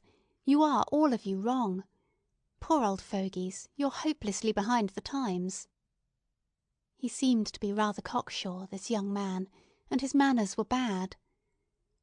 But Mr. Banks bade himself observe, he had courage, he had ability, he was extremely well up in the facts. Probably, Mr. Banks thought, as Tansley abused the government, there is a good deal in what he says. "Tell me now," he said. So they argued about politics, and Lily looked at the leaf on the tablecloth, and Mrs. Ramsay, leaving the argument entirely in the hands of the two men, wondered why she was so bored by this talk, and wished, looking at her husband at the other end of the table, that he would say something. One word, she said to herself. For if he said a thing, it would make all the difference. He went to the heart of things. He cared about fishermen and their wages. He could not sleep for thinking of them. It was altogether different when he spoke. One did not feel then, "Pray heaven you don't see how little I care," because one did care. Then, realizing that it was because she admired him so much that she was waiting for him to speak, she felt as if somebody had been praising her husband to her and her marriage. And she glowed all over without realizing that it was she herself who had praised him. She looked at him, thinking to find this in his face, he would be looking magnificent. But not in the least. He was screwing his face up. He was scowling and frowning and flushing with anger. What on earth was it about, she wondered? What could be the matter? Only that poor old Augustus had asked for another plate of soup, that was all. It was unthinkable, it was detestable, so he signalled to her across the table, that Augustus should be beginning his soup over again. He loathed people eating when he had finished. She saw his anger fly like a pack of hounds into his eyes, his brow, and she knew that in a moment something violent would explode, and then, thank goodness, she saw him clutch himself and clap a brake on the wheel, and the whole of his body seemed to emit sparks, but not words. He sat there scowling. He had said nothing. He would have her observe. Let her give him the credit for that. But why, after all, should poor Augustus not ask for another plate of soup? He had merely touched Ellen's arm and said, "Ellen, please, another plate of soup." And then Mr. Ramsay scowled like that. And why not? Mrs. Ramsay demanded. Surely they could let Augustus have his soup if he wanted it. He hated people wallowing in food, Mr. Ramsay frowned at her. He hated everything dragging on for hours like this. But he had controlled himself, Mr. Ramsay would have her observe, disgusting though the sight was. But why show it so plainly? Mrs. Ramsay demanded. They looked at each other down the long table, sending these questions and answers across, each knowing exactly what the other felt. Everybody could see, Mrs. Ramsay thought. There was Rose gazing at her father. There was Roger gazing at his father. Both would be off in spasms of laughter in another second, she knew, and so she said promptly—indeed it was time, "Light the candles." And they jumped up instantly and went and fumbled at the sideboard. Why could he never conceal his feelings, Mrs. Ramsay wondered, and she wondered if Augustus Carmichael had noticed. Perhaps he had, perhaps he had not. She could not help respecting the composure with which he sat there, drinking his soup. If he wanted soup, he asked for soup. Whether people laughed at him or were angry with him, he was the same. He did not like her, she knew that, but partly for that very reason she respected him, and looking at him, drinking soup, very large and calm in the failing light, and monumental and contemplative, she wondered what he did feel then, and why he was always content and dignified, and she thought how devoted he was to Andrew, and would call him into his room, and Andrew said, "Show him things." And there he would lie all day long on the lawn, brooding presumably over his poetry, till he reminded one of a cat watching birds, and then he clapped his paws together when he had found the word, and her husband said, "Poor old Augustus, he's a true poet," which was high praise from her husband. Now 8 candles were stood down the table, and after the first stoop the flames stood upright and drew with them into visibility the long table entire, and in the middle a yellow and purple dish of fruit. What had she done with it, Mrs. Ramsay wondered, for Rose's arrangement of the grapes and pears, of the horny pink-lined shell, of the bananas, made her think of a trophy fetched from the bottom of the sea, of Neptune's banquet, of the bunch that hangs with vine leaves over the shoulder of Bacchus, in some picture, among the leopard skins and the torches lolloping red and gold. Thus brought up suddenly into the light, it seemed possessed of great size and depth, was like a world in which one could take one's staff and climb hills, she thought, and go down into valleys, and, to her pleasure, for it brought them into sympathy momentarily, she saw that Augustus too feasted his eyes on the same plate of fruit, plunged in, broke off a bloom here, a tassel there, and returned, after feasting, to his hive. That was his way of looking, different from hers, but looking together united them. Chapter 17 continued. Now all the candles were lit up, and the faces on both sides of the table were brought nearer by the candlelight, and composed, as they had not been in the twilight, into a party round a table, for the night was now shut off by panes of glass, which, far from giving any accurate view of the outside world, rippled it so strangely that here, inside the room, seemed to be order and dry land; there, outside, a reflection in which things waved and vanished waterily. Some change at once went through them all, as if this had really happened, and they were all conscious of making a party together in a hollow on an island, had their common cause against that fluidity out there. Mrs. Ramsay, who had been uneasy, waiting for Paul and Minter to come in, and unable, she felt, to settle things, now felt her uneasiness changed to expectation.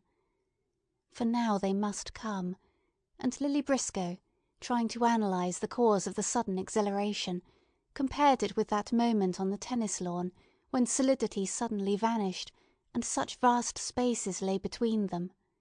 And now the same effect was got by the many candles in the sparely furnished room, and the uncurtained windows, and the bright, mask-like look of faces seen by candlelight. Some weight was taken off them. Anything might happen, she felt. They must come now, Mrs. Ramsay thought, looking at the door, and, at that instant, Minter Doyle, Paul Rayleigh, and a maid carrying a great dish in her hands came in together. They were awfully late. They were horribly late, Minter said, as they found their way to different ends of the table. "I lost my brooch, my grandmother's brooch," said Minter, with a sound of lamentation in her voice, and a suffusion in her large brown eyes, looking down, looking up, as she sat by Mr. Ramsay, which roused his chivalry so that he bantered her. How could she be such a goose, he asked, as to scramble about the rocks in jewels? She was by way of being terrified of him, he was so fearfully clever, and the first night when she had sat by him, and he talked about George Eliot, she had been really frightened, for she had left the third volume of Middlemarch in the train, and she never knew what happened in the end. But afterwards she got on perfectly, and made herself out even more ignorant than she was, because he liked telling her she was a fool. And so tonight, directly he laughed at her, she was not frightened. Besides, she knew, directly she came into the room, that the miracle had happened. She wore her golden haze. Sometimes she had it, sometimes not. She never knew why it came or why it went, or if she had it until she came into the room, and then she knew instantly by the way some man looked at her. Yes, tonight she had it, tremendously. She knew that by the way Mr. Ramsay told her not to be a fool. She sat beside him, smiling. It must have happened then, thought Mrs. Ramsay. They are engaged. And for a moment she felt what she had never expected to feel again, jealousy. For he, her husband, felt it too, Minter's glow. He liked these girls, these golden reddish girls, with something flying, something a little wild and harum-scarum about them, who didn't "scrape their hair off," weren't, as he said about poor Lily Briscoe, skimpy. There was some quality which she herself had not, some lustre, some richness, which attracted him, amused him, led him to make favourites of girls like Minter. They might cut his hair from him, plait him watch chains, or interrupt him at his work, hailing him. She heard them. "Come along, Mr. Ramsay, it's our turn to beat them now." And out he came to play tennis. But indeed she was not jealous, only, now and then, when she made herself look in her glass, a little resentful that she had grown old, perhaps by her own fault. The bill for the greenhouse and all the rest of it. She was grateful to them for laughing at him. "How many pipes have you smoked today, Mr. Ramsay?" and so on. Till he seemed a young man, a man very attractive to women, not burdened, not weighed down with the greatness of his labours and the sorrows of the world and his fame or his failure, but again as she had first known him, gaunt but gallant, helping her out of a boat, she remembered, with delightful ways, like that. She looked at him, and he looked astonishingly young, teasing Minter. For herself, "Put it down there," she said, helping the Swiss girl to place gently before her the huge brown pot in which was the bœuf d'orbe. For her own part, she liked her boobies. Paul must sit by her. She had kept a place for him. Really, she sometimes thought she liked the boobies best. They did not bother one with their dissertations. How much they missed, after all, these very clever men! How dried up they did become, to be sure! There was something, she thought as he sat down, very charming about Paul. His manners were delightful to her, and his sharp-cut nose and his bright blue eyes. He was so considerate. Would he tell her, now that they were all talking again, what had happened? "We went back to look for Minta's brooch," he said, sitting down by her. "We." That was enough. She knew from the effort, the rise in his voice to surmount a difficult word, that it was the first time he had said "we." We did this, we did that. They'll say that all their lives, she thought, and an exquisite scent of olives and oil and juice rose from the great brown dish as Martha, with a little flourish, took the cover off. The cook had spent 3 days over that dish.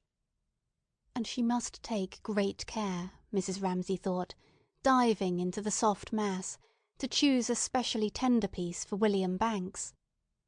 And she peered into the dish, with its shiny walls and its confusion of savoury brown and yellow meats, and its bay leaves and its wine, and thought, this will celebrate the occasion, a curious sense rising in her, at once freakish and tender, of celebrating a festival, as if two emotions were called up in her, one profound, for what could be more serious than the love of man for woman?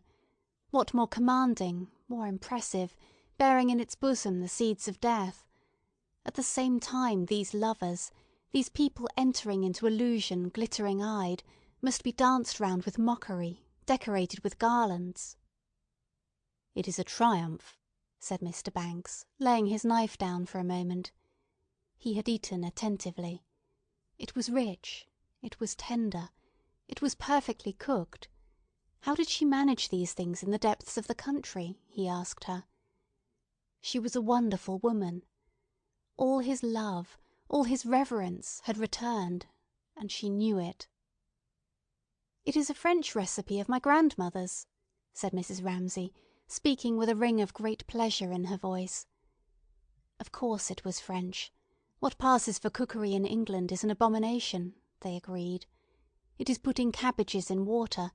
It is roasting meat till it is like leather. It is cutting off the delicious skins of vegetables. "In which," said Mr. Banks, "all the virtue of the vegetable is contained." "And the waste," said Mrs. Ramsay. "A whole French family could live on what an English cook throws away." Spurred on by her sense that William's affection had come back to her, and that everything was all right again, and that her suspense was over, and that now she was free to both triumph and to mock, she laughed, she gesticulated, till Lily thought how childlike, how absurd she was, sitting up there with all her beauty opened in her again, talking about the skins of vegetables. There was something frightening about her. She was irresistible. Always she got her own way in the end, Lily thought. Now she had brought this off. Paul and Minta, one might suppose, were engaged. Mr. Banks was dining here. She put a spell on them all, by wishing, so simply, so directly, and Lily contrasted that abundance with her own poverty of spirit, and supposed that it was partly that belief, for her face was all lit up. Without looking young, she looked radiant. In this strange, this terrifying thing, which made Paul Rayleigh, sitting at her side, all of a tremor, yet abstract, absorbed, silent. Mrs. Ramsay, Lily felt, as she talked about the skins of vegetables, exalted that, worshipped that, held her hands over it to warm them, to protect it, and yet, having brought it all about, somehow laughed, led her victims, Lily felt, to the altar. It came over her too now, the emotion, the vibration of love. How inconspicuous she felt herself by Paul's side. He glowing, burning, she aloof, satirical. He bound for adventure, She moored to the shore. He launched, incautious. She solitary, left out, and ready to implore a share, if it were a disaster, in his disaster, she said shyly, "When did Minta lose her brooch?" He smiled the most exquisite smile, veiled by memory, tinged by dreams. He shook his head. "On the beach," he said. "I'm going to find it," he said. "I'm getting up early." This being kept secret from Minta, he lowered his voice, and turned his eyes to where she sat, laughing, beside Mr. Ramsay. Lily wanted to protest violently and outrageously her desire to help him, envisaging how in the dawn on the beach she would be the one to pounce on the brooch half hidden by some stone, and thus herself be included among the sailors and adventurers. But what did he reply to her offer? She actually said with an emotion that she seldom let appear, "Let me come with you," and he laughed. He meant yes or no, either perhaps, but it was not his meaning, it was the odd chuckle he gave, as if he had said, "Throw yourself over the cliff if you like, I don't care." He turned on her cheek the heat of love, its horror, its cruelty, its unscrupulosity. It scorched her, and Lily, looking at Minta, being charming to Mr. Ramsay at the other end of the table, flinched for her exposed to these fangs, and was thankful. For at any rate, she said to herself, catching sight of the salt cellar on the pattern, she need not marry, thank heaven, she need not undergo that degradation. She was saved from that dilution. She would move the tree rather more to the middle. Such was the complexity of things. For what happened to her, especially staying with the Ramsays, was to be made to feel violently two opposite things at the same time. "That's what you feel," was one, "that's what I feel," was the other, and then they fought together in her mind, as now. It is so beautiful, so exciting, this love, that I tremble on the verge of it, and offer, quite out of my own habit, to look for a brooch on a beach. Also it is the stupidest, the most barbaric of human passions, and turns a nice young man with a profile like a gem's—Paul's was exquisite—into a bully with a crowbar. He was swaggering, he was insolent, in the Mile End Road. Yet, she said to herself, from the dawn of time odes have been sung to love, wreaths heaped and roses, and if you asked 9 people out of 10, they would say they wanted nothing but this, love. While the women, judging from her own experience, would all the time be feeling, this is not what we want, there is nothing more tedious, puerile, and inhumane than this, yet it is also beautiful and necessary. Well then, she asked, somehow expecting the others to go on with the argument, as if in an argument like this one threw one's own little bolt, which fell short obviously, and left the others to carry it on. So she listened again to what they were saying in case they should throw any light upon the question of love. "Then," said Mr. Banks, "there is that liquid the English call coffee." "Oh, coffee!" said Mrs. Ramsay. But it was much rather a question. She was thoroughly roused, Lily could see, and talked very emphatically, of real butter and clean milk. Speaking with warmth and eloquence, she described the iniquity of the English dairy system, and in what state milk was delivered at the door, and was about to prove her charges, for she had gone into the matter, when all round the table, beginning with Andrew in the middle, like a fire leaping from tuft to tuft of furze, her children laughed, her husband laughed, she was laughed at, fire encircled, and forced to veil her crest, dismount her batteries, and only retaliate by displaying the raillery and ridicule of the table to Mr. Banks as an example of what one suffered if one attacked the prejudices of the British public. Purposely, however, for she had it on her mind that Lily, who had helped her with Mr. Tansley, was out of things, she exempted her from the rest, said, "Lily anyhow agrees with me," and so drew her in, a little fluttered, a little startled, for she was thinking about love. They were both out of things, Mrs. Ramsay had been thinking, both Lily and Charles Tansley.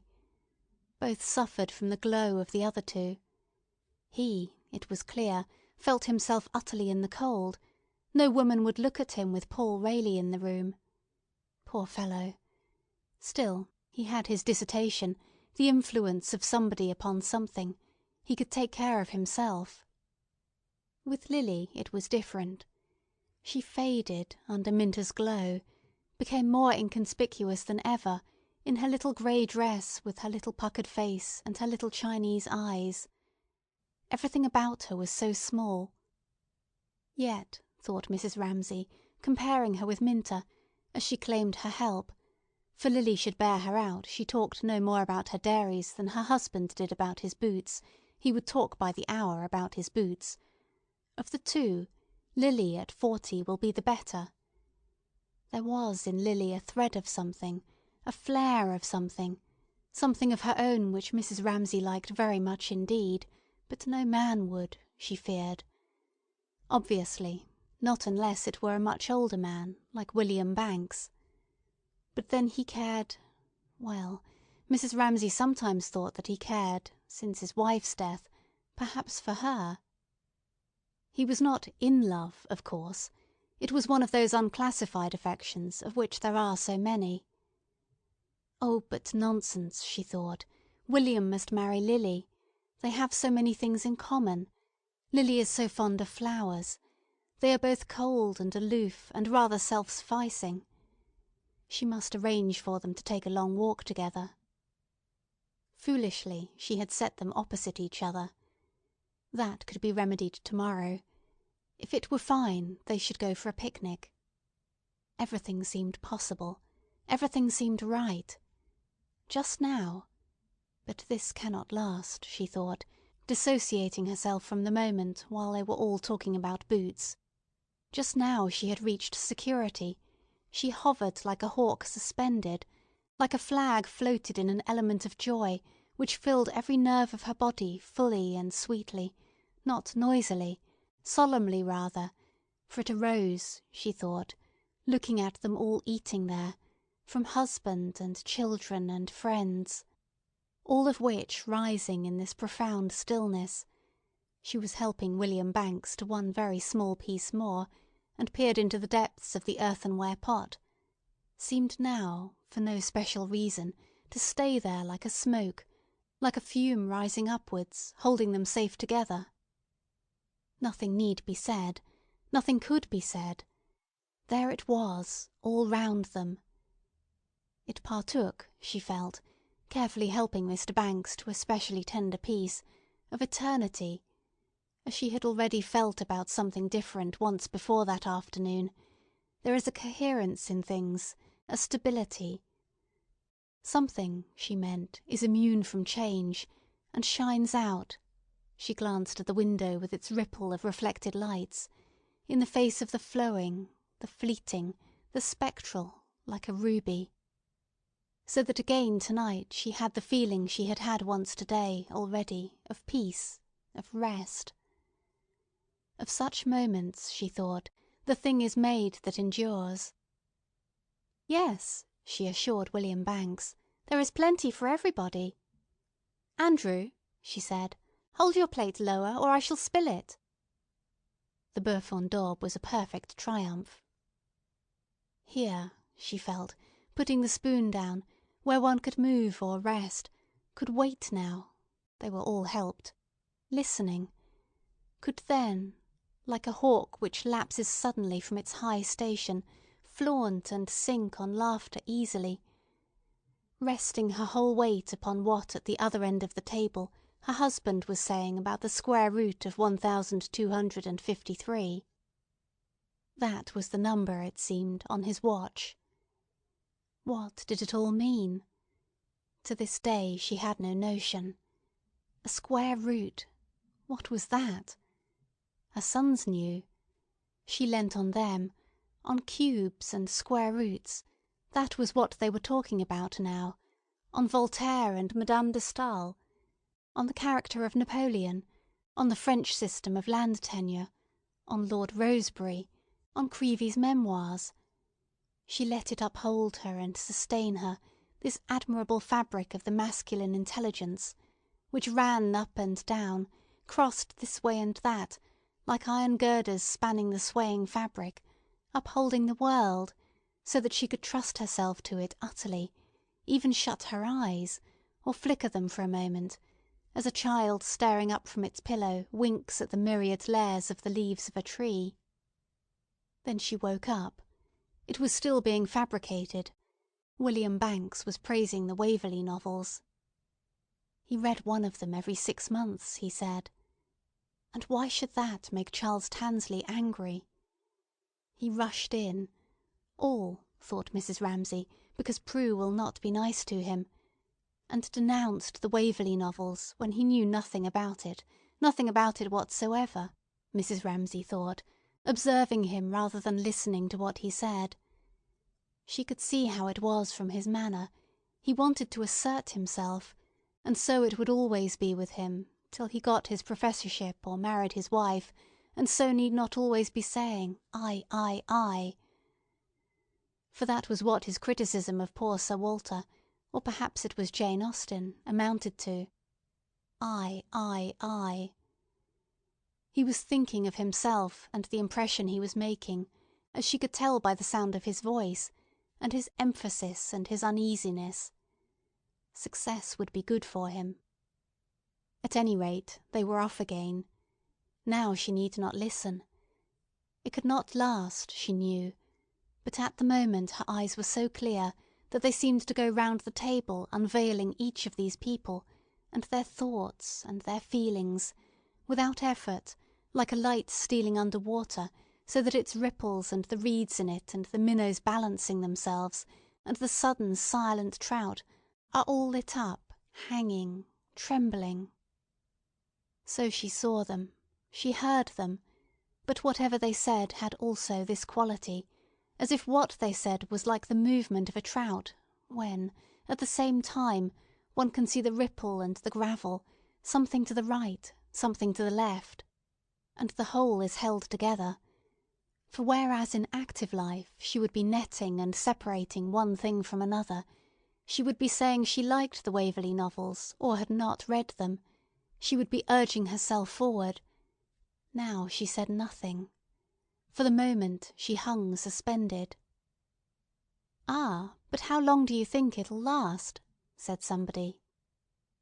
It was as if she had antennae trembling out from her, which, intercepting certain sentences, forced them upon her attention. This was one of them. She scented danger for her husband. A question like that would lead, almost certainly, to something being said which reminded him of his own failure.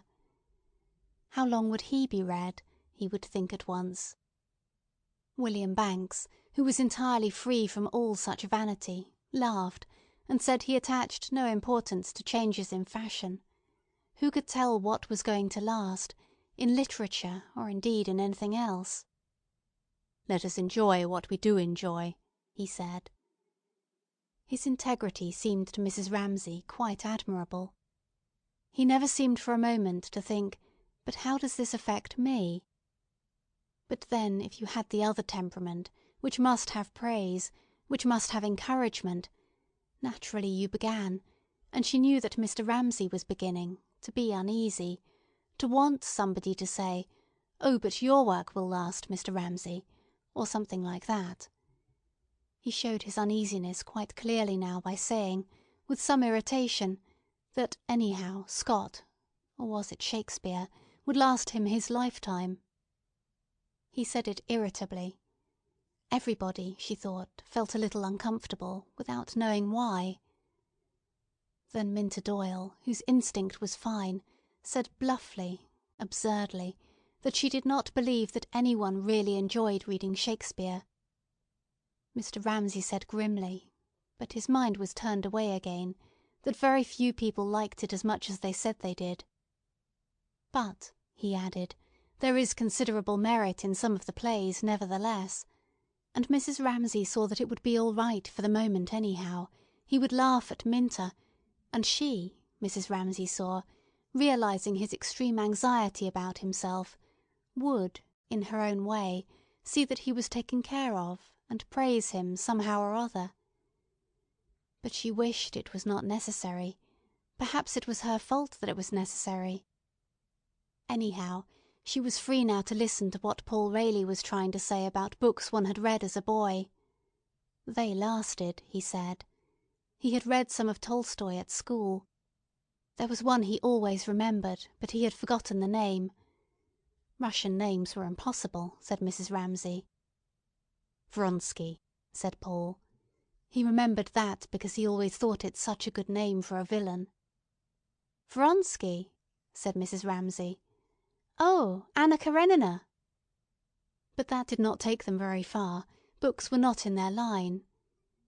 No, Charles Tansley would put them both right in a second about books, but it was all so mixed up with, am I saying the right thing, am I making a good impression, that, after all, one knew more about him than about Tolstoy, whereas what Paul said was about the thing, simply, not himself, nothing else. Like all stupid people, he had a kind of modesty too, a consideration for what you were feeling, which, once in a way at least, she found attractive. Now he was thinking, not about himself, or about Tolstoy, but whether she was cold, whether she felt a draught, whether she would like a pear. No, she said, she did not want a pear. Indeed, she had been keeping guard over the dish of fruit, without realizing it, jealously, hoping that nobody would touch it. Her eyes had been going in and out among the curves and shadows of the fruit, among the rich purples of the lowland grapes, then over the horny ridge of the shell, putting a yellow against a purple, a curved shape against a round shape, without knowing why she did it, or why, every time she did it, she felt more and more serene, until, oh what a pity that they should do it, a hand reached out, took a pear, and spoilt the whole thing. In sympathy she looked at Rose. She looked at Rose sitting between Jasper and Prue. How odd that one's child should do that. How odd to see them sitting there in a row, her children, Jasper, Rose, Prue, Andrew, almost silent, but with some joke of their own going on, she guessed, from the twitching at their lips. It was something quite apart from everything else, something they were hoarding up to laugh over in their own room. It was not about their father, she hoped. No, she thought not. What was it, she wondered, sadly rather, for it seemed to her that they would laugh when she was not there. There was all that hoarded behind those rather set, still, mask-like faces, for they did not join in easily. They were like watchers, surveyors, a little raised or set apart from the grown-up people. But when she looked at Prue tonight, she saw that this was not now quite true of her. She was just beginning, just moving, just descending. The faintest light was on her face, as if the glow of Minta opposite, some excitement, some anticipation of happiness was reflected in her, as if the sun of the love of men and women rose over the rim of the tablecloth, and without knowing what it was she bent towards it and greeted it. She kept looking at Minta, shyly yet curiously, so that Mrs. Ramsay looked from one to the other, and said, speaking to Prue in her own mind, "You will be as happy as she is one of these days.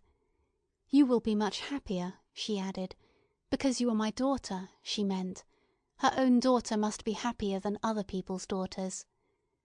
But dinner was over. It was time to go. They were only playing with things on their plates. She would wait until they had done laughing at some story her husband was telling. He was having a joke with Minta about a bet. Then she would get up. She liked Charles Tansley, she thought suddenly. She liked his laugh. She liked him for being so angry with Paul and Minta. She liked his awkwardness. There was a lot in that young man after all. And Lily, she thought, putting her napkin beside her plate, She always has some joke of her own. One need never bother about Lily. She waited. She tucked her napkin under the edge of her plate. Well, were they done now? No. That story had led to another story. Her husband was in great spirits tonight, and wishing, she supposed, to make it all right with old Augustus after that scene about the soup, had drawn him in. They were telling stories about someone they had both known at college. She looked at the window in which the candle flames burnt brighter now that the panes were black, and looking at that outside, the voices came to her very strangely, as if they were voices at a service in a cathedral, for she did not listen to the words. The sudden bursts of laughter, and then one voice, Minta's, speaking alone, reminded her of men and boys crying out the Latin words of a service in some Roman Catholic cathedral. She waited. Her husband spoke.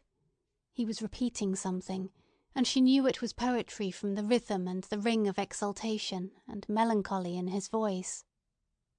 Come out and climb the garden path, Luriana, Luralee. The China rose is all abloom and buzzing with the yellow bee. The words, she was looking at the window, sounded as if they were floating like flowers on water out there, cut off from them all, as if no one had said them, but they had come into existence of themselves. And all the lives we ever lived, and all the lives to be, are full of trees and changing leaves. She did not know what they meant, but, like music, the words seemed to be spoken by her own voice, outside herself, saying quite easily and naturally what had been in her mind the whole evening, while she said different things. She knew, without looking round, that everyone at the table was listening to the voice saying, "I wonder if it seems to you, Luriana Luralee," with the same sort of relief and pleasure that she had, as if this were, at last, the natural thing to say, this were their own voice speaking. But the voice had stopped. She looked round. She made herself get up. Augustus Carmichael had risen, and, holding his table napkin so that it looked like a long white robe, he stood chanting.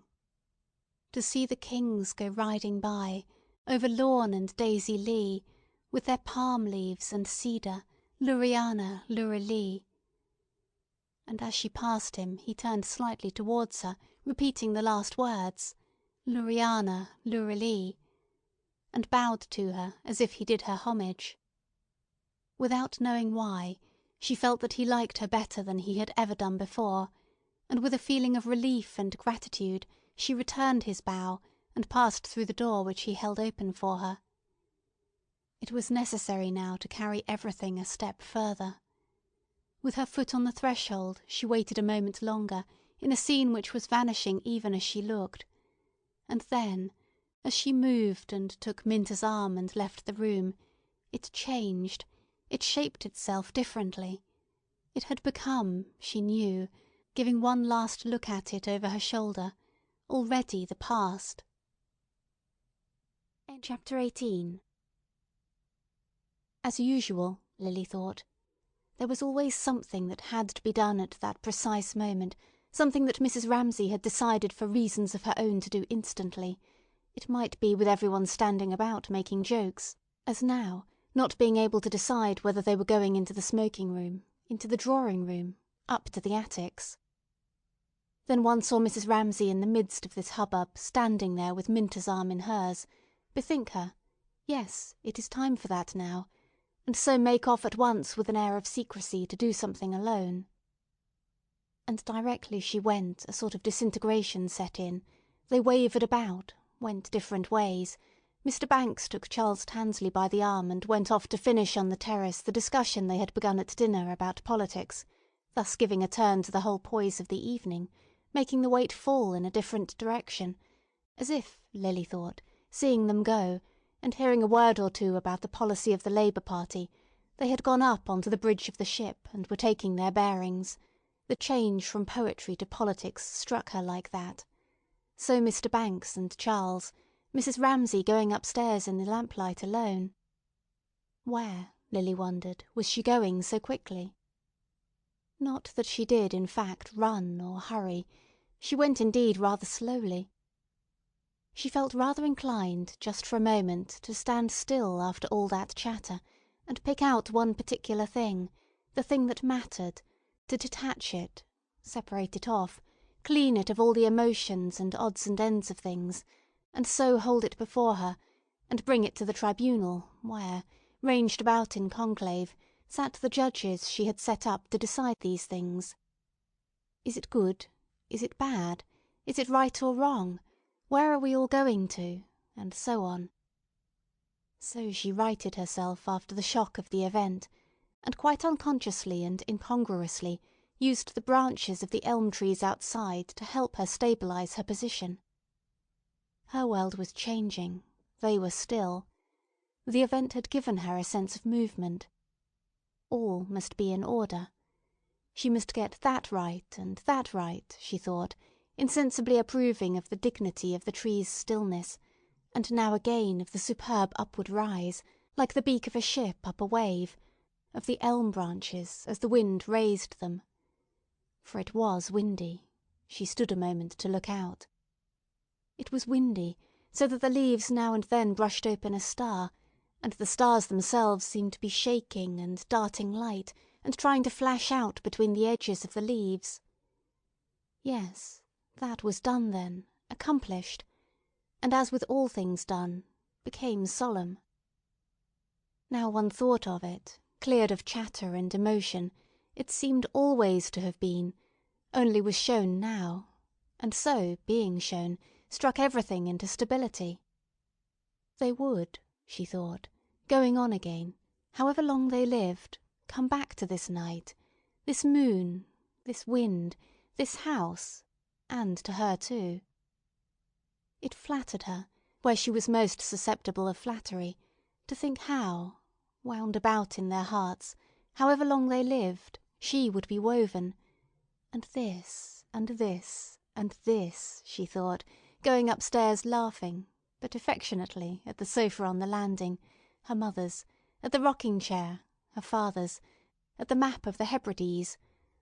All that would be revived again in the lives of Paul and Minta, the Rayleys, she tried the new name over, and she felt, with her hand on the nursery door, that community of feeling with other people which emotion gives, as if the walls of partition had become so thin that practically the feeling was one of relief and happiness. It was all one stream, and chairs, tables, maps, were hers, were theirs, it did not matter whose, and Paul and Minta would carry it on when she was dead. She turned the handle firmly lest it should squeak, and went in, pursing her lips slightly, as if to remind herself that she must not speak aloud. But directly she came in she saw, with annoyance, that the precaution was not needed. The children were not asleep. It was most annoying. Mildred should be more careful. There was James wide awake, and Cam sitting bolt upright, and Mildred out of bed in her bare feet, and it was almost 11, and they were all talking. What was the matter? It was that horrid skull again. She had told Mildred to move it, but Mildred, of course, had forgotten, and now there was Cam wide awake, and James wide awake, quarrelling when they ought to have been asleep hours ago. What had possessed Edward to send them this horrid skull? She had been so foolish as to let them nail it up there. It was nailed fast, Mildred said, and Cam couldn't go to sleep with it in the room, and James screamed if she touched it. Then Cam must go to sleep. It had great horns, said Cam. Must go to sleep and dream of lovely palaces, said Mrs. Ramsay, sitting down on the bed by her side. She could see the horns, Cam said, all over the room. It was true. Wherever they put the light, and James could not sleep without a light, there was always a shadow somewhere. But think, Cam, it's only an old pig, said Mrs. Ramsay. A nice black pig like the pigs at the farm. But Cam thought it was a horrid thing, branching at her all over the room. Well then, said Mrs. Ramsay, we will cover it up. And they all watched her go to the chest of drawers, and open the little drawers quickly one after another, and not seeing anything that would do, she quickly took her own shawl off and wound it round the skull, round and round and round, and then she came back to Cam and laid her head almost flat on the pillow beside Cam's, and said how lovely it looked now, how the fairies would love it. It was like a bird's nest. It was like a beautiful mountain such as she had seen abroad, with valleys and flowers and bells ringing and birds singing and little goats and antelopes and... She could see the words echoing as she spoke them rhythmically in Cam's mind, and Cam was repeating after her how it was like a mountain, a bird's nest, a garden, and there were little antelopes, and her eyes were opening and shutting, and Mrs. Ramsay went on speaking still more monotonously, and more rhythmically, and more nonsensically, how she must shut her eyes and go to sleep, and dream of mountains and valleys and stars falling and parrots and antelopes and gardens and everything lovely, she said, raising her head very slowly and speaking more and more mechanically until she sat upright and saw that Cam was asleep. Now, she whispered, crossing over to his bed, James must go to sleep too. For see, she said, the boar's skull was still there. They had not touched it. They had done just what he wanted. It was there quite unhurt. He made sure that the skull was still there under the shawl. But he wanted to ask her something more. Would they go to the Lighthouse tomorrow? No, not tomorrow, she said, but soon, she promised him, the next fine day. He was very good. He lay down. She covered him up. But he would never forget, she knew, and she felt angry with Charles Tansley, with her husband, and with herself, for she had raised his hopes. Then, feeling for her shawl and remembering that she had wrapped it round the boar's skull, she got up and pulled the window down another inch or two, and heard the wind, and got a breath of the perfectly indifferent chill night air, and murmured good night to Mildred, and left the room, and let the tongue of the door slowly lengthen in the lock, and went out. She hoped he would not bang his books on the floor above their heads, she thought, still thinking how annoying Charles Tansley was. For neither of them slept well, they were excitable children, and since he said things like that about the Lighthouse, it seemed to her likely that he would knock a pile of books over, just as they were going to sleep, clumsily sweeping them off the table with his elbow. For she supposed that he had gone upstairs to work. Yet he looked so desolate. Yet she would feel relieved when he went. Yet she would see that he was better treated tomorrow. Yet he was admirable with her husband. Yet his manners certainly wanted improving. Yet she liked his laugh. Thinking this, as she came downstairs, she noticed that she could now see the moon itself through the staircase window, the yellow harvest moon, and turned, and they saw her standing above them on the stairs. "That's my mother," thought Prue. Yes, Minta should look at her, Paul Rayleigh should look at her. That is the thing itself, she felt, as if there were only one person like that in the world, her mother. And, from having been quite grown up a moment before, talking with the others, she became a child again, and what they had been doing was a game, and would her mother sanction their game or condemn it, she wondered. And thinking what a chance it was for Minta and Paul and Lily to see her, and feeling what an extraordinary stroke of fortune it was for her to have her, and how she would never grow up and never leave home, she said, like a child, "We thought of going down to the beach to watch the waves." Instantly, for no reason at all, Mrs. Ramsay became like a girl of 20, full of gaiety. A mood of revelry suddenly took possession of her. Of course they must go, of course they must go, she cried, laughing. And, running down the last 3 or 4 steps quickly, she began turning from one to the other, and laughing, and drawing Minta's wrap round her, and saying she only wished she could come too, and would they be very late, and had any of them got a watch? "Yes, Paul has," said Minta. Paul slipped a beautiful gold watch out of a little wash-leather case to show her. And as he held it in the palm of his hand before her, he felt, "She knows all about it. I need not say anything." He was saying to her as he showed her the watch, "I've done it, Mrs. Ramsay. I owe it all to you." And seeing the gold watch lying in his hand, Mrs. Ramsay felt, "How extraordinarily lucky Minta is. She is marrying a man who has a gold watch in a wash-leather bag." "How I wish I could come with you!" she cried. But she was withheld by something so strong that she never even thought of asking herself what it was. Of course it was impossible for her to go with them. But she would have liked to go, had it not been for the other thing, and tickled by the absurdity of her thought, how lucky to marry a man with a wash-leather bag for his watch, she went with a smile on her lips into the other room, where her husband sat reading. Chapter 19. Of course, she said to herself, coming into the room, she had to come here to get something she wanted. First, she wanted to sit down in a particular chair under a particular lamp. But she wanted something more, though she did not know, could not think what it was that she wanted. She looked at her husband, taking up her stocking and beginning to knit, and saw that he did not want to be interrupted, that was clear. He was reading something that moved him very much. He was half smiling, and then she knew he was controlling his emotion. He was tossing the pages over. He was acting it. Perhaps he was thinking himself the person in the book. She wondered what book it was. Oh, it was one of old Sir Walter's, she saw, adjusting the shade of her lamp so that the light fell on her knitting. For Charles Tansley had been saying— she looked up as if she expected to hear the crash of books on the floor above— had been saying that people don't read Scott any more. Then her husband thought, "That's what they'll say of me." So he went and got one of those books. And if he came to the conclusion, "That's true," what Charles Tansley said, he would accept it about Scott. She could see that he was weighing, considering, putting this with that as he read. But not about himself. He was always uneasy about himself. That troubled her.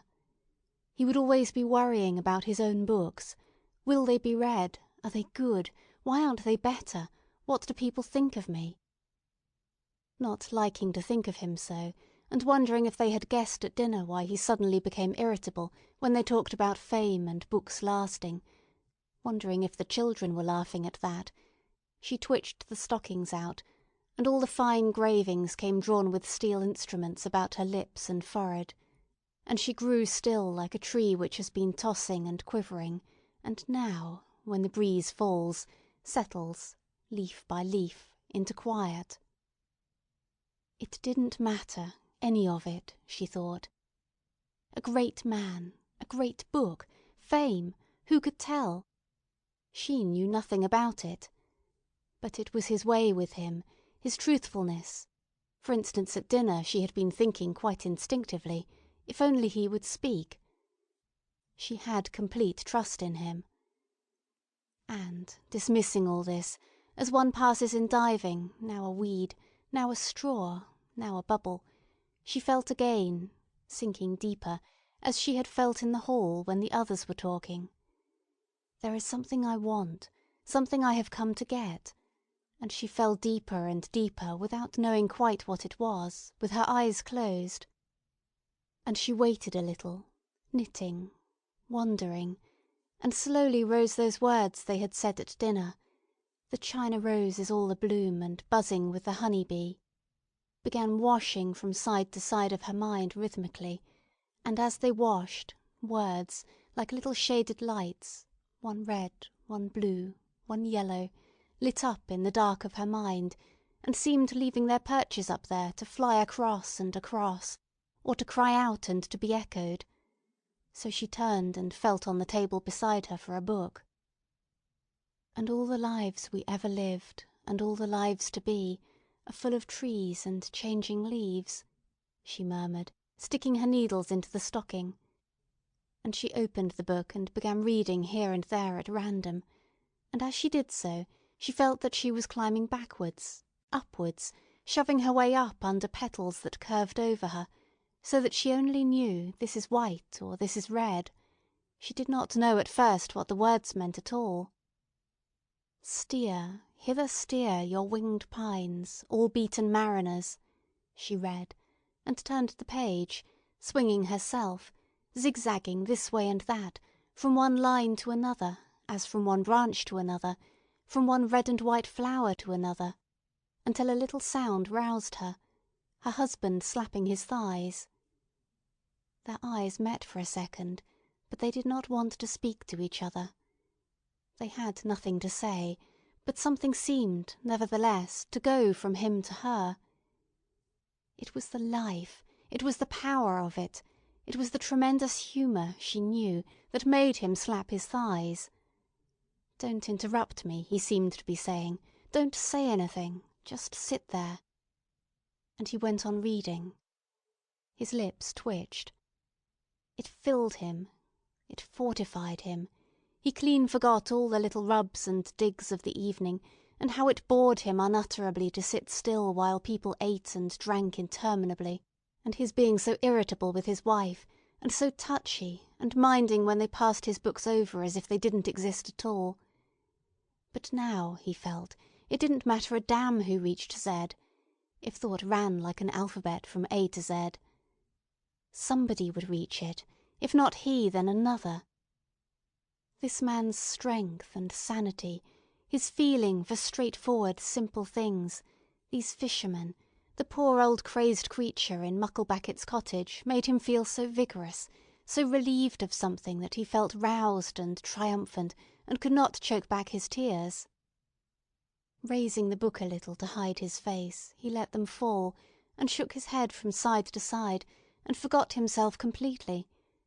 But not one or two reflections about morality and French novels and English novels, and Scott's hands being tied, but his own view perhaps being as true as the other view. Forgot his own bothers and failures completely in poor Steenie's drowning, and Mucklebacket's sorrow. That was Scott at his best. And the astonishing delight and feeling of vigour that it gave him. Well, let them improve upon that, he thought, as he finished the chapter. He felt that he had been arguing with somebody and had got the better of him. They could not improve upon that, whatever they might say, and his own position became more secure. The lovers were fiddlesticks, he thought, collecting it all in his mind again. That's fiddlesticks, that's first rate, he thought, putting one thing beside another. But he must read it again. He could not remember the whole shape of the thing. He had to keep his judgment in suspense. So he returned to the other thought. If young men did not care for this, naturally they did not care for him either. One ought not to complain, thought Mr. Ramsay, trying to stifle his desire to complain to his wife that young men did not admire him. But he was determined he would not bother her again. Here he looked at her reading. She looked very peaceful reading. He liked to think that everyone had taken themselves off and that he and she were alone. The whole of life did not consist in going to bed with a woman, he thought, returning to Scott and Balzac, to the English novel and the French novel. Mrs. Ramsay raised her head, and like a person in a light sleep, seemed to say that if he wanted her to wake she would, she really would, but otherwise might she go on sleeping just a little longer, just a little longer. She was climbing up those branches, this way and that, laying hands on one flower and then another. "Nor praise the deep vermilion in the rose," she read, and so reading she was ascending, she felt, on to the top, on to the summit. How satisfying, how restful. All the odds and ends of the day stuck to this magnet, her mind felt swept, felt clean. And then there it was, suddenly entire. She held it in her hands, beautiful and reasonable, clear and complete. Here, the sonnet. But she was becoming conscious of her husband looking at her. He was smiling at her, quizzically, as if he were ridiculing her gently for being asleep in broad daylight. But at the same time he was thinking, "Go on reading. You don't look sad now," he thought. And he wondered what she was reading, and exaggerated her ignorance, her simplicity, for he liked to think that she was not clever, not book-learned at all. He wondered if she understood what she was reading. Probably not, he thought. She was astonishingly beautiful. Her beauty seemed to him, if that were possible, to increase. Yet seemed it winter still and you away, as with your shadow I with these did play, she finished. Well? She said, echoing his smile dreamily, looking up from her book. As with your shadow I with these did play, she murmured, putting the book on the table. What had happened, she wondered, as she took up her knitting, since she had seen him alone? She remembered dressing and seeing the moon, Andrew holding his plate too high at dinner, being depressed by something William had said.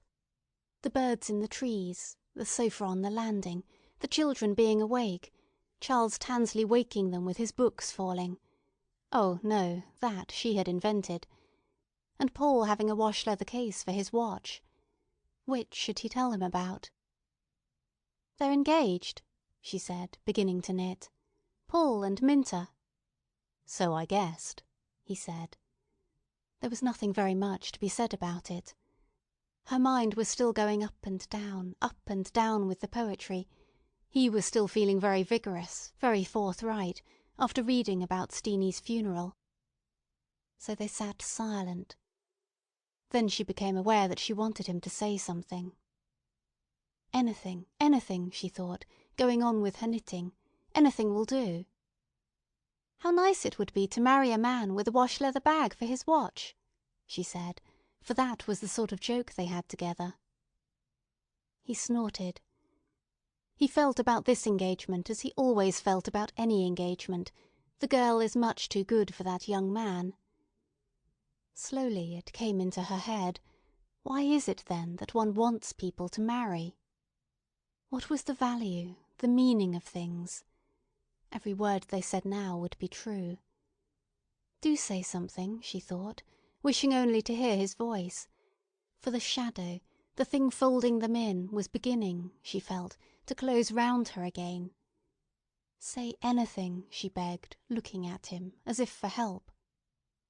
He was silent, swinging the compass on his watch-chain to and fro, and thinking of Scott's novels and Balzac's novels. But through the crepuscular walls of their intimacy, for they were drawing together involuntarily, coming side by side, quite close, she could feel his mind like a raised hand shadowing her mind, and he was beginning, now that her thoughts took a turn he disliked, towards this pessimism, as he called it, to fidget, though he said nothing, raising his hand to his forehead, twisting a lock of hair, letting it fall again. "You won't finish that stocking tonight," he said, pointing to her stocking. That was what she wanted, the asperity in his voice reproving her. If he says it's wrong to be pessimistic, probably it is wrong, she thought. The marriage will turn out all right. "No," she said, flattening the stocking out upon her knee. "I shan't finish it."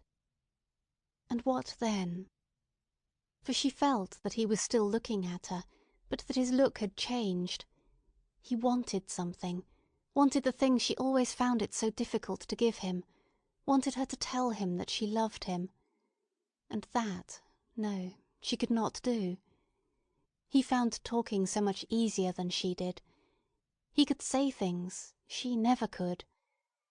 So naturally it was always he that said the things, and then for some reason he would mind this suddenly, and would reproach her. A heartless woman, he called her. She never told him that she loved him. But it was not so. It was not so. It was only that she could never say what she felt. Was there no crumb on his coat? Nothing she could do for him? Getting up, she stood at the window with the reddish-brown stocking in her hands, partly to turn away from him, partly because she remembered how beautiful it often is, the sea at night. But she knew that he had turned his head as she turned. He was watching her. She knew that he was thinking, "You are more beautiful than ever." And she felt herself very beautiful. "Will you not tell me just for once that you love me?" He was thinking that, for he was roused, what with Minter and his book, and their having quarrelled about going to the lighthouse. But she could not do it. She could not say it. Then, knowing that he was watching her, instead of saying anything, she turned, holding her stocking, and looked at him.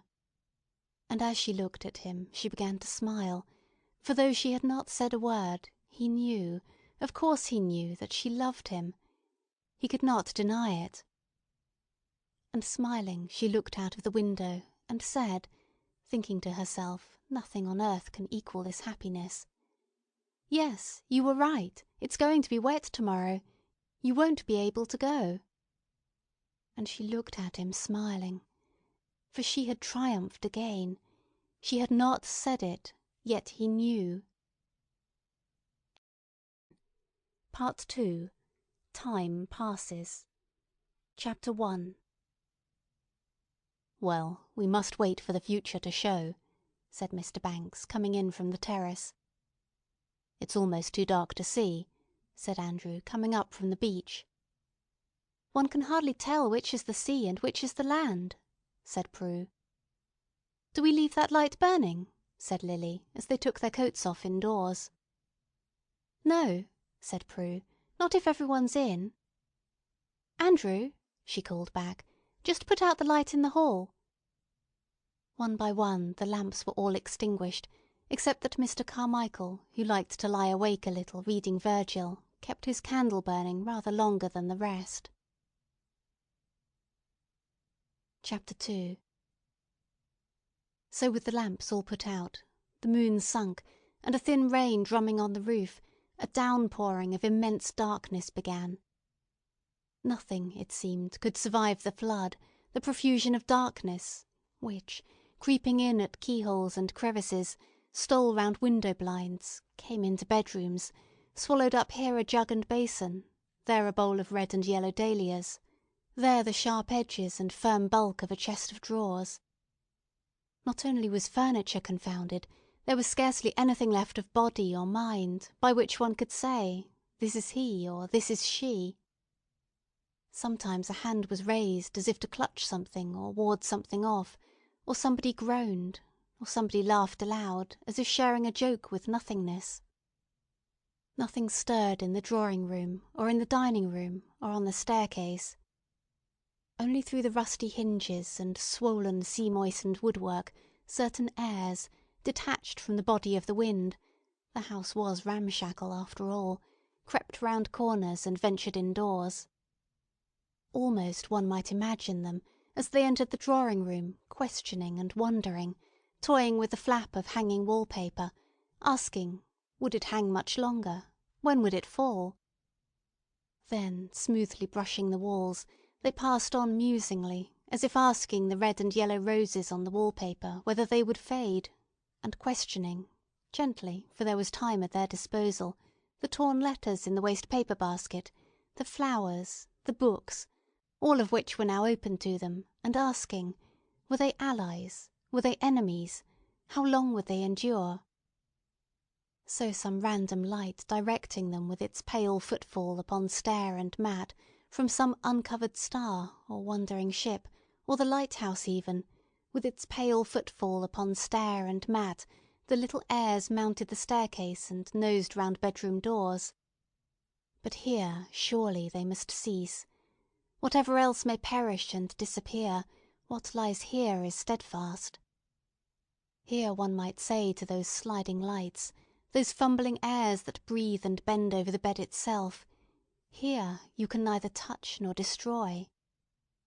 Upon which, wearily, ghostlily, as if they had feather-light fingers and the light persistency of feathers, they would look once on the shut eyes and the loosely clasping fingers, and fold their garments wearily and disappear.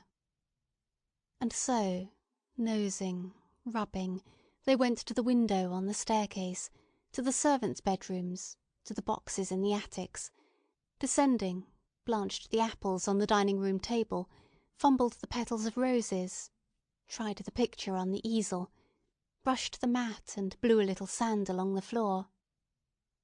At length, desisting, all ceased together, gathered together, all sighed together, all together gave off an aimless gust of lamentation to which some door in the kitchen replied, swung wide, admitted nothing, and slammed to. Here Mr. Carmichael, who was reading Virgil, blew out his candle. It was past midnight. Chapter 3. But what, after all, is one night? A short space, especially when the darkness dims so soon, and so soon a bird sings, a cock crows, or a faint green quickens, like a turning leaf, in the hollow of the wave. Night, however, succeeds to night. The winter holds a pack of them in store, and deals them equally, evenly, with indefatigable fingers. They lengthen, they darken. Some of them hold aloft clear planets, plates of brightness. The autumn trees, ravaged as they are, take on the flash of tattered flags kindling in the gloom of cool cathedral caves, where gold letters on marble pages describe death in battle, and how bones bleach and burn far away in Indian sands. The autumn trees gleam in the yellow moonlight, in the light of harvest moons, the light which mellows the energy of labour, and smooths the stubble, and brings the wave-lapping blue to the shore. It seemed now as if, touched by human penitence and all its toil, divine goodness had parted the curtain and displayed behind it, single, distinct, the hair erect, the wave falling, the boat rocking, which, did we deserve them, should be ours always. But alas, divine goodness, twitching the cord, draws the curtain. It does not please him. He covers his treasures in a drench of hail, and so breaks them, so confuses them, that it seems impossible that their calm should ever return, or that we should ever compose from their fragments a perfect whole, or read in the littered pieces the clear words of truth. For our penitence deserves a glimpse only, our toil respite only. The nights now are full of wind and destruction. The trees plunge and bend, and their leaves fly helter-skelter until the lawn is plastered with them, and they lie packed in gutters and choke drain-pipes and scatter damp paths. Also the sea tosses itself and breaks itself, and should any sleeper fancying that he might find on the beach an answer to his doubts, a sharer of his solitude, throw off his bedclothes and go down by himself to walk on the sand, no image with semblance of serving and divine promptitude comes readily to hand, bringing the night to order and making the world reflect the compass of the soul. The hand dwindles in his hand, the voice bellows in his ear. Almost it would appear that it is useless in such confusion to ask the night those questions as to what, and why, and wherefore, which tempt the sleeper from his bed to seek an answer. Mr. Ramsay, stumbling along a passage one dark morning, stretched his arms out, but Mrs. Ramsay having died rather suddenly the night before, his arms, though stretched out, remained empty.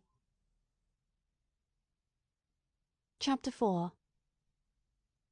So with the house empty, and the doors locked, and the mattresses rolled round, those stray heirs, advance guards of great armies, blustered in, brushed bare boards, nibbled and fanned, met nothing in bedroom or drawing-room that wholly resisted them, but only hangings that flapped, wood that creaked, the bare legs of tables, saucepans and china already furred, tarnished, cracked.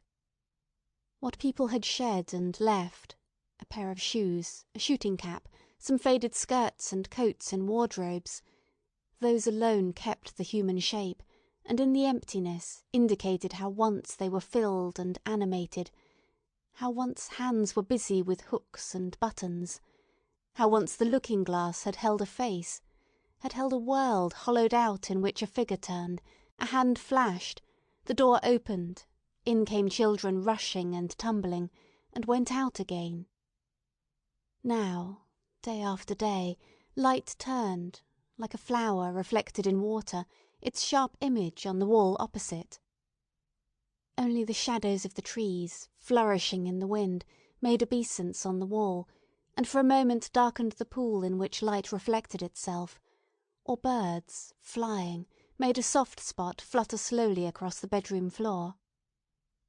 So loveliness reigned, and stillness, and together made the shape of loveliness itself, a form from which life had parted, solitary like a pool at evening, far distant, seen from a train window, vanishing so quickly that the pool, pale in the evening, is scarcely robbed of its solitude, though once seen. Loveliness and stillness clasped hands in the bedroom, and among the shrouded jugs and sheeted chairs, even the prying of the wind and the soft nose of the clammy sea airs, rubbing, sniffing, iterating and reiterating their questions, "Will you fade? Will you perish?" scarcely disturbed the peace, the indifference, the air of pure integrity, as if the question they asked scarcely needed that they should answer, "We remain."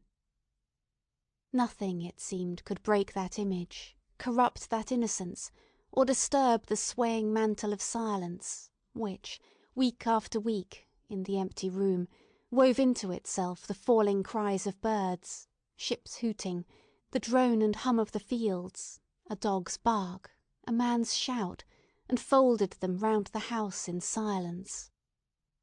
Once only a board sprang on the landing. Once in the middle of the night with a roar, with a rupture, as after centuries of quiescence, a rock rends itself from the mountain and hurtles crashing into the valley, one fold of the shawl loosened and swung to and fro.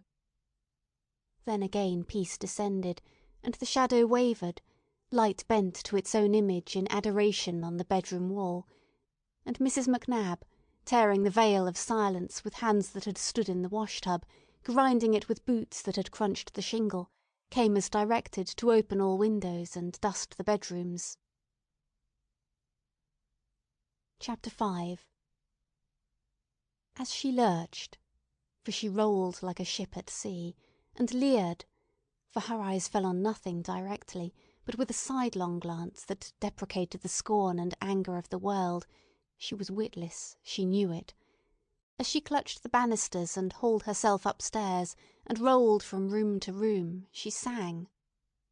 Rubbing the glass of the long looking-glass and leering sideways at her swinging figure, a sound issued from her lips, something that had been gay 20 years before on the stage perhaps, had been hummed and danced to, but now, coming from the toothless, bonneted, caretaking woman, was robbed of meaning, was like the voice of witlessness, humour, persistency itself, trodden down but springing up again, so that as she lurched, dusting, wiping, she seemed to say how it was one long sorrow and trouble, how it was getting up and going to bed again, and bringing things out and putting them away again. It was not easy or snug, this world she had known for close on 70 years. Bowed down she was with weariness. How long, she asked, creaking and groaning on her knees under the bed, dusting the boards, how long shall it endure? But hobbled to her feet again, pulled herself up, and again with her sidelong leer which slipped and turned aside even from her own face and her own sorrows, stood and gaped in the glass, aimlessly smiling, and began again the old amble and hobble, taking up mats, putting down china, looking sideways in the glass, as if, after all, she had her consolations, as if indeed there twined about her dirge some incorrigible hope. Visions of joy there must have been at the wash-tub, say with her children, yet 2 had been base-born and 1 had deserted her. At the public house, drinking, turning over scraps in her drawers. Some cleavage of the dark there must have been, some channel in the depths of obscurity, through which light enough issued to twist her face grinning in the glass and make her, turning to her job again, mumble out the old music-hall song. The mystic, the visionary, walking the beach on a fine night, stirring a puddle, looking at a stone, asking themselves, "What am I? What is this?" had suddenly an answer vouchsafed them. They could not say what it was, so that they were warm in the frost and had comfort in the desert. But Mrs. Macnab continued to drink and gossip as before. Chapter 6. The spring, without a leaf to toss, bare and bright like a virgin fierce in her chastity, scornful in her purity, was laid out on fields wide-eyed and watchful, and entirely careless of what was done or thought by the beholders. Prue Ramsay, leaning on her father's arm, was given in marriage. What, people said, could have been more fitting? And, they added, how beautiful she looked. As summer neared, as the evenings lengthened, there came to the wakeful, the hopeful, walking the beach, stirring the pool, imaginations of the strangest kind, of flesh turned to atoms which drove before the wind, of stars flashing in their hearts, of cliff, sea, cloud, and sky brought purposely together to assemble outwardly the scattered parts of the vision within. In those mirrors the minds of men, in those pools of uneasy water, in which clouds forever turn and shadows form, dreams persisted, and it was impossible to resist the strange intimation which every gull, flower, tree, man and woman, and the white earth itself seemed to declare, but if questioned at once to withdraw, that good triumphs, happiness prevails, order rules. Or to resist the extraordinary stimulus to range hither and thither in search of some absolute good, some crystal of intensity, remote from the known pleasures and familiar virtues, something alien to the processes of domestic life, single, hard, bright, like a diamond in the sand, which would render the possessor secure. Moreover, softened and acquiescent, the spring with her bees humming and gnats dancing, threw her cloak about her, veiled her eyes, averted her head, and among passing shadows and flights of small rain seemed to have taken upon her a knowledge of the sorrows of mankind. Prue Ramsay died that summer in some illness connected with childbirth, which was indeed a tragedy, people said. Everything, they said, had promised so well. And now, in the heat of summer, the wind sent its spies about the house again. Flies wove a web in the sunny rooms. Weeds that had grown close to the glass in the night tapped methodically at the window-pane. When darkness fell, the stroke of the lighthouse, which had laid itself with such authority upon the carpet in the darkness, tracing its pattern, came now in the softer light of spring, mixed with moonlight, gliding gently, as if it laid its caress and lingered stealthily, and looked and came lovingly again. But in the very lull of this loving caress, as the long stroke leant upon the bed, the rock was rent asunder, another fold of the shawl loosened, there it hung and swayed. Through the short summer nights and the long summer days, when the empty rooms seemed to murmur with the echoes of the fields and the hum of flies, the long streamer waved gently, swayed aimlessly, while the sun so striped and barred the rooms and filled them with yellow haze that Mrs. McNab, when she broke in and lurched about, dusting, sweeping, looked like a tropical fish oaring its way through sun-lanced waters. But slumber and sleep though it might, there came later in the summer ominous sounds like the measured blows of hammers dulled on felt, which, with their repeated shocks, still further loosened the shawl and cracked the teacups.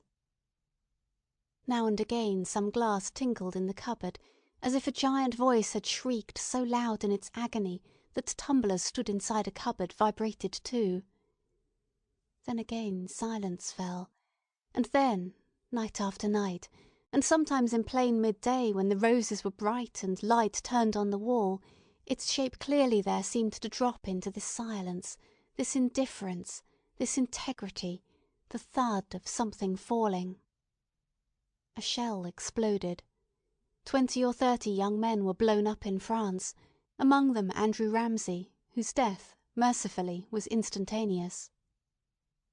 At that season, those who had gone down to pace the beach, and ask of the sea and sky what message they reported, or what vision they affirmed, had to consider among the usual tokens of divine bounty, the sunset on the sea, the pallor of dawn, the moon rising, fishing boats against the moon, and children making mud pies or pelting each other with handfuls of grass. Something out of harmony with this jocundity and this serenity. There was the silent apparition of an ashen-coloured ship, for instance, come, gone. There was a purplish stain upon the bland surface of the sea, as if something had boiled and bled invisibly beneath. This intrusion into a scene calculated to stir the most sublime reflections and lead to the most comfortable conclusions stayed their pacing.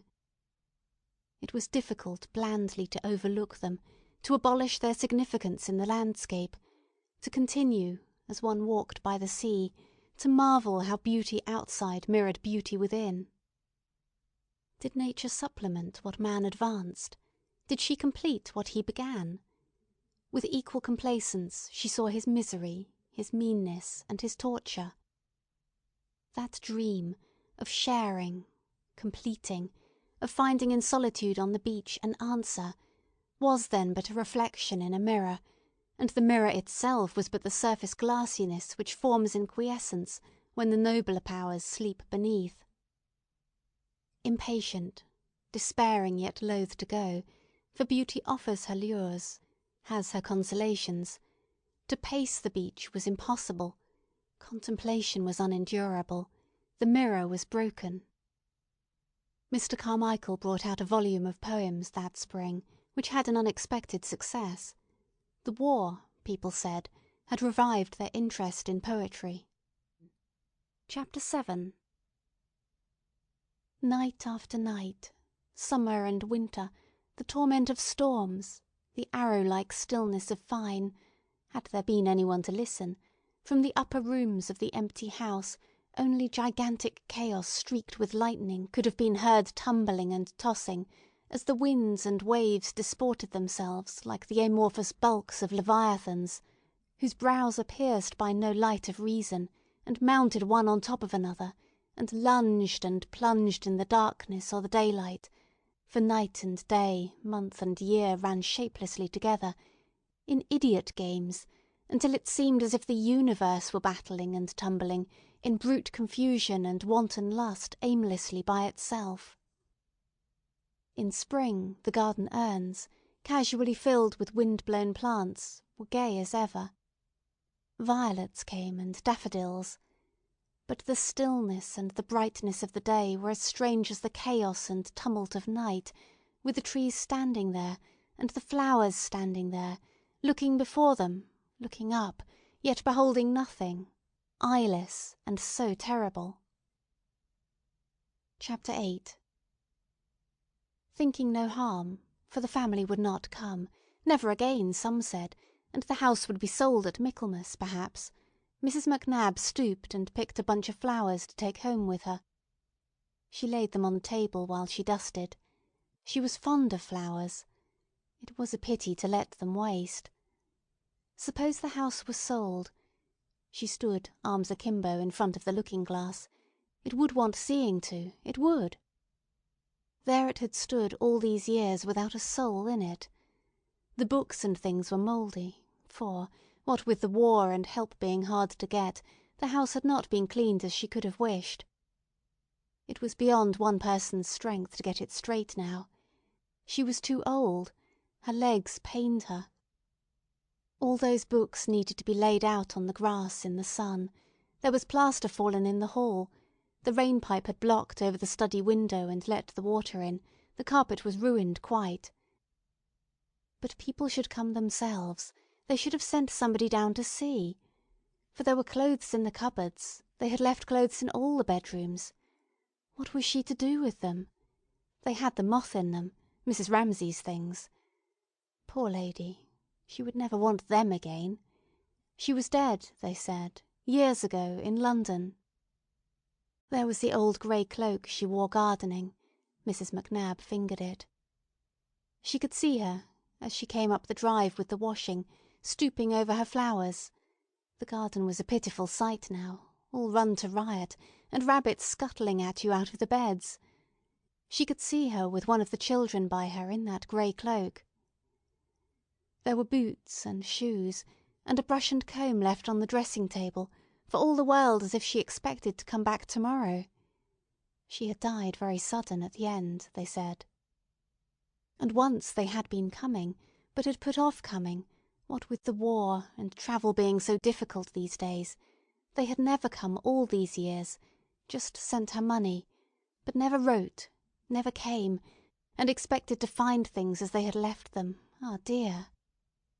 Why, the dressing-table drawers were full of things. She pulled them open. Handkerchiefs, bits of ribbon. Yes, she could see Mrs. Ramsay as she came up the drive with the washing. "Good evening, Mrs. McNab," she would say. She had a pleasant way with her. The girls all liked her. But dear, many things had changed since then. She shut the drawer. Many families had lost their dearest. So she was dead, and Mr. Andrew killed, and Miss Prue dead too, they said, with her first baby. But everyone had lost someone these years. Prices had gone up shamefully, and didn't come down again neither. She could well remember her in her grey cloak. "Good evening, Mrs. McNab," she said, and told cook to keep a plate of milk soup for her. Quite thought she wanted it, carrying that heavy basket all the way up from town. She could see her now, stooping over her flowers, and faint and flickering, like a yellow beam or the circle at the end of a telescope, a lady in a grey cloak, stooping over her flowers, went wandering over the bedroom wall, up the dressing-table, across the washstand, as Mrs. McNab hobbled and ambled, dusting, straightening. And cook's name now, Mildred, Marion, some name like that. Ah, she had forgotten. She did forget things. Fiery, like all red-haired women. Many a laugh they had had. She was always welcome in the kitchen. She made them laugh, she did. Things were better than now. She sighed. There was too much work for one woman. She wagged her head this side and that. This had been the nursery. Why, it was all damp in here. The plaster was falling. Whatever did they want to hang a beast's skull there? Gone mouldy too. And rats in all the attics. The rain came in. But they never sent, never came. Some of the locks had gone, so the doors banged. She didn't like to be up here at dusk alone, neither. It was too much for one woman. Too much, too much. She creaked. She moaned. She banged the door. She turned the key in the lock, and left the house alone, shut up, locked. Chapter 9. The house was left. The house was deserted. It was left like a shell on a sandhill to fill with dry salt grains now that life had left it. The long night seemed to have set in. The trifling airs nibbling, the clammy breaths fumbling, seemed to have triumphed. The saucepan had rusted and the mat decayed. Toads had nosed their way in. Idly, aimlessly, the swaying shawl swung to and fro. A thistle thrust itself between the tiles in the larder. The swallows nested in the drawing-room. The floor was strewn with straw. The plaster fell in shovelfuls. Rafters were laid bare. Rats carried off this and that to gnaw behind the wainscots. Tortoise-shell butterflies burst from the chrysalis and pattered their life out on the window-pane. Poppies sowed themselves among the dahlias. The lawn waved with long grass. Giant artichokes towered among roses. A fringed carnation flowered among the cabbages, while the gentle tapping of a weed at the window had become, on winter's nights, a drumming from sturdy trees and thorned briars which made the whole room green in summer. What power could now prevent the fertility, the insensibility of nature? Mrs. McNab's dream of a lady, of a child, of a plate of milk soup. It had wavered over the walls like a spot of sunlight and vanished. She had locked the door. She had gone. It was beyond the strength of one woman, she said. They never sent. They never wrote. There were things up there rotting in the drawers. It was a shame to leave them so, she said. The place was gone to rack and ruin. Only the lighthouse beam entered the rooms for a moment, sent its sudden stare over bed and wall in the darkness of winter, looked with equanimity at the thistle and the swallow, the rat and the straw. Nothing now withstood them, nothing said no to them. Let the wind blow, let the poppy seed itself and the carnation mate with the cabbage, let the swallow build in the drawing-room, and the thistle thrust aside the tiles, and the butterfly sun itself on the faded chintz of the armchairs. Let the broken glass and the china lie out on the lawn and be tangled over with grass and wild berries. For now had come that moment, that hesitation when dawn trembles and night pauses, when, if a feather alight in the scale, it will be weighed down. One feather, and the house, sinking, falling, would have turned and pitched downwards to the depths of darkness.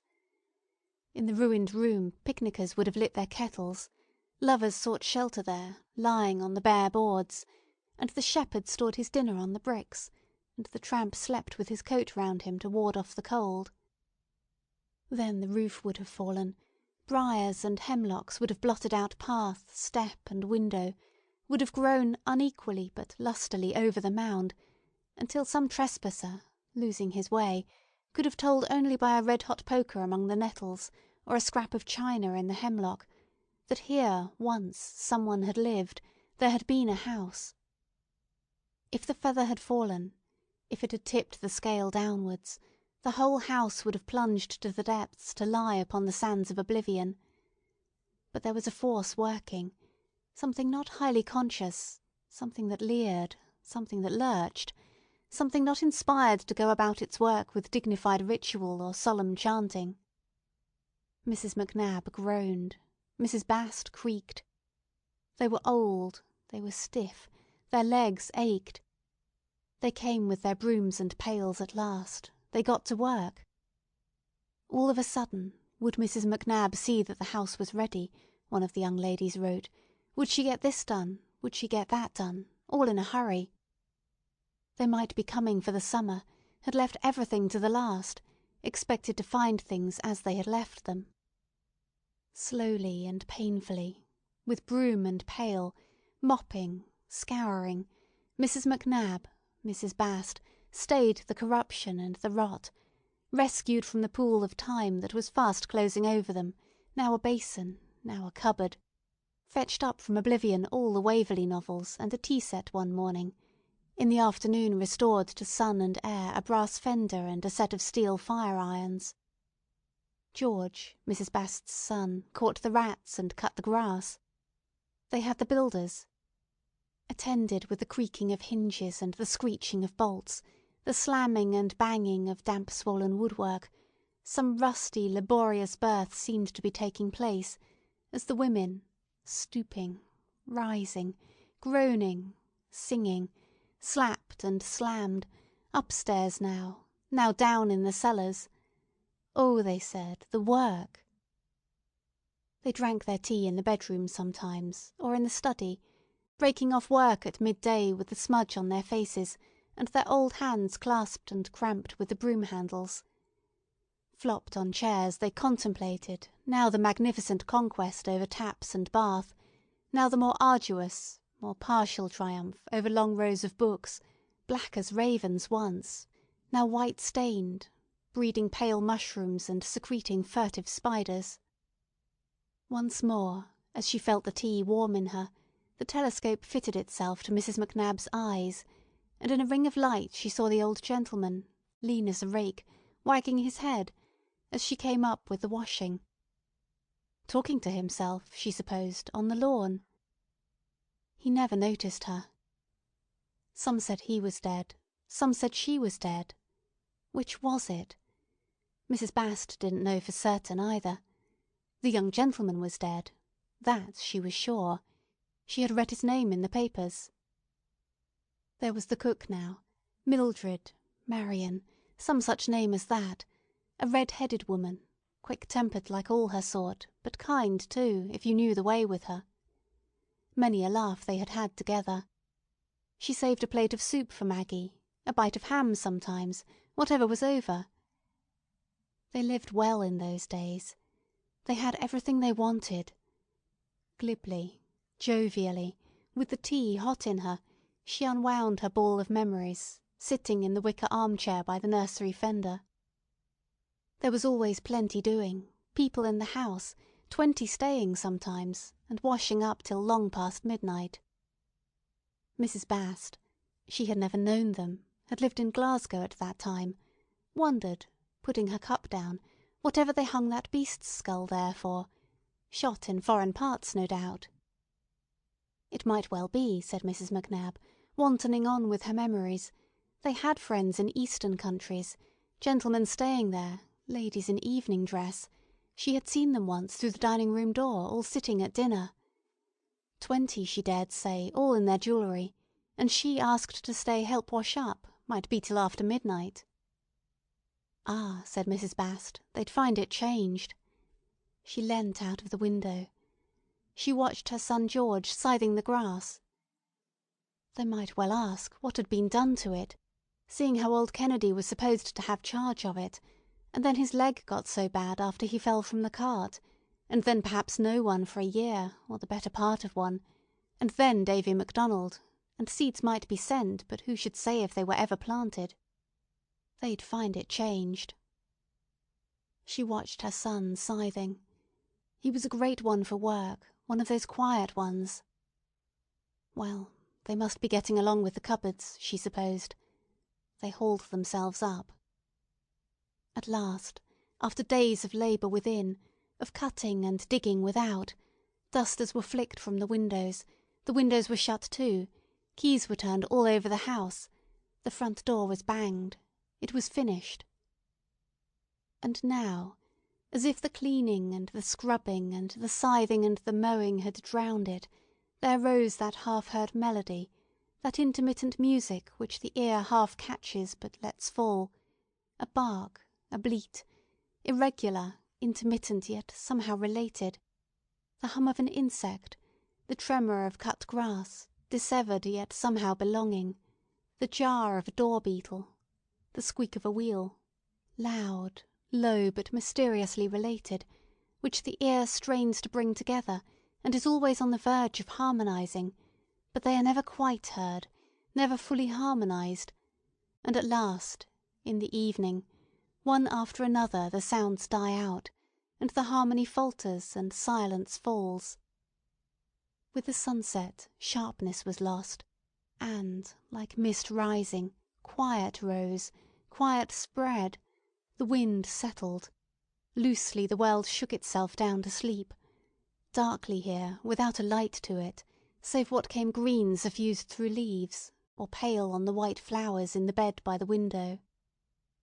Lily Briscoe had her bag carried up to the house late one evening in September. Mr. Carmichael came by the same train. Chapter 10. Then, indeed, peace had come. Messages of peace breathed from the sea to the shore.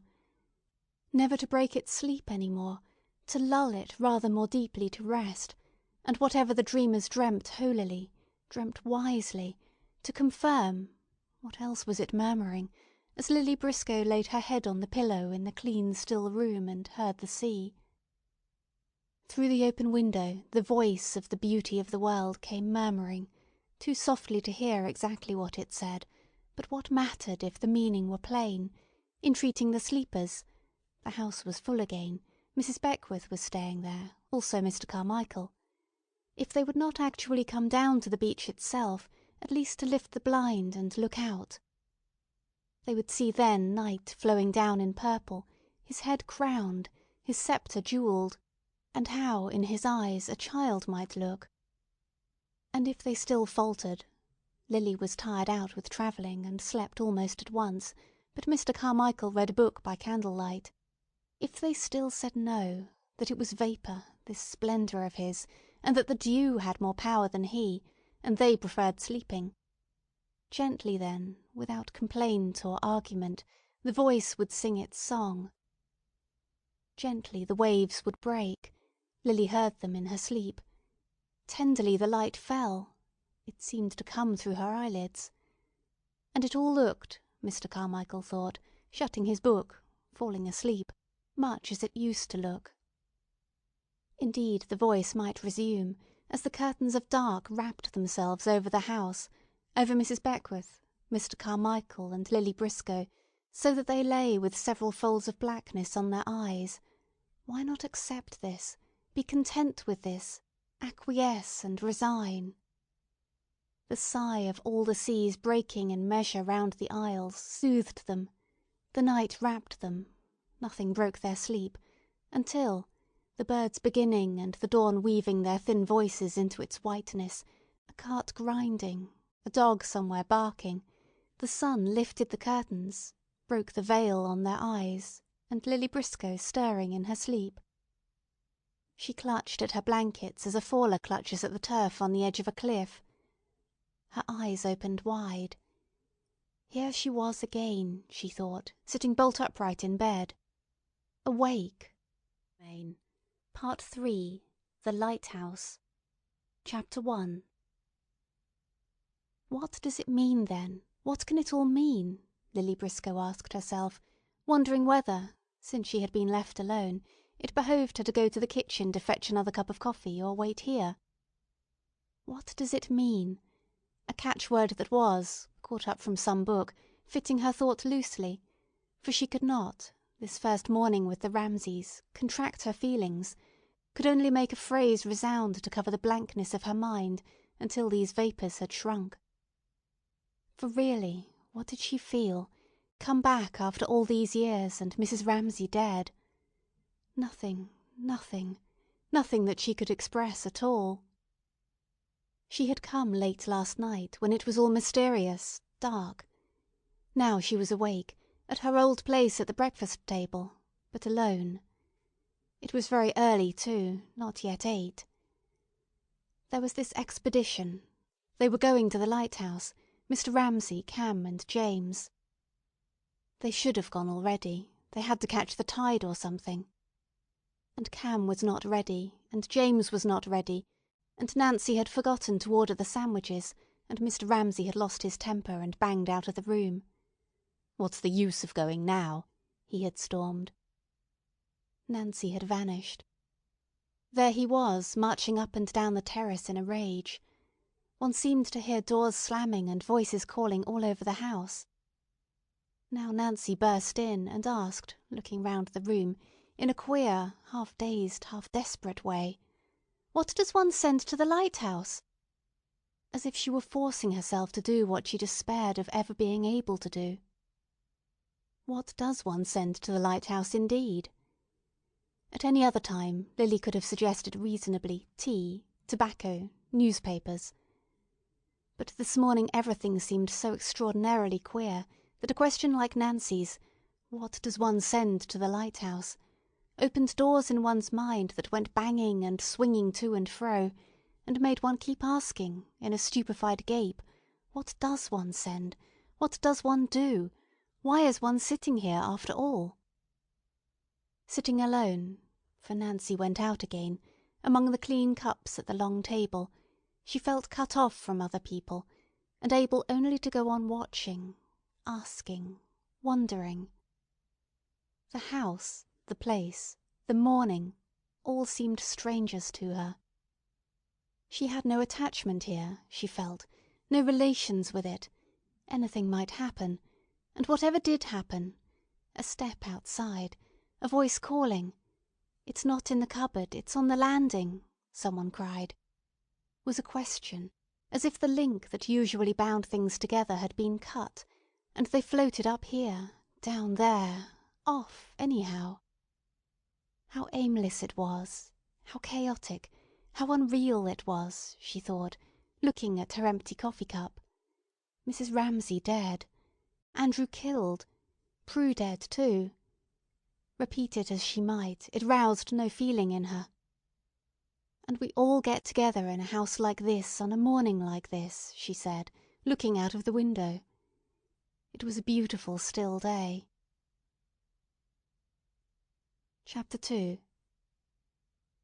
Suddenly Mr. Ramsay raised his head as he passed and looked straight at her, with his distraught, wild gaze which was yet so penetrating, as if he saw you, for 1 second, for the first time, for ever. And she pretended to drink out of her empty coffee cup so as to escape him, to escape his demand on her, to put aside a moment longer that imperious need. And he shook his head at her and strode on. "Alone," she heard him say.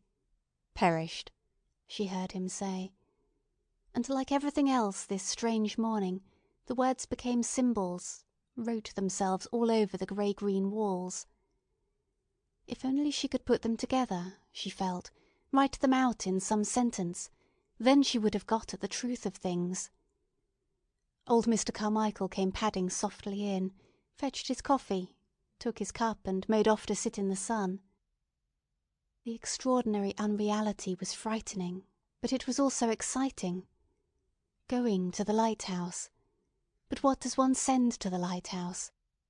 Perished. Alone. The grey-green light on the wall opposite. The empty places. Such were some of the parts, but how bring them together, she asked. As if any interruption would break the frail shape she was building on the table, she turned her back to the window, lest Mr. Ramsay should see her. She must escape somewhere, be alone somewhere. Suddenly she remembered. When she had sat there last, 10 years ago, there had been a little sprig or leaf pattern on the tablecloth, which she had looked at in a moment of revelation. There had been a problem about a foreground of a picture. Move the tree to the middle, she had said. She had never finished that picture. She would paint that picture now. It had been knocking about in her mind all these years. Where were her paints? She wondered. Her paints, yes. She had left them in the hall last night. She would start at once. She got up quickly, before Mr. Ramsay turned. She fetched herself a chair. She pitched her easel with her precise, old-maidish movements on the edge of the lawn, not too close to Mr. Carmichael, but close enough for his protection. Yes, it must have been precisely here that she had stood 10 years ago. There was the wall, the hedge, the tree. The question was of some relation between those masses. She had borne it in her mind all these years. It seemed as if the solution had come to her. She knew now what she wanted to do. But with Mr. Ramsay bearing down on her, she could do nothing. Every time he approached, he was walking up and down the terrace, ruin approached, chaos approached. She could not paint. She stooped. She turned. She took up this rag. She squeezed that tube. But all she did was to ward him off for a moment. He made it impossible for her to do anything. For if she gave him the least chance, if he saw her disengaged a moment, looking his way a moment, he would be on her, saying, as he had said last night, "You find us much changed." Last night he had got up and stopped before her and said that. Dumb and staring though they had all sat, the 6 children whom they used to call after the kings and queens of England, the red, the fair, the wicked, the ruthless, she felt how they raged under it. Kind old Mrs. Beckwith said something sensible. But it was a house full of unrelated passions. She had felt that all the evening. And on top of this chaos, Mr. Ramsay got up, pressed her hand, and said, "You will find us much changed." And none of them had moved or had spoken, but had sat there as if they were forced to let him say it. Only James, certainly the sullen, scowled at the lamp, and Cam screwed her handkerchief round her finger. Then he reminded them that they were going to the lighthouse tomorrow. They must be ready, in the hall, on the stroke of 7:30. Then, with his hand on the door, he stopped. He turned upon them. Did they not want to go? He demanded. Had they dared say no—he had some reason for wanting it—he would have flung himself tragically backwards into the bitter waters of despair. Such a gift he had for gesture. He looked like a king in exile. Doggedly, James said yes. Cam stumbled more wretchedly. Yes, oh yes, they'd both be ready, they said. And it struck her. This was tragedy. Not Paul's, dust and the shroud, but children coerced, their spirits subdued. James was 16, Cam 17 perhaps. She had looked round for someone who was not there, for Mrs. Ramsay presumably. But there was only kind Mrs. Beckwith turning over her sketches under the lamp. Then, being tired, her mind still rising and falling with the sea, the taste and smell that places have after long absence possessing her, the candles wavering in her eyes, she had lost herself and gone under. It was a wonderful night, starlit. The waves sounded as they went upstairs. The moon surprised them, enormous, pale, as they passed the staircase window. She had slept at once. She set her clean canvas firmly upon the easel as a barrier, frail, but she hoped sufficiently substantial to ward off Mr. Ramsay and his exactingness. She did her best to look, when his back was turned, at her picture, that line there, that mass there. But it was out of the question. Let him be 50 feet away, let him not even speak to you, let him not even see you, he permeated, he prevailed, he imposed himself. He changed everything. She could not see the colour, she could not see the lines. Even with his back turned to her, she could only think, but he'll be down on me in a moment, demanding something she felt she could not give him. She rejected one brush, she chose another. When would those children come? When would they all be off? She fidgeted. That man, she thought, her anger rising in her, never gave. That man took. She, on the other hand, would be forced to give. Mrs. Ramsay had given. Giving, giving, giving, she had died, and had left all this. Really, she was angry with Mrs. Ramsay.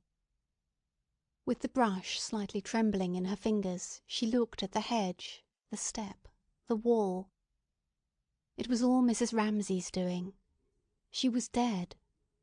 Here was Lily at 44, wasting her time, unable to do a thing, standing there, playing at painting, playing at the one thing one did not play at, and it was all Mrs. Ramsay's fault. She was dead.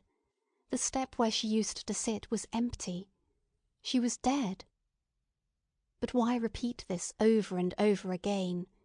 Why be always trying to bring up some feeling she had not got? There was a kind of blasphemy in it. It was all dry, all withered, all spent. They ought not to have asked her. She ought not to have come.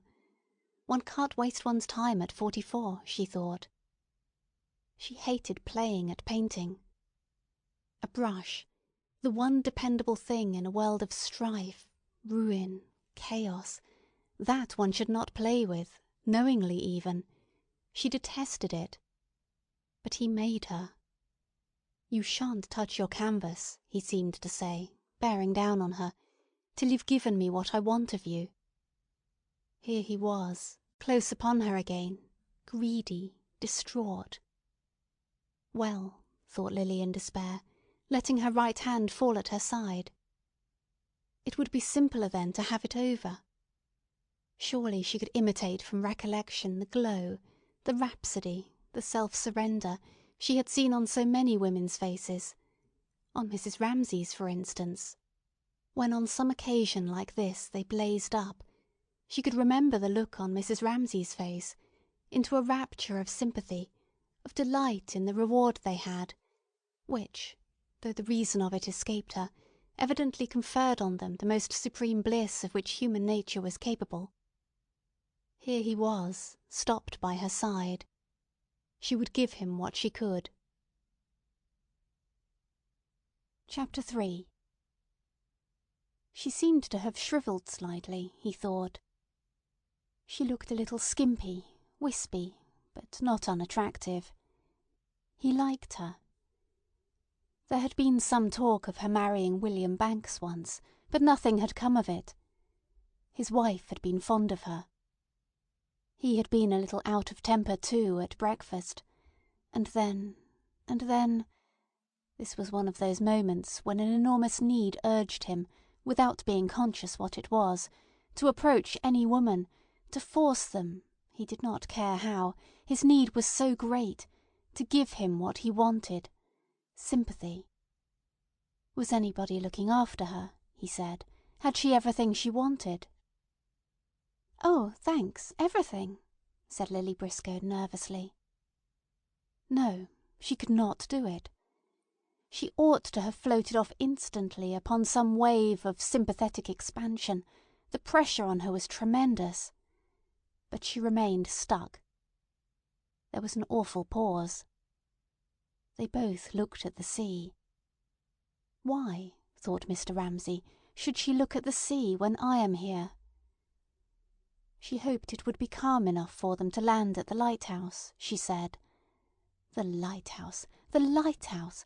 What's that got to do with it? He thought impatiently. Instantly, with the force of some primeval gust, for really he could not restrain himself any longer, there issued from him such a groan that any other woman in the whole world would have done something, said something. All except myself, thought Lily, girding at herself bitterly, who am not a woman, but a peevish, ill-tempered, dried-up old maid, presumably. Mr. Ramsay sighed to the full. He waited. Was she not going to say anything? Did she not see what he wanted from her? Then he said he had a particular reason for wanting to go to the lighthouse. His wife used to send the men things. There was a poor boy with a tuberculous hip, the lightkeeper's son. He sighed profoundly. He sighed significantly. All Lily wished was that this enormous flood of grief, this insatiable hunger for sympathy, this demand that she should surrender herself up to him entirely, and even so he had sorrows enough to keep her supplied for ever, should leave her, should be diverted. She kept looking at the house, hoping for an interruption, before it swept her down in its flow. "Such expeditions," said Mr. Ramsay, scraping the ground with his toe, "are very painful." Still Lily said nothing. She is a stock, she is a stone, he said to himself. "They are very exhausting," he said, looking, with a sickly look that nauseated her. He was acting, she felt. This great man was dramatizing himself. At his beautiful hands. It was horrible. It was indecent. Would they never come, she asked, for she could not sustain this enormous weight of sorrow, support these heavy draperies of grief. He had assumed a pose of extreme decrepitude. He even tottered a little as he stood there. A moment longer. Still she could say nothing. The whole horizon seemed swept bare of objects to talk about. Could only feel, amazedly, as Mr. Ramsay stood there, how his gaze seemed to fall dolefully over the sunny grass and discolour it, and cast over the rubicund, drowsy, entirely contented figure of Mr. Carmichael, reading a French novel on a deck-chair, a veil of crape, as if such an existence, flaunting its prosperity in a world of woe, were enough to provoke the most dismal thoughts of all. "Look at him," he seemed to be saying. "Look at me." And indeed all the time he was feeling, "Think of me, think of me." Ah, could that bulk only be wafted alongside of them, Lily wished. Had she only pitched her easel a yard or two closer to him, a man, any man, would staunch this effusion, would stop these lamentations. A woman, she had provoked this horror. A woman, she should have known how to deal with it. It was immensely to her discredit, sexually, to stand there dumb. One said— What did one say? "Oh, Mr. Ramsay, dear Mr. Ramsay." That was what that kind old lady who sketched, Mrs. Beckwith, would have said, instantly and rightly. But no. They stood there, isolated from the rest of the world. His immense self-pity, his demand for sympathy poured and spread itself in pools at her feet, and all she did, miserable sinner that she was was to draw her skirts a little closer round her ankles, lest she should get wet. In complete silence she stood there, grasping her paintbrush. Heaven could never be sufficiently praised. She heard sounds in the house. James and Cam must be coming. But Mr. Ramsay, as if he knew that his time ran short, exerted upon her solitary figure the immense pressure of his concentrated woe, his age, his frailty, his desolation, when suddenly, tossing his head impatiently, in his annoyance, for after all, what woman could resist him, he noticed that his bootlaces were untied. Remarkable boots they were too, Lily thought, looking down at them. Sculptured, colossal, like everything that Mr. Ramsay wore, from his frayed tie to his half-buttoned waistcoat, his own indisputably. She could see them walking to his room of their own accord, expressive in his absence of pathos, surliness, ill-temper, charm. "What beautiful boots!" she exclaimed. She was ashamed of herself. To praise his boots when he asked her to solace his soul, when he had shown her his bleeding hands, his lacerated heart, and asked her to pity them, then to say cheerfully, "Ah, but what beautiful boots you wear!" deserved, she knew, and she looked up expecting to get it in one of his sudden roars of ill-temper, complete annihilation. Instead, Mr. Ramsay smiled. His pall, his draperies, his infirmities fell from him. "Ah, yes," he said, holding his foot up for her to look at. They were first-rate boots. There was only one man in England who could make boots like that. Boots are among the chief curses of mankind, he said. "Bootmakers make it their business," he exclaimed, "to cripple and torture the human foot. They are also the most obstinate and perverse of mankind. It had taken him the best part of his youth to get boots made as they should be made. He would have her observe"—he lifted his right foot and then his left—"that she had never seen boots made quite that shape before. They were made of the finest leather in the world, also. Most leather was mere brown paper and cardboard." He looked complacently at his foot, still held in the air. They had reached, she felt, a sunny island where peace dwelt, sanity reigned, and the sun for ever shone, the blessed island of good boots. Her heart warmed to him. "Now let me see if you can tie a knot," he said. He pooh-poohed her feeble system. He showed her his own invention. Once you tied it, it never came undone. 3 times he knotted her shoe, 3 times he unknotted it. Why, at this completely inappropriate moment, when he was stooping over her shoe, should she be so tormented with sympathy for him that, as she stooped too, the blood rushed to her face, and, thinking of her callousness—she had called him a play-actor—she felt her eyes swell and tingle with tears. Thus occupied, he seemed to her a figure of infinite pathos. He tied knots. He bought boots. There was no helping Mr. Ramsay on the journey he was going.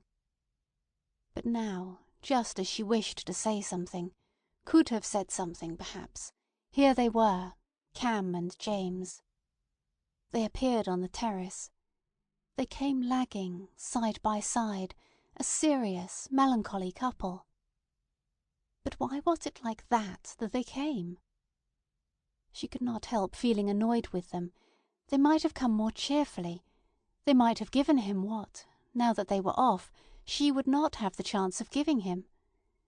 For she felt a sudden emptiness, a frustration. Her feeling had come too late. There it was ready, but he no longer needed it. He had become a very distinguished, elderly man who had no need of her whatsoever. She felt snubbed. He slung a knapsack round his shoulders. He shared out the parcels.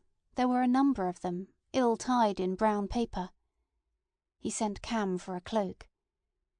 He had all the appearance of a leader making ready for an expedition. Then, Wheeling about, he led the way with his firm military tread, in those wonderful boots, carrying brown paper parcels, down the path, his children following him. They looked, she thought, as if fate had devoted them to some stern enterprise, and they went to it, still young enough to be drawn acquiescent in their father's wake, obediently, but with a pallor in their eyes which made her feel that they suffered something beyond their years in silence. So they passed the edge of the lawn, and it seemed to Lily that she watched a procession go by, drawn on by some stress of common feeling, which made it, faltering and flagging as it was, a little company bound together, and strangely impressive to her. Politely, but very distantly, Mr. Ramsay raised his hand and saluted her as they passed. But what a face, she thought, immediately finding the sympathy which she had not been asked to give troubling her for expression. What had made it like that? Thinking, night after night, she supposed, about the reality of kitchen tables, she added, remembering the symbol which in her vagueness as to what Mr. Ramsay did think about, Andrew had given her. He had been killed by the splinter of a shell instantly, she bethought her. The kitchen table was something visionary, austere, something bare, hard, not ornamental. There was no colour to it. It was all edges and angles. It was uncompromisingly plain. But Mr. Ramsay kept always his eyes fixed upon it, never allowed himself to be distracted or deluded, until his face became worn too, and ascetic, and partook of this unornamented beauty which so deeply impressed her. Then she recalled, standing where he had left her, holding her brush, worries had fretted it, not so nobly. He must have had his doubts about that table, she supposed, whether the table was a real table, whether it was worth the time he gave to it, whether he was able after all to find it. He had had doubts, she felt, or he would have asked less of people. That was what they talked about late at night sometimes, she suspected, and then next day Mrs. Ramsay looked tired, and Lily flew into a rage with him over some absurd little thing. But now he had nobody to talk to about that table, or his boots, or his knots, and he was like a lion seeking whom he could devour, and his face had that touch of desperation, of exaggeration in it which alarmed her and made her pull her skirts about her. And then, she recalled, there was that sudden revivification, that sudden flare, when she praised his boots, that sudden recovery of vitality and interest in ordinary human things, which too passed and changed, for he was always changing and hid nothing, into that other final phase which was new to her, and had, she owned, made herself ashamed of her own irritability, when it seemed as if he had shed worries and ambitions, and the hope of sympathy and the desire for praise, had entered some other region, was drawn on, as if by curiosity, in dumb colloquy, whether with himself or another, at the head of that little procession out of one's range. An extraordinary face. The gate banged. Chapter 4. So they're gone, she thought, sighing with relief and disappointment. Her sympathy seemed to be cast back on her, like a bramble sprung across her face. She felt curiously divided, as if one part of her were drawn out there. It was a still day, hazy.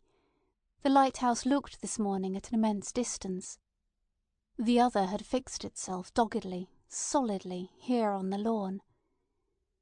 She saw her canvas as if it had floated up and placed itself, white and uncompromising, directly before her. It seemed to rebuke her with its cold stare for all this hurry and agitation, this folly and waste of emotion. It drastically recalled her, and spread through her mind, first a peace, as her disorderly sensations. He had gone, and she had been so sorry for him, and she had said nothing. Trooped off the field. And then emptiness. She looked blankly at the canvas, with its uncompromising white stare, from the canvas to the garden. There was something. She stood screwing up her little Chinese eyes in her small puckered face. Something she remembered in the relations of those lines cutting across, slicing down, and in the mass of the hedge with its green cave of blues and browns, which had stayed in her mind, which had tied a knot in her mind, so that at odds and ends of time, involuntarily as she walked along the Brompton Road, as she brushed her hair, she found herself painting that picture, passing her eye over it, and untying the knot in imagination. But there was all the difference in the world between this planning airily away from the canvas, and actually taking her brush and making the first mark. She had taken the wrong brush in her agitation at Mr. Ramsay's presence, and her easel, rammed into the earth so nervously, was at the wrong angle. And now that she had put that right, and in so doing had subdued the impertinences and irrelevances that plucked her attention, and made her remember how she was such and such a person, had such and such relations to people, she took her hand and raised her brush. For a moment it stayed trembling in a painful but exciting ecstasy in the air. Where to begin? That was the question, at what point to make the first mark.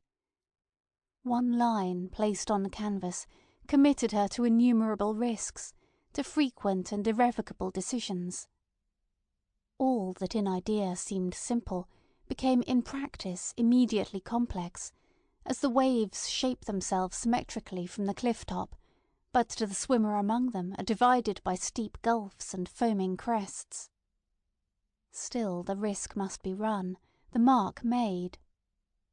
With a curious physical sensation, as if she were urged forward and at the same time must hold herself back, she made her first quick, decisive stroke. The brush descended. It flickered brown over the white canvas. It left a running mark. A second time she did it, a third time. And so pausing, and so flickering, she attained a dancing, rhythmical movement, as if the pauses were one part of the rhythm, and the strokes another, and all were related. And so, lightly and swiftly pausing, striking, she scored her canvas with brown running nervous lines, which had no sooner settled there than they enclosed. She felt it looming out at her, a space. Down in the hollow of one wave she saw the next wave towering higher and higher above her. For what could be more formidable than that space? Here she was again, she thought, stepping back to look at it, drawn out of gossip, out of living, out of community with people, into the presence of this formidable ancient enemy of hers, this other thing, this truth, this reality, which suddenly laid hands on her, emerged stark at the back of appearances, and commanded her attention. She was half unwilling, half reluctant. Why always be drawn out and haled away? Why not left in peace to talk to Mr. Carmichael on the lawn? It was an exacting form of intercourse anyhow. Other worshipful objects were content with worship. Men, women, God, all let one kneel prostrate. But this form, were it only the shape of a white lampshade looming on a wicker table, roused one to perpetual combat, challenged one to a fight in which one was bound to be worsted. Always, it was in her nature, or in her sex, she did not know which, before she exchanged the fluidity of life for the concentration of painting, she had a few moments of nakedness, where she seemed like an unborn soul, a soul reft of body, hesitating on some windy pinnacle, and exposed without protection to all the blasts of doubt. Why, then, did she do it? She looked at the canvas, lightly scored with running lines. It would be hung in the servants' bedrooms. It would be rolled up and stuffed under a sofa. What was the good of doing it, then? And she heard some voice saying she couldn't paint, saying she couldn't create. as if she were caught up in one of those habitual currents in which, after a certain time, experience forms in the mind, so that one repeats words without being aware any longer of who originally spoke them. "Can't paint, can't write," she murmured monotonously, anxiously considering what her plan of attack should be.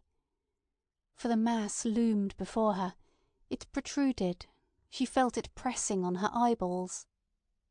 Then, as if some juice necessary for the lubrication of her faculties were spontaneously squirted, she began precariously dipping among the blues and umbers, moving her brush hither and thither.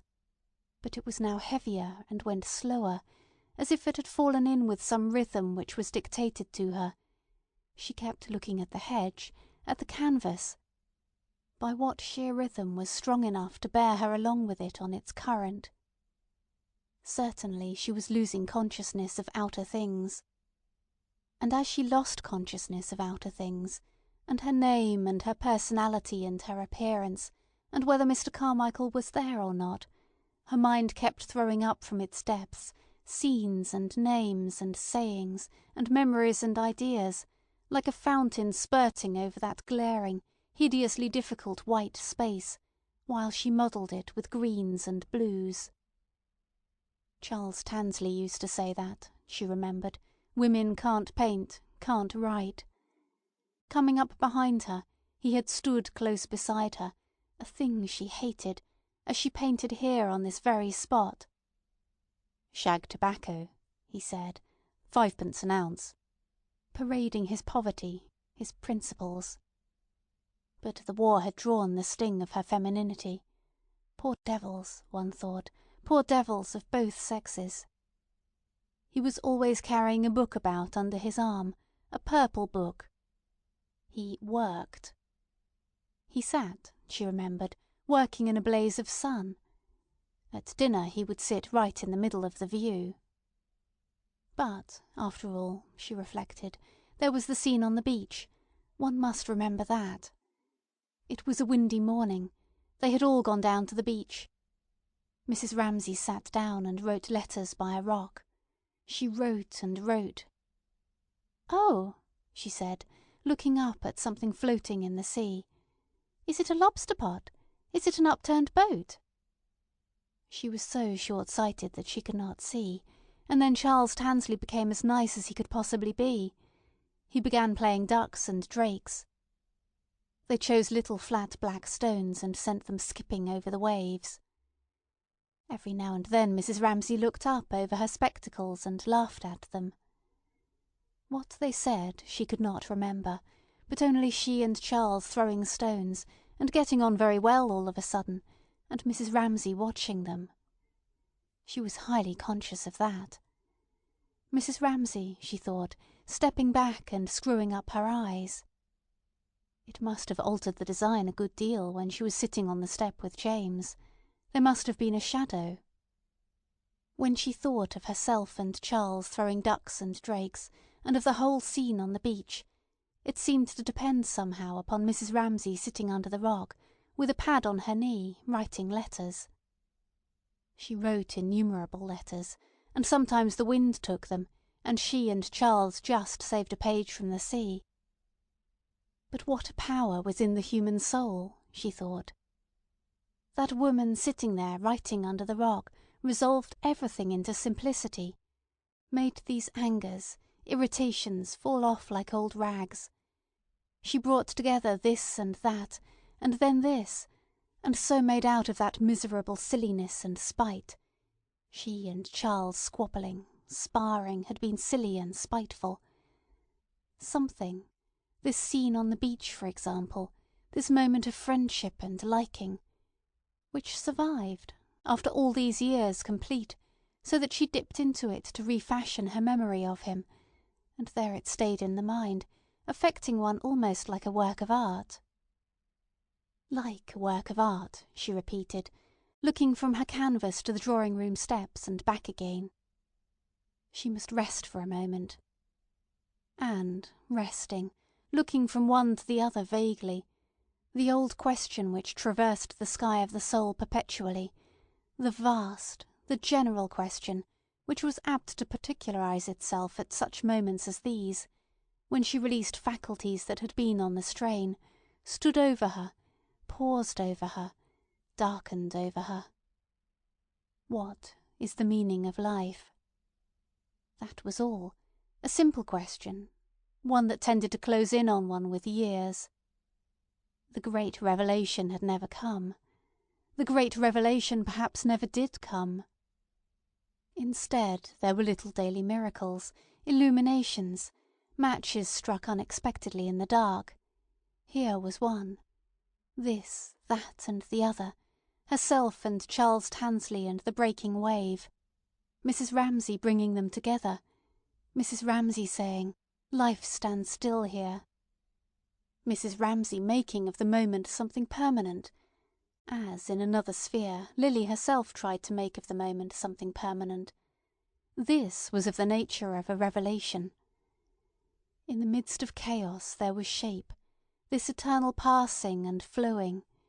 She looked at the clouds going and the leaves shaking, was struck into stability. "Life stands still here," Mrs. Ramsay said. "Mrs. Ramsay, Mrs. Ramsay," she repeated. She owed it all to her. All was silence. Nobody seemed yet to be stirring in the house. She looked at it there sleeping in the early sunlight, with its windows green and blue with the reflected leaves. The faint thought she was thinking of Mrs. Ramsay seemed in consonance with this quiet house, this smoke, this fine early morning air. Faint and unreal, it was amazingly pure and exciting. She hoped nobody would open the window or come out of the house, but that she might be left alone to go on thinking, to go on painting. She turned to her canvas. But, impelled by some curiosity, driven by the discomfort of the sympathy which she held undischarged, she walked a pace or two to the end of the lawn to see whether, down there on the beach, she could see that little company setting sail. Down there among the little boats which floated, some with their sails furled, some slowly, for it was very calm, moving away, there was one rather apart from the others. The sail was, even now, being hoisted. She decided that there, in that very distant and entirely silent little boat, Mr. Ramsay was sitting with Cam and James. Now they had got the sail up. Now, after a little flagging and silence, she watched the boat take its way with deliberation past the other boats, out to sea. Chapter 5. The sails flapped over their heads. The water chuckled and slapped the sides of the boat, which drowsed motionless in the sun. Now and then the sails rippled with a little breeze in them, but the ripple ran over them and ceased. The boat made no motion at all. Mr. Ramsay sat in the middle of the boat. He would be impatient in a moment, James thought, and Cam thought, looking at her father, who sat in the middle of the boat between them. James steered. Cam sat alone in the bow, with his legs tightly curled. He hated hanging about. Sure enough, after fidgeting a second or two, he said something sharp to McAllister's boy, who got out his oars and began to row. But their father, they knew, would never be content until they were flying along.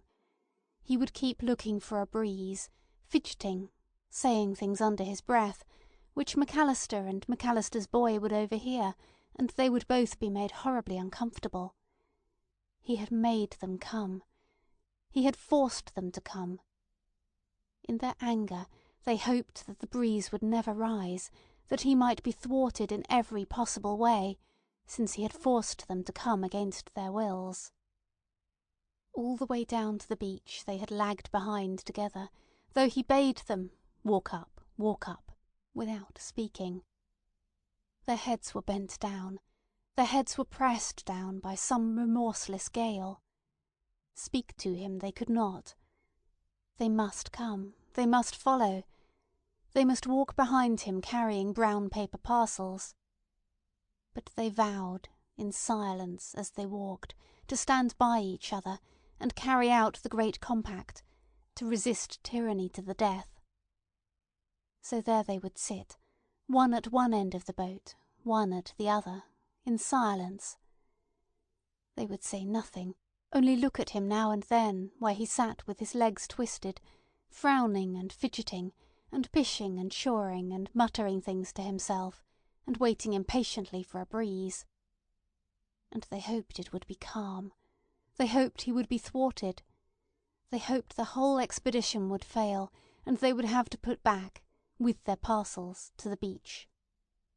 But now, when McAllister's boy had rowed a little way out, the sails slowly swung round, the boat quickened itself, flattened itself, and shot off.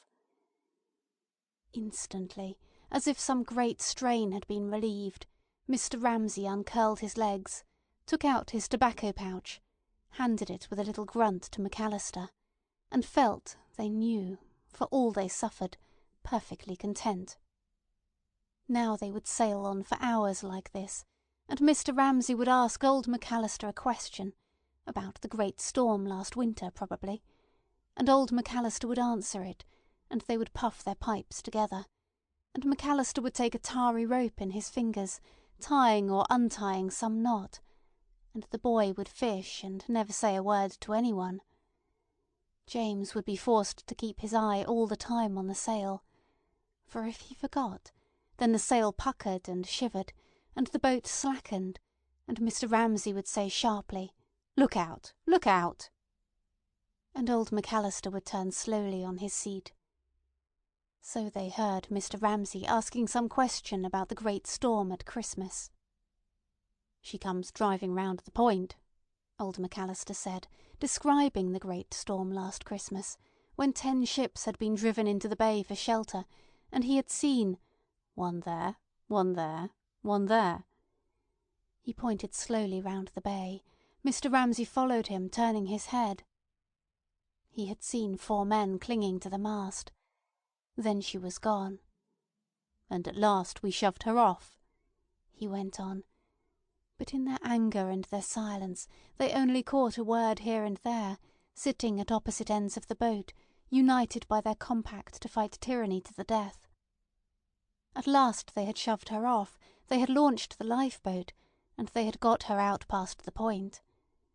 McAllister told the story, and though they only caught a word here and there, they were conscious all the time of their father, how he leant forward, how he brought his voice into tune with McAllister's voice, how, puffing at his pipe, and looking there and there where McAllister pointed, he relished the thought of the storm, and the dark night, and the fishermen striving there. He liked that men should labour and sweat on the windy beach at night, pitting muscle and brain against the waves and the wind. He liked men to work like that, and women to keep house, and sit beside sleeping children indoors, while men were drowned, out there in a storm. So James could tell, so Cam could tell. They looked at him, they looked at each other. From his toss and his vigilance and the ring in his voice, and the little tinge of Scottish accent which came into his voice, making him seem like a peasant himself, as he questioned McAllister about the 11 ships that had been driven into the bay in a storm. 3 had sunk. He looked proudly where McAllister pointed, and Cam thought, feeling proud of him, without knowing quite why, had he been there he would have launched the lifeboat, he would have reached the wreck, Cam thought. He was so brave, he was so adventurous, Cam thought. But she remembered. There was the compact, to resist tyranny to the death. Their grievance weighed them down. They had been forced. They had been bidden. He had borne them down once more with his gloom and his authority, making them do his bidding, on this fine morning, come, because he wished it, carrying these parcels to the Lighthouse. Take part in these rites he went through for his own pleasure in memory of dead people, which they hated, so that they lagged after him. All the pleasure of the day was spoilt. Yes, the breeze was freshening. The boat was leaning. The water was sliced sharply and fell away in green cascades. in bubbles, in cataracts. Cam looked down into the foam, into the sea with all its treasure in it, and its speed hypnotized her, and the tie between her and James sagged a little. It slackened a little. She began to think, how fast it goes. Where are we going? And the movement hypnotized her. While James, with his eye fixed on the sail and on the horizon, steered grimly. But he began to think as he steered that he might escape. He might be quit of it all. They might land somewhere and be free then. Both of them, looking at each other for a moment, had a sense of escape and exultation, what with the speed and the change. But the breeze bred in Mr. Ramsay too the same excitement, and, as old McAllister turned to fling his line overboard, he cried out aloud, "We perished!" And then again, "Each alone!" And then, with his usual spasm of repentance or shyness, pulled himself up and waved his hand towards the shore. "See the little house?" he said, pointing, wishing Cam to look. She raised herself reluctantly and looked. But which was it? She could no longer make out, there on the hillside, which was their house. All looked distant and peaceful and strange. The shore seemed refined, far away, unreal. Already the little distance they had sailed had put them far from it and given it the changed look, the composed look, of something receding in which one has no longer any part. Which was their house? She could not see it. "But I beneath a rougher sea," Mr. Ramsay murmured. He had found the house, and so seeing it, he had also seen himself there. He had seen himself walking on the terrace alone. He was walking up and down between the urns, and he seemed to himself very old and bowed. Sitting in the boat, he bowed, he crouched himself, acting instantly his part, the part of a desolate man, widowed, bereft, and so called up before him in hosts people sympathizing with him, staged for himself as he sat in the boat, a little drama, which required of him decrepitude and exhaustion and sorrow. He raised his hands and looked at the thinness of them to confirm his dream. And then there was given him in abundance women's sympathy, and he imagined how they would soothe him and sympathize with him, and so getting in his dream some reflection of the exquisite pleasure women's sympathy was to him, he sighed, and said gently and mournfully, "But I beneath the rougher sea was whelmed in deeper gulfs than he," so that the mournful words were heard quite clearly by them all. Cam half started on her seat. It shocked her. It outraged her. The movement roused her father, and he shuddered and broke off, exclaiming, "Look! Look!" so urgently that James also turned his head to look over his shoulder at the island.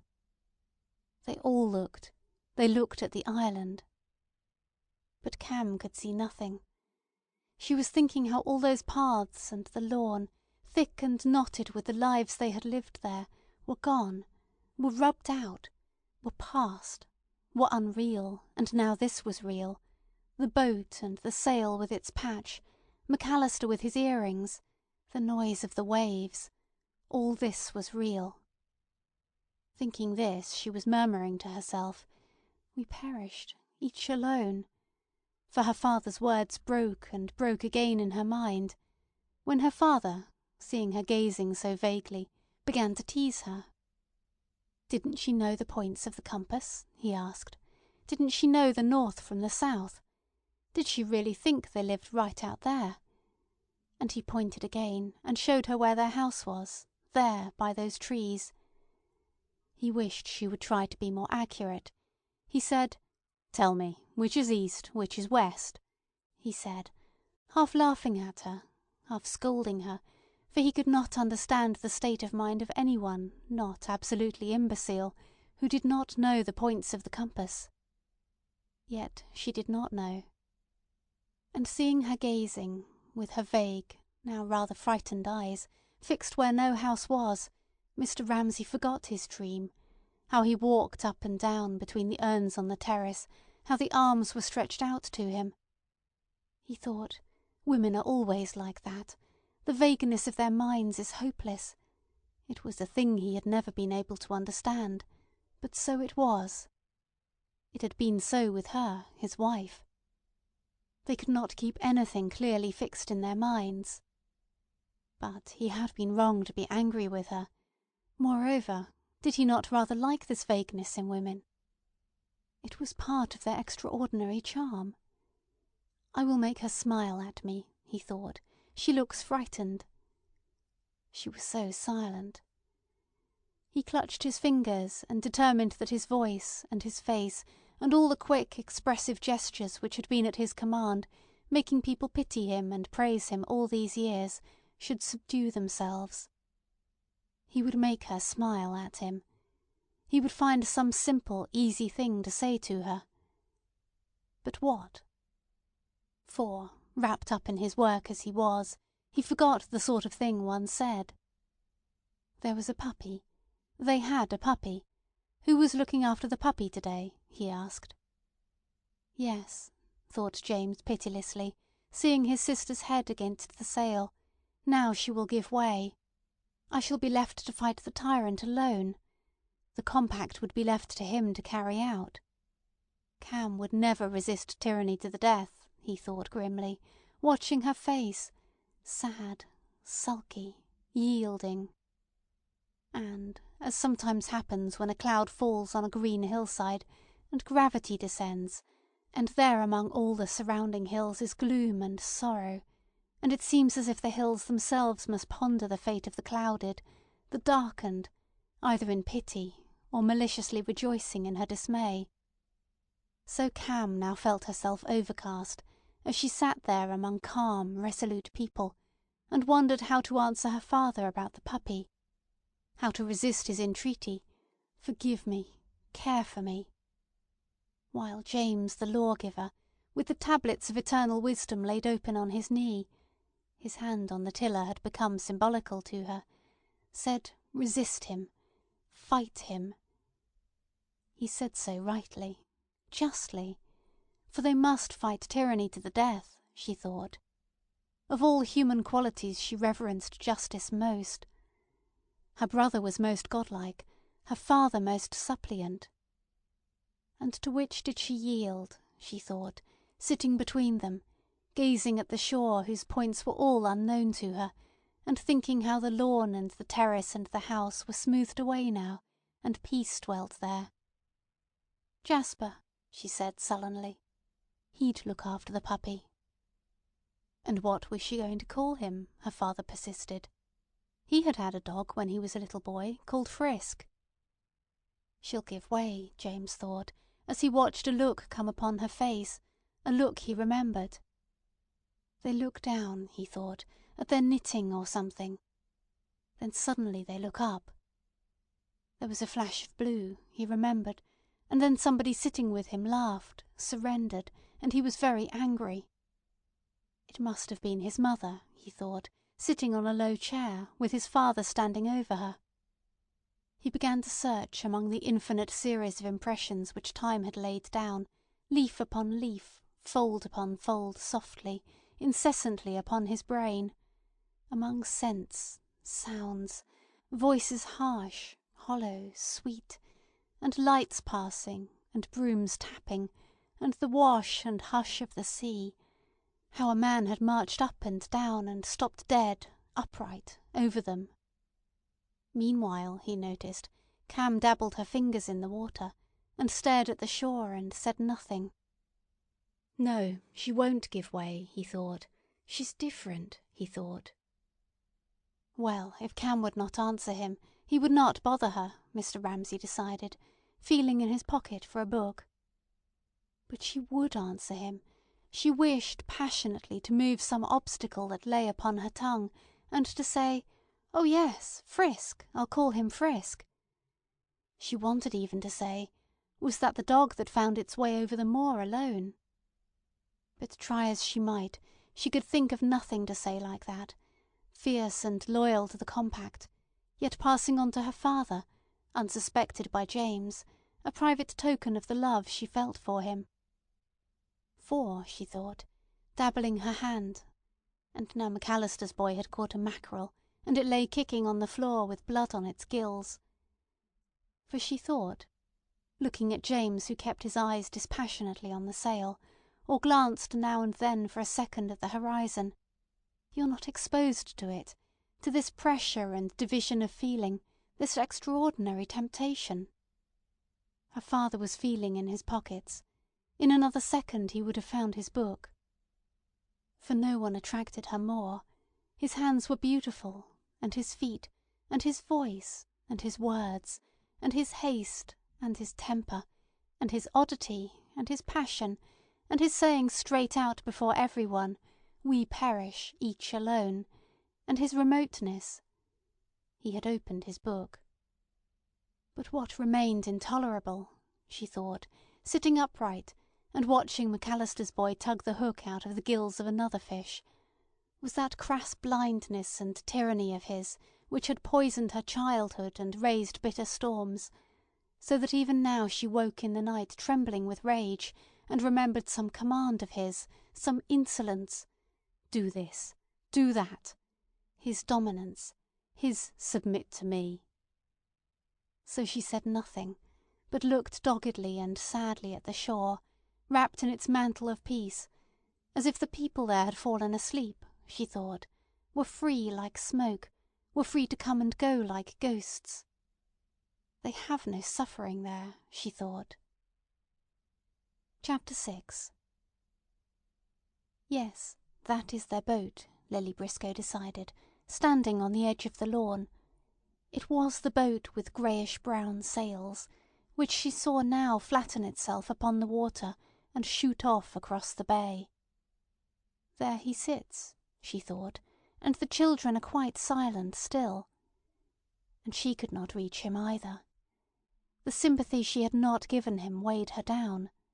It made it difficult for her to paint. She had always found him difficult. She had never been able to praise him to his face, she remembered, and that reduced their relationship to something neutral, without that element of sex in it which made his manner to Minta so gallant, almost gay. He would pick a flower for her, lend her his books. But could he believe that Minta read them? She dragged them about the garden, sticking in leaves to mark the place. "Do you remember, Mr. Carmichael?" she was inclined to ask, looking at the old man. But he had pulled his hat half over his forehead. He was asleep, or he was dreaming, or he was lying there catching words, she supposed. "Do you remember?" she felt inclined to ask him as she passed him, thinking again of Mrs. Ramsay on the beach, the cask bobbing up and down, and the pages flying. Why, after all these years, had that survived, ringed round, lit up, visible to the last detail, with all before it blank, and all after it blank, for miles and miles? "Is it a boat? Is it a cork?" she would say, Lily repeated, turning back, reluctantly again, to her canvas. Heaven be praised for it, the problem of space remained, she thought, taking up her brush again. It glared at her. The whole mass of the picture was poised upon that weight. Beautiful and bright it should be on the surface, feathery and evanescent, one colour melting into another like the colours on a butterfly's wing, but beneath the fabric must be clamped together with bolts of iron. It was to be a thing you could ruffle with your breath, and a thing you could not dislodge with a team of horses. And she began to lay on a red, a grey, and she began to model her way into the hollow there. At the same time, she seemed to be sitting beside Mrs. Ramsay on the beach. "Is it a boat? Is it a cask?" Mrs. Ramsay said, and she began hunting round for her spectacles. And she sat, having found them, silent, looking out to sea. And Lily, painting steadily, felt as if a door had opened, and one went in and stood gazing silently about in a high cathedral-like place, very dark, very solemn. Shouts came from a world far away. Steamers vanished in stalks of smoke on the horizon. Charles threw stones and sent them skipping. Mrs. Ramsay sat silent. She was glad, Lily thought, to rest in silence, uncommunicative, to rest in the extreme obscurity of human relationships. Who knows what we are, what we feel? Who knows even at the moment of intimacy? This is knowledge. Aren't things spoilt, then? Mrs. Ramsay may have asked. It seemed to have happened so often, this silence by her side. By saying them. Aren't we more expressive thus? The moment at least seemed extraordinarily fertile. She rammed a little hole in the sand and covered it up, by way of burying in it the perfection of the moment. It was like a drop of silver in which one dipped and illumined the darkness of the past. Lily stepped back to get her canvas, so, into perspective. It was an odd road to be walking, this of painting. Out and out one went, further, until at last one seemed to be on a narrow plank, perfectly alone over the sea. And, as she dipped into the blue paint, she dipped too into the past there. Now Mrs. Ramsay got up, she remembered. It was time to go back to the house, time for luncheon. And they all walked up from the beach together, she walking behind with William Banks, and there was Minter in front of them with a hole in her stocking. How that little round hole of pink heel seemed to flaunt itself before them. How William Banks deplored it, without, so far as she could remember, saying anything about it. It meant to him the annihilation of womanhood, and dirt and disorder, and servants leaving, and beds not made at midday, all the things he most abhorred. He had a way of shuddering and spreading his fingers out, as if to cover an unsightly object, which he did now, holding his hand in front of him. And Minter walked on ahead, and presumably Paul met her, and she went off with Paul in the garden. The Rayleys, thought Lily Briscoe, squeezing her tube of green paint. She collected her impressions of the Rayleys. Their lives appeared to her in a series of scenes. One on the staircase at dawn. Paul had come in and gone to bed early. Minter was late. There was Minter, wreathed, tinted, garish on the stairs about 3 o'clock in the morning. Paul came out in his pyjamas carrying a poker in case of burglars. Minter was eating a sandwich, standing halfway up by a window, in the cadaverous early morning light, and the carpet had a hole in it. But what did they say? Lily asked herself, as if by looking she could hear them. Minter went on eating her sandwich, annoyingly, while he spoke something violent, abusing her, in a mutter so as not to wake the children, the 2 little boys. He was withered, drawn, she flamboyant, careless. For things had worked loose after the first year or so. The marriage had turned out rather badly.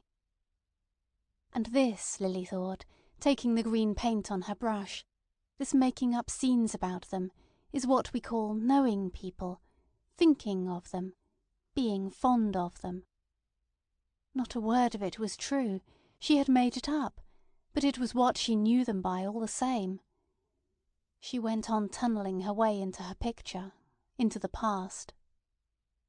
Another time Paul said he played chess in coffee-houses. She had built up a whole structure of imagination on that saying too. She remembered how, as he said it, she thought how he rang up the servant, and she said, "Mrs. Rayley's out, sir," and he decided that he would not come home either. She saw him sitting in the corner of some lugubrious place, where the smoke attached itself to the red plush seats, and the waitresses got to know you, and he played chess with a little man who was in the tea trade and lived at Surbiton, but that was all Paul knew about him. And then Minter was out when he came home, and then there was that scene on the stairs, when he got the poker in case of burglars, no doubt to frighten her too, and spoke so bitterly, saying she had ruined his life. At any rate, when she went down to see them at a cottage near Rickmansworth, Things were horribly strained. Paul took her down the garden to look at the Belgian hares which he bred, and Minta followed them, singing, and put her bare arm on his shoulder, lest he should tell her anything. Minta was bored by hares, Lily thought. But Minta never gave herself away. She never said things like that about playing chess in coffee shops. She was far too conscious, far too wary. But to go on with their story. They had got through the dangerous stage by now. She had been staying with them last summer sometime, and the car broke down, and Minta had to hand him his tools. He sat on the road mending the car, and it was the way she gave him the tools, businesslike, straightforward, friendly, that proved it was all right now. They were in love no longer. No, he had taken up with another woman, a serious woman, with her hair in a plait and a case in her hand. Minta had described her gratefully, almost admiringly, who went to meetings and shared Paul's views. They had got more and more pronounced, about the taxation of land values and a capital levy. Far from breaking up the marriage, that alliance had righted it. They were excellent friends, obviously, as he sat on the road and she handed him his tools. So that was the story of the Rayleys, Lily thought. She imagined herself telling it to Mrs. Ramsay, who would be full of curiosity to know what had become of the Rayleys. She would feel a little triumphant, telling Mrs. Ramsay that the marriage had not been a success. But the dead, thought Lily, encountering some obstacle in her design which made her pause and ponder, stepping back a foot or so. Oh, the dead, she murmured. One pitied them. One brushed them aside. One had even a little contempt for them. They are at our mercy. Mrs. Ramsay has faded and gone, she thought. We can override her wishes, improve away her limited, old-fashioned ideas. She recedes further and further from us. Mockingly, she seemed to see her there at the end of the corridor of years, saying, of all incongruous things, "Marry, marry!" Sitting very upright early in the morning with the birds beginning to cheep in the garden outside. And one would have to say to her, "It has all gone against your wishes. They're happy like that. I'm happy like this. Life has changed completely." At that all her being, even her beauty, became for a moment dusty and out of date. For a moment Lily, standing there, with the sun hot on her back, summing up the Rayleys, triumphed over Mrs. Ramsay, who would never know how Paul went to coffee-houses and had a mistress, how he sat on the ground and Minta handed him his tools, how she stood here painting, had never married, not even William Banks. Mrs. Ramsay had planned it. Perhaps, had she lived, she would have compelled it. Already that summer he was the kindest of men. He was the first scientist of his age, my husband says. He was also, "Poor William, it makes me so unhappy when I go to see him to find nothing nice in his house, no one to arrange the flowers." So they were sent for walks together, and she was told, with that faint touch of irony that made Mrs. Ramsay slip through one's fingers, that she had a scientific mind, she liked flowers, she was so exact. What was this mania of hers for marriage? Lily wondered, stepping to and fro from her easel. Suddenly as a star slides in the sky, a reddish light seemed to burn in her mind, covering Paul Rayley, issuing from him. It rose like a fire sent up in token of some celebration by savages on a distant beach. She heard the roar and the crackle. The whole sea for miles round ran red and gold. Some winy smell mixed with it and intoxicated her, for she felt again her own headlong desire to throw herself off the cliff and be drowned looking for a pearl brooch on a beach. And the roar and the crackle repelled her with fear and disgust, as if while she saw its splendour and power, she saw too how it fed on the treasure of the house, greedily, disgustingly, and she loathed it. But for a sight, for a glory, it surpassed everything in her experience, and burnt year after year like a signal fire on a desert island at the edge of the sea, and one had only to say "in love," and instantly, as happened now, uprose Paul's fire again. And it sank, and she said to herself, laughing, "The Rayleys!" How Paul went to coffee-houses and played chess. She had only escaped by the skin of her teeth, though, she thought.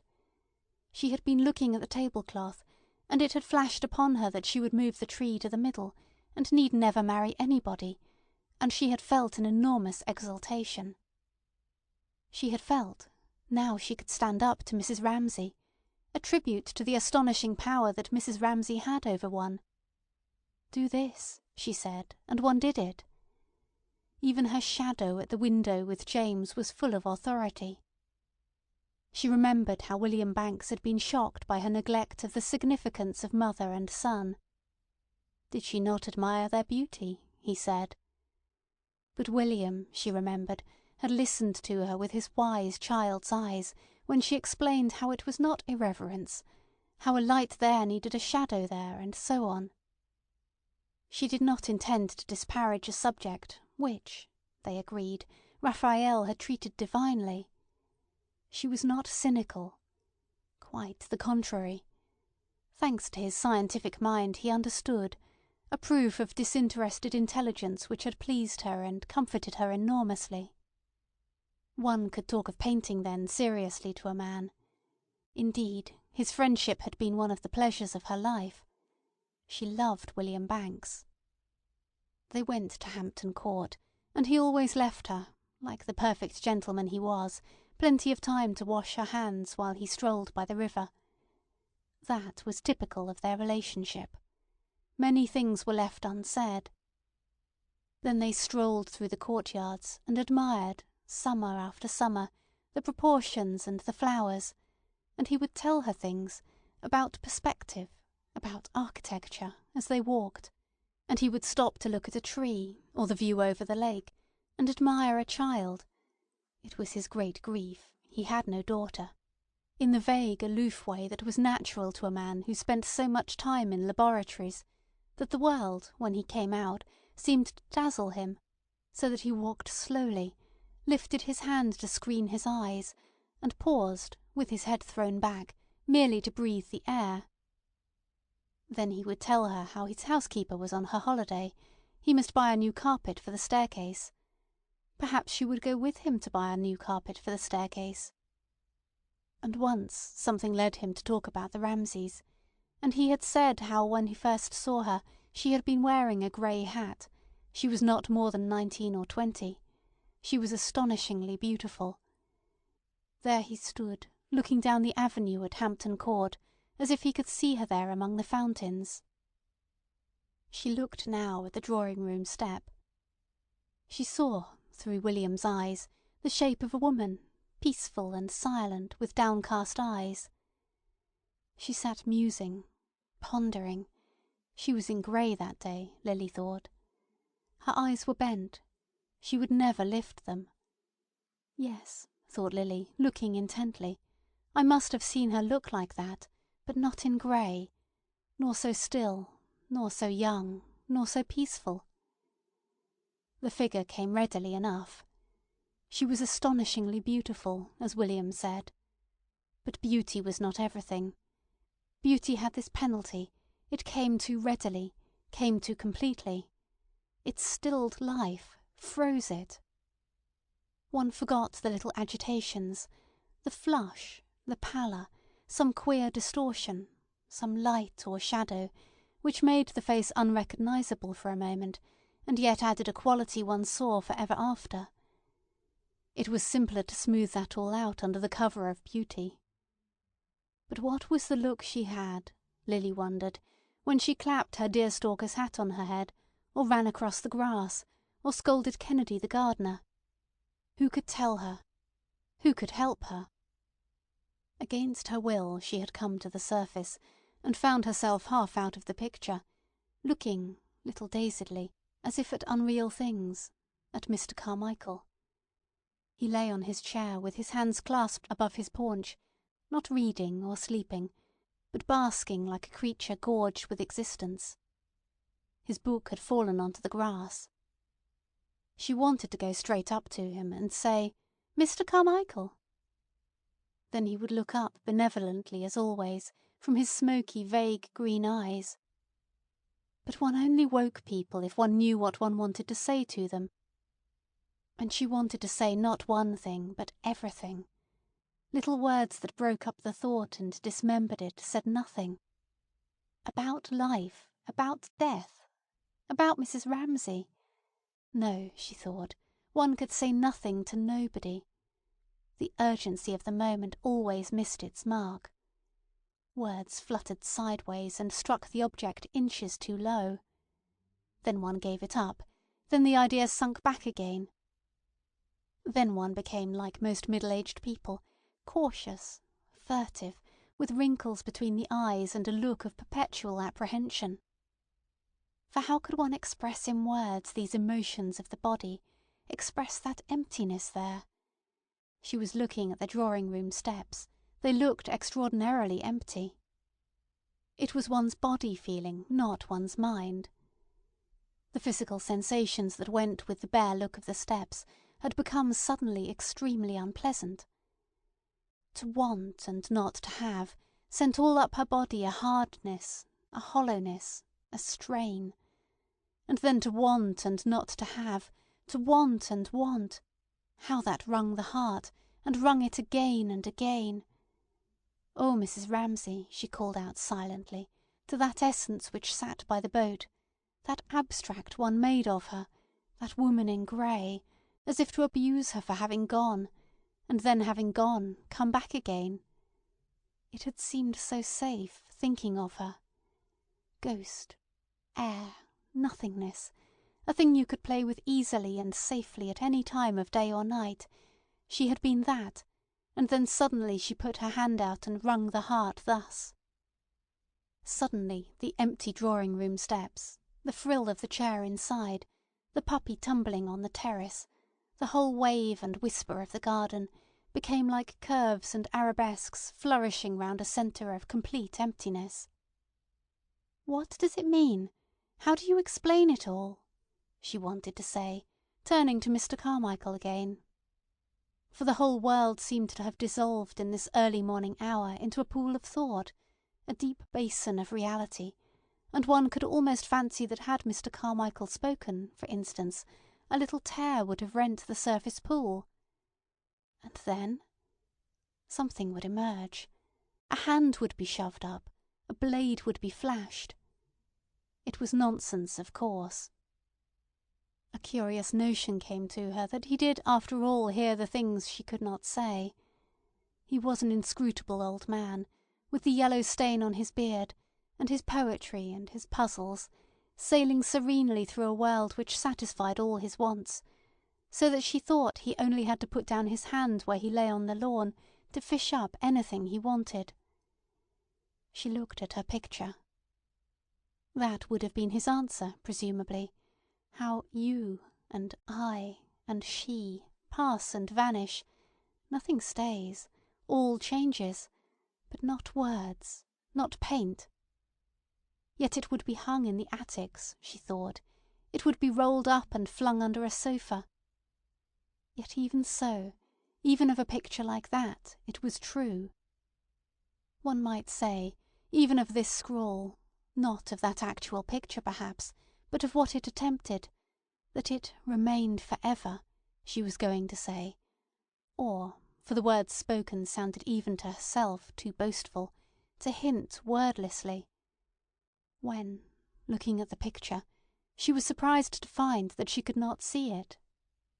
Her eyes were full of a hot liquid, she did not think of tears at first, which, without disturbing the firmness of her lips, made the air thick, rolled down her cheeks. She had perfect control of herself. Oh yes, in every other way. Was she crying then for Mrs. Ramsay, without being aware of any unhappiness? She addressed old Mr. Carmichael again. What was it then? What did it mean? Could things thrust their hands up and grip one? Could the blade cut, the fist grasp? Was there no safety? No learning by heart of the ways of the world? No guide, no shelter, but all was miracle and leaping from the pinnacle of a tower into the air. Could it be, even for elderly people, that this was life, startling, unexpected, unknown?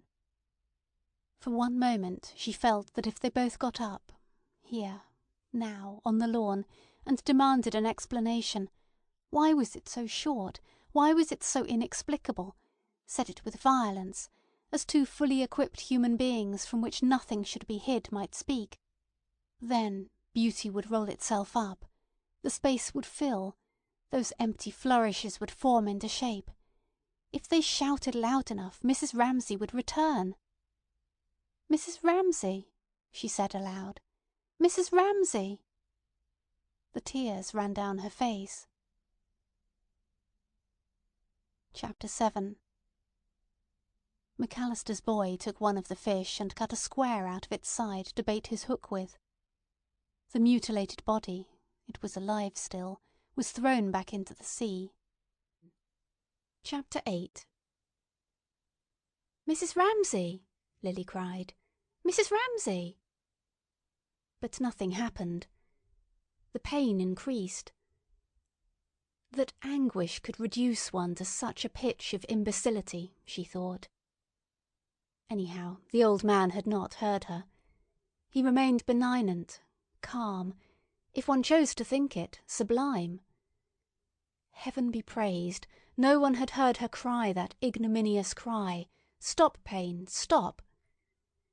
She had not obviously taken leave of her senses. No one had seen her step off her strip of board into the waters of annihilation. She remained a skimpy old maid, holding a paintbrush. And now, slowly, the pain of the want, and the bitter anger, to be called back, just as she thought she would never feel sorrow for Mrs. Ramsay again. Had she missed her among the coffee cups at breakfast? Not in the least. Lessened, and of their anguish left, as an antidote, a relief that was balm in itself, and also, but more mysteriously, a sense of someone there, of Mrs. Ramsay, relieved for a moment of the weight that the world had put on her, staying lightly by her side, and then, for this was Mrs. Ramsay in all her beauty, raising to her forehead a wreath of white flowers with which she went. Lily squeezed her tubes again. She attacked that problem of the hedge.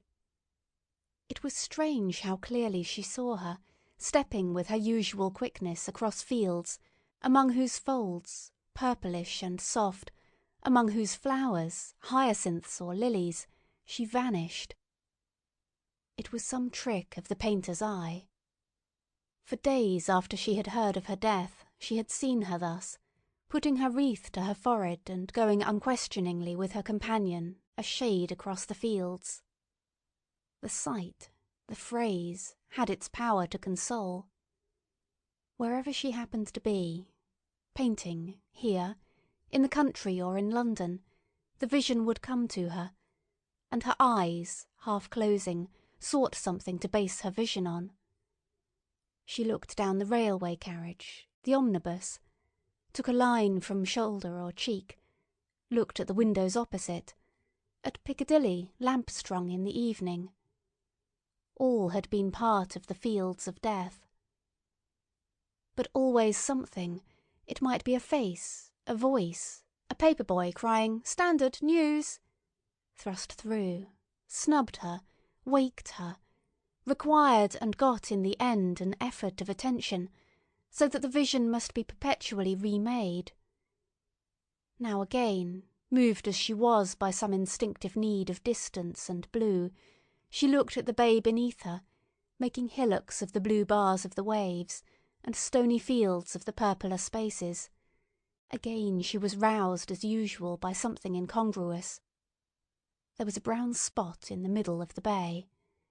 It was a boat. Yes, she realised that after a second. But whose boat? Mr. Ramsay's boat, she replied. Mr. Ramsay, the man who had marched past her, with his hand raised, aloof at the head of a procession, in his beautiful boots, asking her for sympathy, which she had refused. The boat was now halfway across the bay. So fine was the morning, except for a streak of wind here and there, that the sea and sky looked all one fabric, as if sails were stuck high up in the sky, or the clouds had dropped down into the sea. A steamer far out at sea had drawn in the air a great scroll of smoke, which stayed there curving and circling decoratively, as if the air were a fine gauze which held things and kept them softly in its mesh, only gently swaying them this way and that. And, as happens sometimes when the weather is very fine, the cliffs looked as if they were conscious of the ships, and the ships looked as if they were conscious of the cliffs, as if they signalled to each other some message of their own. For sometimes quite close to the shore, the lighthouse looked this morning in the haze an enormous distance away. Where are they now? Lily thought, looking out to sea. Where was he, that very old man who had gone past her silently, holding a brown paper parcel under his arm? The boat was in the middle of the bay. Chapter 9. They don't feel a thing there, Cam thought, looking at the shore, which, rising and falling, became steadily more distant and more peaceful. Her hand cut a trail in the sea, as her mind made the green swirls and streaks into patterns, and, numbed and shrouded, wandered in imagination in that underworld of waters where the pearls stuck in clusters to white sprays.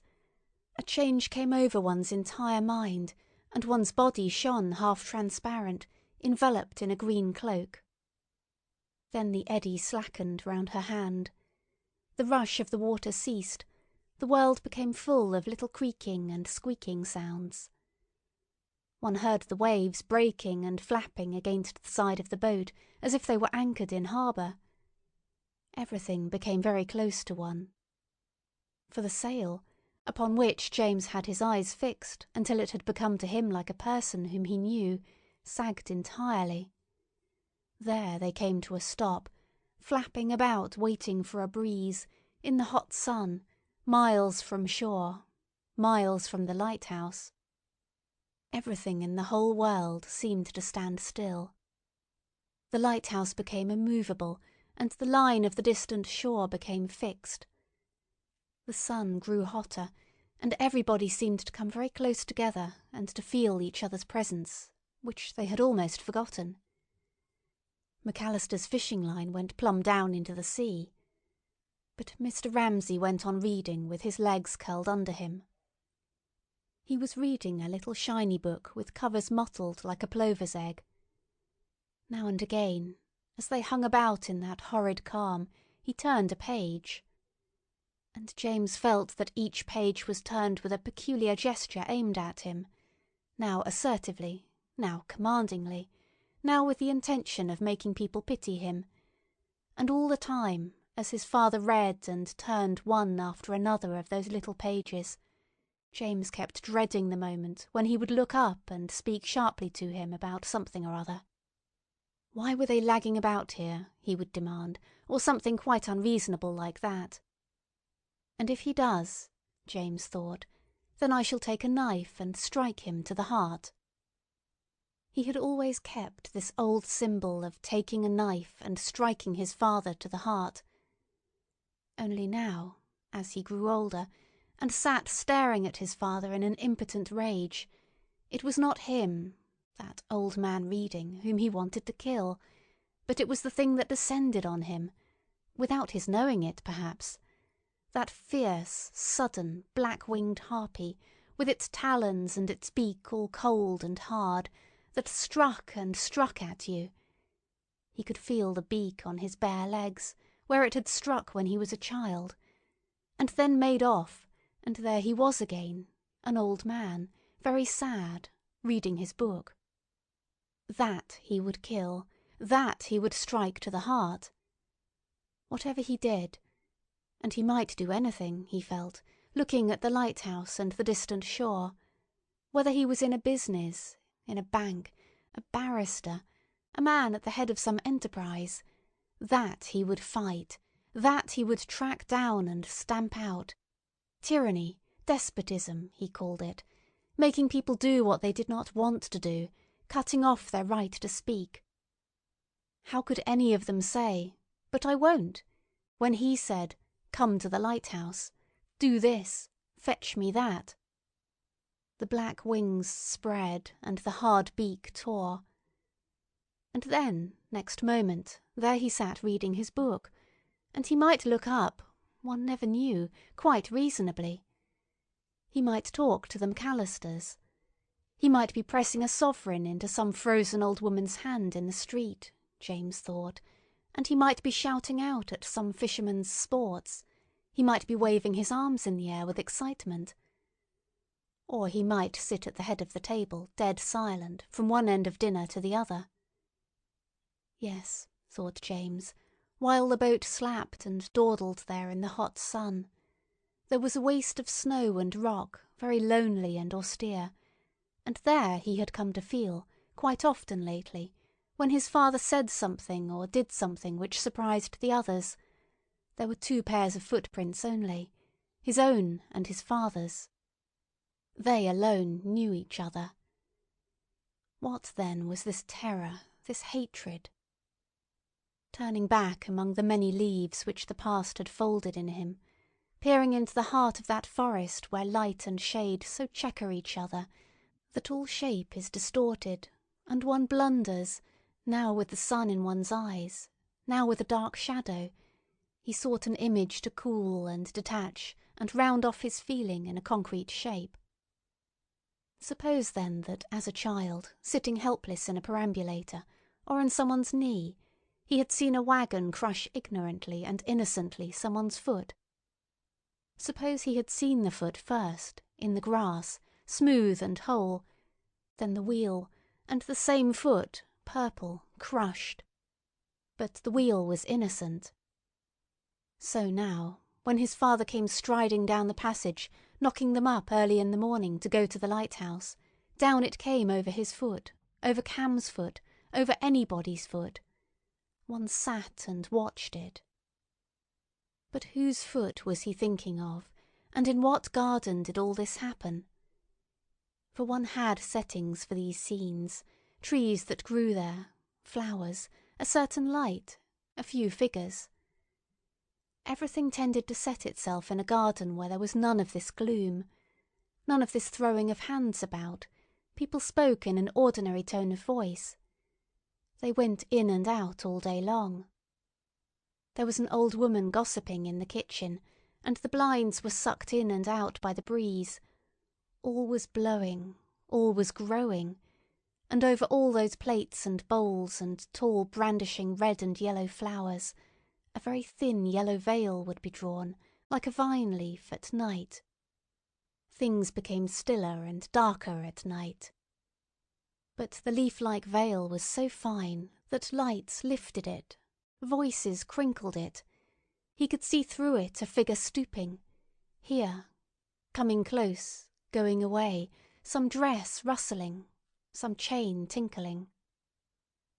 It was in this world that the wheel went over the person's foot. Something, he remembered, stayed flourished up in the air, something arid and sharp descended even there, like a blade, a scimitar, smiting through the leaves and flowers, even of that happy world, and making it shrivel and fall. "It will rain," he remembered his father saying. "You won't be able to go to the lighthouse." The lighthouse was then a silvery, misty-looking tower with a yellow eye that opened suddenly and softly in the evening. Now... James looked at the lighthouse. He could see the whitewashed rocks, the tower stark and straight. He could see that it was barred with black and white. He could see windows in it. He could even see washing spread on the rocks to dry. So that was the lighthouse, was it? No, the other was also the lighthouse. For nothing was simply one thing. The other lighthouse was true too. It was sometimes hardly to be seen across the bay. In the evening one looked up and saw the eye opening and shutting, and the light seemed to reach them in that airy sunny garden where they sat. But he pulled himself up. Whenever he said "they" or "a person," and then began hearing the rustle of someone coming, the tinkle of someone going, he became extremely sensitive to the presence of whoever might be in the room. It was his father now.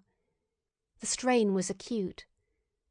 For in one moment, if there was no breeze, his father would slap the covers of his book together and say, "What's happening now? What are we dawdling about for here, eh?" As, once before, he had brought his blade down among them on the terrace, and she had gone stiff all over, and if there had been an axe handy, a knife, or anything with a sharp point, he would have seized it and struck his father through the heart. She had gone stiff all over, and then, her arm slackening, so that he felt she listened to him no longer, she had risen somehow and gone away and left him there, impotent, ridiculous, sitting on the floor grasping a pair of scissors. Not a breath of wind blew. The water chuckled and gurgled in the bottom of the boat, where 3 or 4 mackerel beat their tails up and down in a pool of water not deep enough to cover them. At any moment Mr. Ramsay—he scarcely dared to look at him—might rouse himself, shut his book and say something sharp. But for the moment he was reading, so that James stealthily, as if he was stealing downstairs on bare feet, afraid of waking a watchdog by a creaking board, went on thinking what was she like, where did she go that day? He began following her from room to room, and at last they came to a room where, in a blue light, as if the reflection came from many china dishes, she talked to somebody. He listened to her talking. She talked to a servant, saying simply whatever came into her head. She alone spoke the truth. To her alone could he speak it. That was the source of her everlasting attraction for him, perhaps. She was a person to whom one could say what came into one's head. But all the time he thought of her, he was conscious of his father following his thought, surveying it, making it shiver and falter. At last he ceased to think. There he sat with his hand on the tiller in the sun, staring at the lighthouse, powerless to move, powerless to flick off these grains of misery which settled on his mind one after another. A rope seemed to bind him there, and his father had knotted it, and he could only escape by taking a knife and plunging it. But at that moment the sail swung slowly round, filled slowly out, the boat seemed to shake herself, and then to move off half conscious in her sleep, and then she woke and shot through the waves. The relief was extraordinary. They all seemed to fall away from each other again and to be at their ease, and the fishing lines slanted taut across the side of the boat. But his father did not rouse himself. He only raised his right hand mysteriously high in the air and let it fall upon his knee again, as if he were conducting some secret symphony. Chapter 10. The sea without a stain on it, thought Lily Briscoe, still standing and looking out over the bay. The sea stretched like silk across the bay. Distance had an extraordinary power. They had been swallowed up in it, she felt. They were gone for ever. They had become part of the nature of things. It was so calm. It was so quiet. The steamer itself had vanished, but the great scroll of smoke still hung in the air and drooped like a flag mournfully in valediction. Chapter 11. It was like that, then, the Ireland, thought Cam, once more drawing her fingers through the waves. She had never seen it from out at sea before. It lay like that on the sea, did it, with a dent in the middle and 2 sharp crags, and the sea swept in there, and spread away for miles and miles on either side of the Ireland. It was very small, shaped something like a leaf stood on end.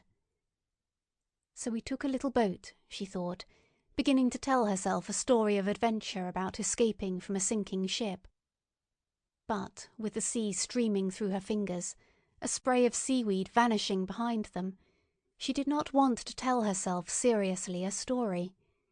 It was the sense of adventure and escape that she wanted, for she was thinking, as the boat sailed on, how her father's anger about the points of the compass, James's obstinacy about the compact, and her own anguish, all had slipped, all had passed, all had streamed away. What then came next? Where were they going? From her hand, ice-cold, held deep in the sea, there spurted up a fountain of joy at the change, at the escape, at the adventure, that she should be alive, that she should be there. And the drops falling from this sudden and unthinking fountain of joy fell here and there on the dark, the slumberous shapes in her mind, shapes of a world not realized but turning in their darkness, catching here and there a spark of light. Greece, Rome, Constantinople. Small as it was and shaped something like a leaf stood on its end with the gold-sprinkled waters flowing in and about it, it had, she supposed, a place in the universe, even that little Ireland. The old gentleman in the study, she thought, could have told her. Sometimes she strayed in from the garden purposely to catch them at it. There they were. It might be Mr. Carmichael or Mr. Banks who was sitting with her father, sitting opposite each other in their low armchairs. They were crackling in front of them the pages of the Times when she came in from the garden, all in a muddle, about something someone had said about Christ, or hearing that a mammoth had been dug up in a London street, or wondering what Napoleon was like. Then they took all this with their clean hands. They wore grey-coloured clothes, they smelt of heather, and they brushed the scraps together, turning the paper, crossing their knees, and said something now and then very brief. Just to please herself she would take a book from the shelf and stand there, watching her father write, so equally, so neatly from one side of the page to another, with a little cough now and then, or something said briefly to the other old gentleman opposite. And she thought, standing there with her book open, one could let whatever one thought expand here like a leaf in water, and if it did well here, among the old gentlemen smoking and the Times crackling, then it was right. And watching her father as he wrote in his study, she thought, now sitting in the boat, he was not vain, nor a tyrant, and did not wish to make you pity him. Indeed, if he saw she was there, reading a book, he would ask her, as gently as anyone could, was there nothing he could give her? Lest this should be wrong, she looked at him reading the little book with the shiny cover mottled like a plover's egg. No, it was right. Look at him now, she wanted to say aloud to James. But James had his eye on the sail. He is a sarcastic brute, James would say. He brings the talk round to himself and his books, James would say. He is intolerably egotistical. Worst of all, he is a tyrant. But look, she said, looking at him. Look at him now. She looked at him reading the little book with his legs curled, the little book whose yellowish pages she knew, without knowing what was written on them. It was small. It was closely printed.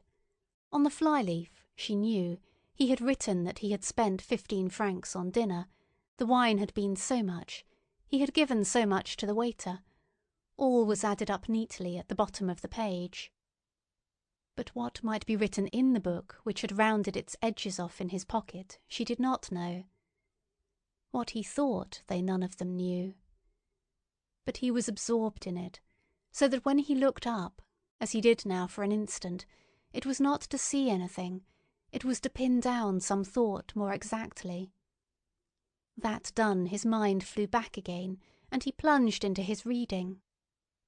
He read, she thought, as if he were guiding something, or wheedling a large flock of sheep, or pushing his way up and up a single narrow path. and sometimes he went fast and straight and broke his way through the bramble, and sometimes it seemed a branch struck at him, a bramble blinded him, but he was not going to let himself be beaten by that. On he went, tossing over page after page. And she went on telling herself a story about escaping from a sinking ship, for she was safe while he sat there, safe as she felt herself when she crept in from the garden and took a book down, and the old gentleman, lowering the paper suddenly, said something very brief over the top of it about the character of Napoleon. She gazed back over the sea, at the Ireland, but the leaf was losing its sharpness. It was very small, it was very distant. The sea was more important now than the shore. Waves were all around them, tossing and sinking, with a log wallowing down one wave, a gull riding on another. About here, she thought, dabbling her fingers in the water, a ship had sunk, and she murmured, dreamily half asleep, "How we perished, each alone." Chapter 12. So much depends, then, thought Lily Briscoe, looking at the sea which had scarcely a stain on it, which was so soft that the sails and the clouds seemed set in its blue. So much depends, she thought, upon distance, whether people are near us or far from us, for her feeling for Mr. Ramsay changed as he sailed further and further across the bay. It seemed to be elongated, stretched out. He seemed to become more and more remote. He and his children seemed to be swallowed up in that blue, that distance. But here on the lawn, close at hand, Mr. Carmichael suddenly grunted. She laughed. He clawed his book up from the grass. He settled into his chair again, puffing and blowing like some sea monster. That was different altogether, because he was so near. And now again all was quiet. They must be out of bed by this time, she supposed, looking at the house, but nothing appeared there.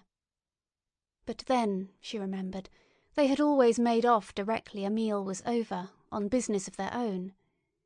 It was all in keeping with this silence, this emptiness, and the unreality of the early morning hour. It was a way things had sometimes, she thought, lingering for a moment and looking at the long glittering windows and the plume of blue smoke. They became illness. Before habits had spun themselves across the surface, one felt that same unreality which was so startling, felt something emerge. Life was most vivid then. One could be at one's ease. Mercifully one need not say, very briskly, crossing the lawn to greet old Mrs. Beckwith, who would be coming out to find a corner to sit in. "Oh, good morning, Mrs. Beckwith. What a lovely day! Are you going to be so bold as to sit in the sun? Jasper's hidden the chairs. Do let me find you one." And all the rest of the usual chatter. One need not speak at all. One glided. One shook off one's sails. There was a good deal of movement in the bay. Boats were starting off. Between things, beyond things. Empty it was not, but full to the brim. She seemed to be standing up to the lips in some substance, to move and float and sink in it. Yes, for these waters were unfathomably deep. Into them had spilled so many lives. The Ramsays, the children's, and all sorts of waifs and strays of things besides. A washerwoman with her basket, a rook, a red-hot poker, the purples and grey-greens of flowers, some common feeling which held the whole together. It was some such feeling of completeness, perhaps, which, 10 years ago, standing almost where she stood now, had made her say that she must be in love with the place. Love had 1,000 shapes. There might be lovers whose gift it was to choose out the elements of things and place them together, and so, giving them a wholeness not theirs in life, make of some scene or meeting of people, all now gone and separate, one of those globed, compacted things over which thought lingers and love plays. Her eyes rested on the brown speck of Mr. Ramsay's sailing boat. They would be at the lighthouse by lunchtime, she supposed. But the wind had freshened, and, as the sky changed slightly, and the sea changed slightly, and the boats altered their positions, the view, which a moment before had seemed miraculously fixed, was now unsatisfactory. The wind had blown the trail of smoke about. There was something displeasing about the placing of the ships. The disproportion there seemed to upset some harmony in her own mind. She felt an obscure distress. It was confirmed when she turned to her picture. She had been wasting her morning. For whatever reason she could not achieve that razor edge of balance between two opposite forces, Mr. Ramsay and the picture, which was necessary. There was perhaps something wrong with the design? Was it, she wondered, that the line of the wall wanted breaking? Was it that the mass of the trees was too heavy?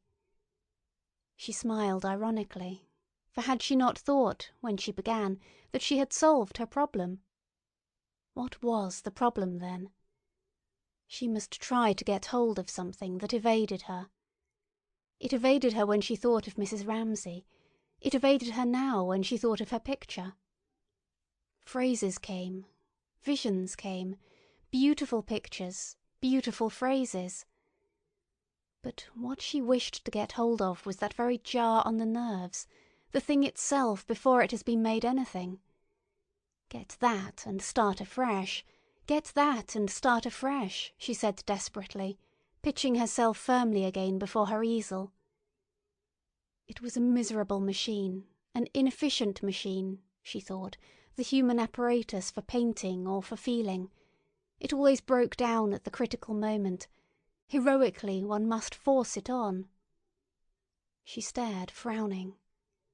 There was the hedge, sure enough. But one got nothing by soliciting urgently. One got only a glare in the eye from looking at the line of the wall, or from thinking, she wore a grey hat, she was astonishingly beautiful. Let it come, she thought, if it will. For there are moments when one can neither think nor feel.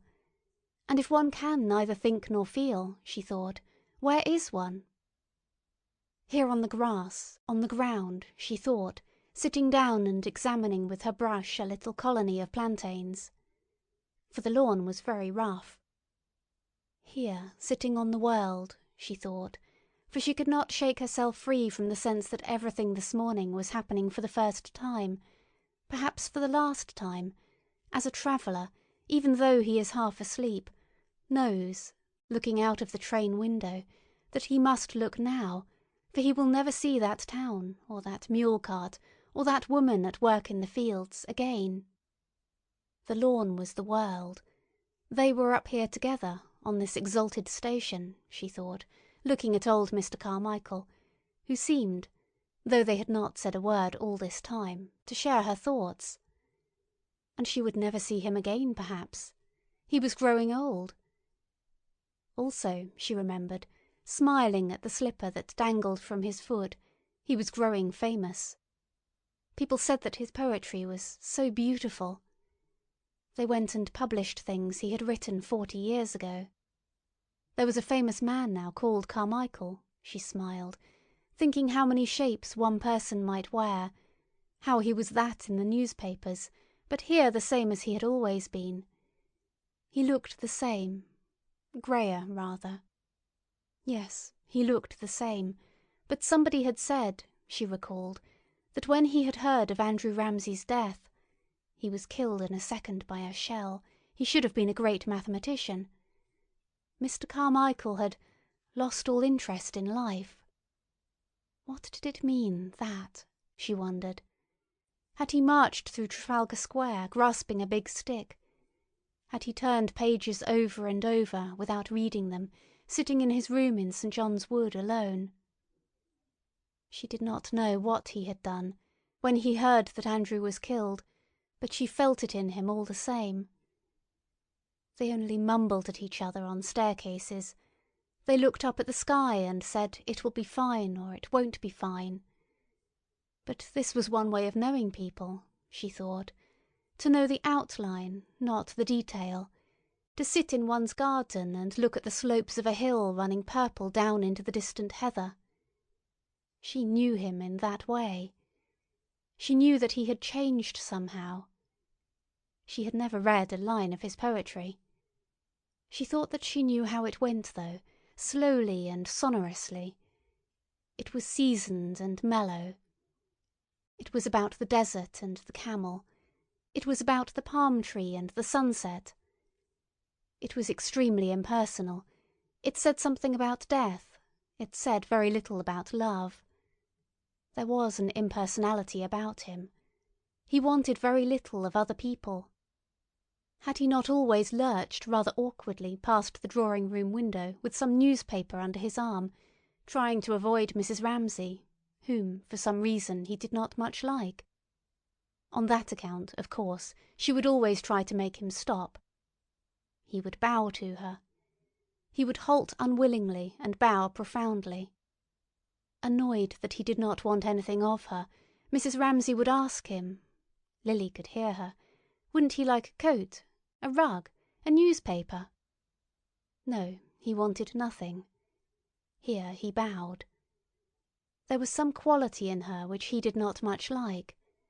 It was perhaps her masterfulness, her positiveness, something matter-of-fact in her. She was so direct. A noise drew her attention to the drawing-room window, the squeak of a hinge. The light breeze was toying with the window. There must have been people who disliked her very much, Lily thought. Yes, she realized that the drawing-room step was empty, but it had no effect on her whatever. She did not want Mrs. Ramsay now. People who thought her too sure, too drastic. Also, her beauty offended people, probably. How monotonous, they would say, and the same always. They preferred another type, the dark, the vivacious. Then she was weak with her husband. She let him make those scenes. Then she was reserved.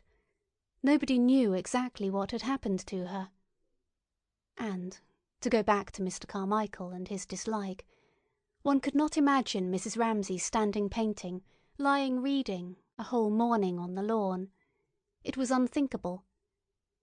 Without saying a word, the only token of her errand, a basket on her arm, she went off to the town, to the poor, to sit in some stuffy little bedroom.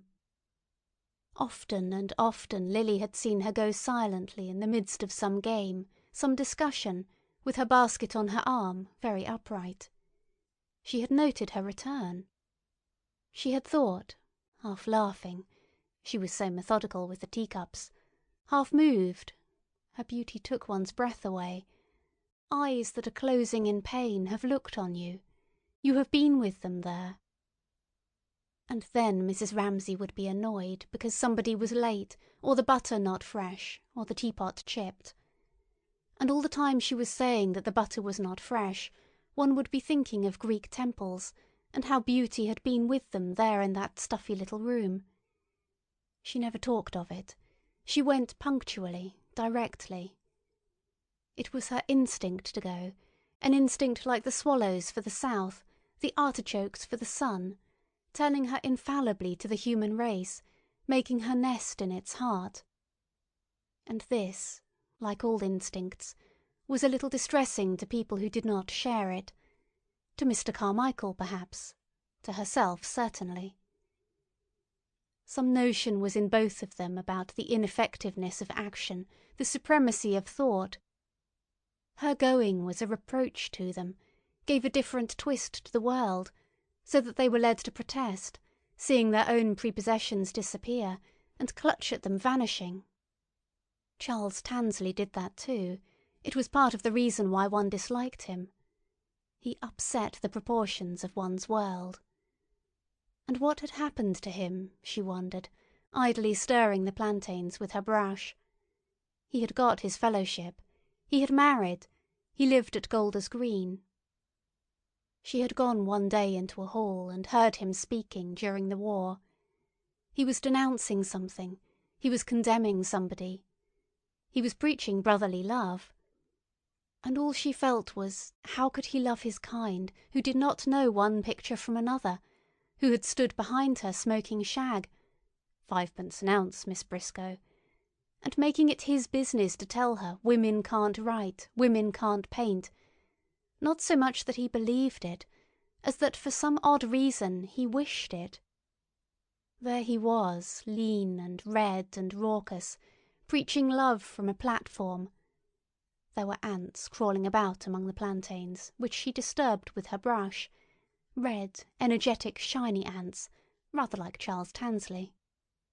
She had looked at him ironically from her seat in the half-empty hall, pumping love into that chilly space, and suddenly there was the old cask or whatever it was bobbing up and down among the waves, and Mrs. Ramsay looking for her spectacle case among the pebbles. "Oh dear, what a nuisance! Lost again! Don't bother, Mr. Tansley, I lose thousands every summer." At which he pressed his chin back against his collar, as if afraid to sanction such exaggeration, but could stand it in her whom he liked, and smiled very charmingly. He must have confided in her on one of those long expeditions when people got separated and walked back alone. He was educating his little sister, Mrs. Ramsay had told her. It was immensely to his credit. Her own idea of him was grotesque, Lily knew well, stirring the plantains with her brush. Half one's notions of other people were, after all, grotesque. They served private purposes of one's own. He did for her instead of a whipping boy. She found herself flagellating his lean flanks when she was out of temper. If she wanted to be serious about him, she had to help herself to Mrs. Ramsay's sayings, to look at him through her eyes.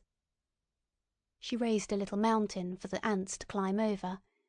She reduced them to a frenzy of indecision by this interference in their cosmogony. Some ran this way, others that. One wanted 50 pairs of eyes to see with, she reflected.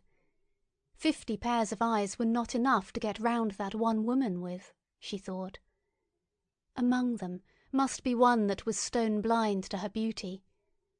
One wanted some most secret sense, fine as air, with which to steal through keyholes and surround her where she sat knitting, talking, sitting silent in the window alone, which took her to itself and treasured up like the air which held the smoke of the steamer, her thoughts, her imaginations, her desires.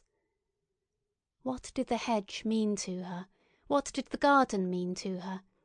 What did it mean to her when a wave broke? Lily looked up, as she had seen Mrs. Ramsay look up. She too heard a wave falling on the beach. And then what stirred and trembled in her mind when the children cried, "How's that? How's that?" cricketing? She would stop knitting for a second. She would look intent.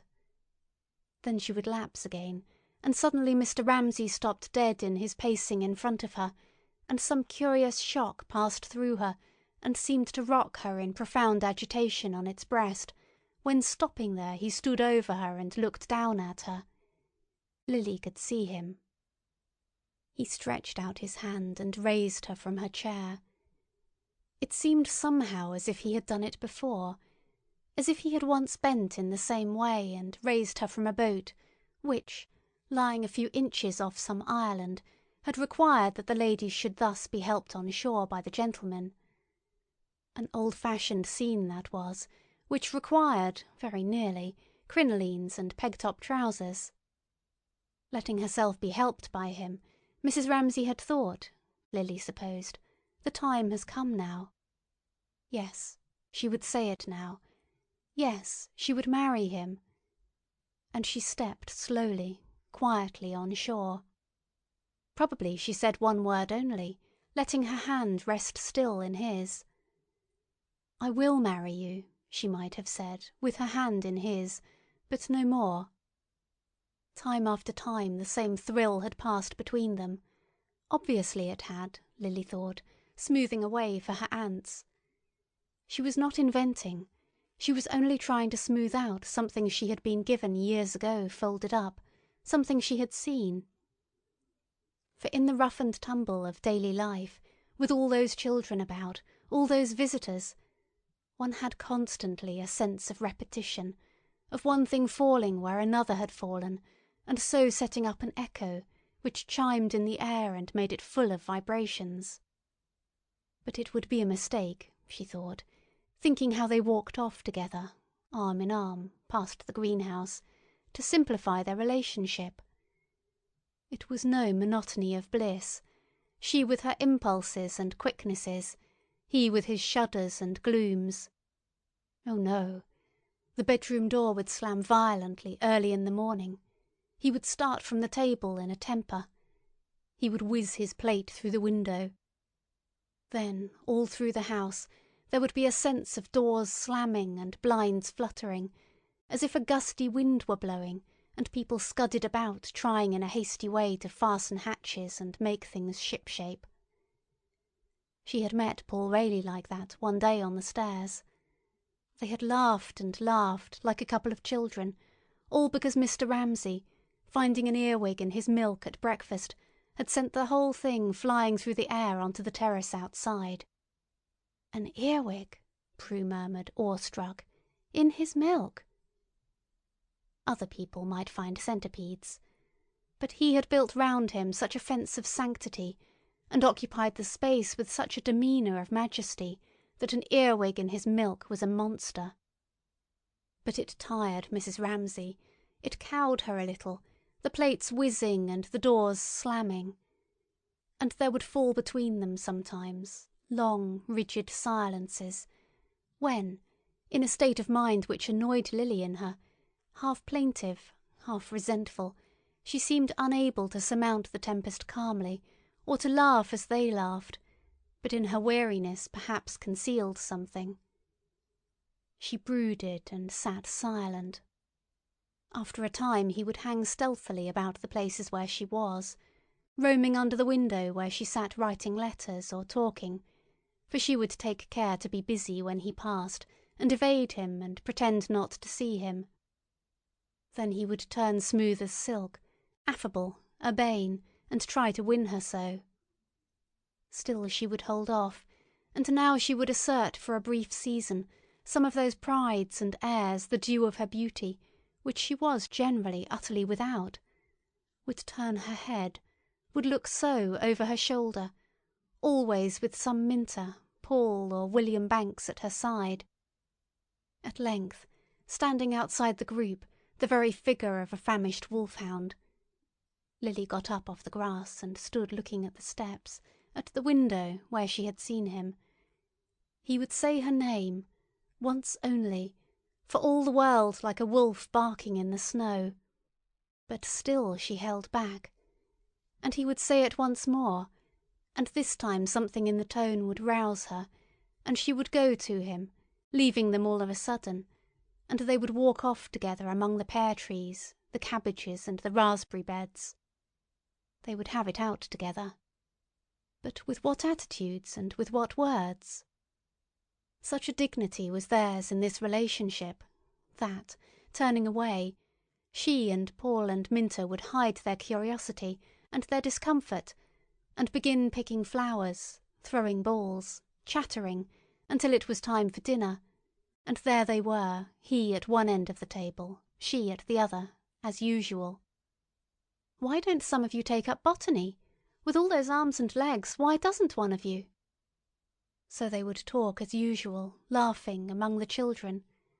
All would be as usual, save only for some quiver, as of a blade in the air, which came and went between them, as if the usual sight of the children sitting round their soup plates had freshened itself in their eyes after that hour among the pears and the cabbages. Especially, Lily thought, Mrs. Ramsay would glance at Prue. She sat in the middle between brothers and sisters, always occupied, it seemed, seeing that nothing went wrong, so that she scarcely spoke herself. How Prue must have blamed herself for that earwig in the milk! How white she had gone when Mr. Ramsay threw his plate through the window! How she drooped under those long silences between them! Anyhow, her mother now would seem to be making it up to her, assuring her that everything was well, promising her that one of these days that same happiness would be hers. She had enjoyed it for less than a year, however. She had let the flowers fall from her basket, Lily thought, screwing up her eyes and standing back as if to look at her picture, which she was not touching, however, with all her faculties in a trance, frozen over superficially but moving underneath with extreme speed.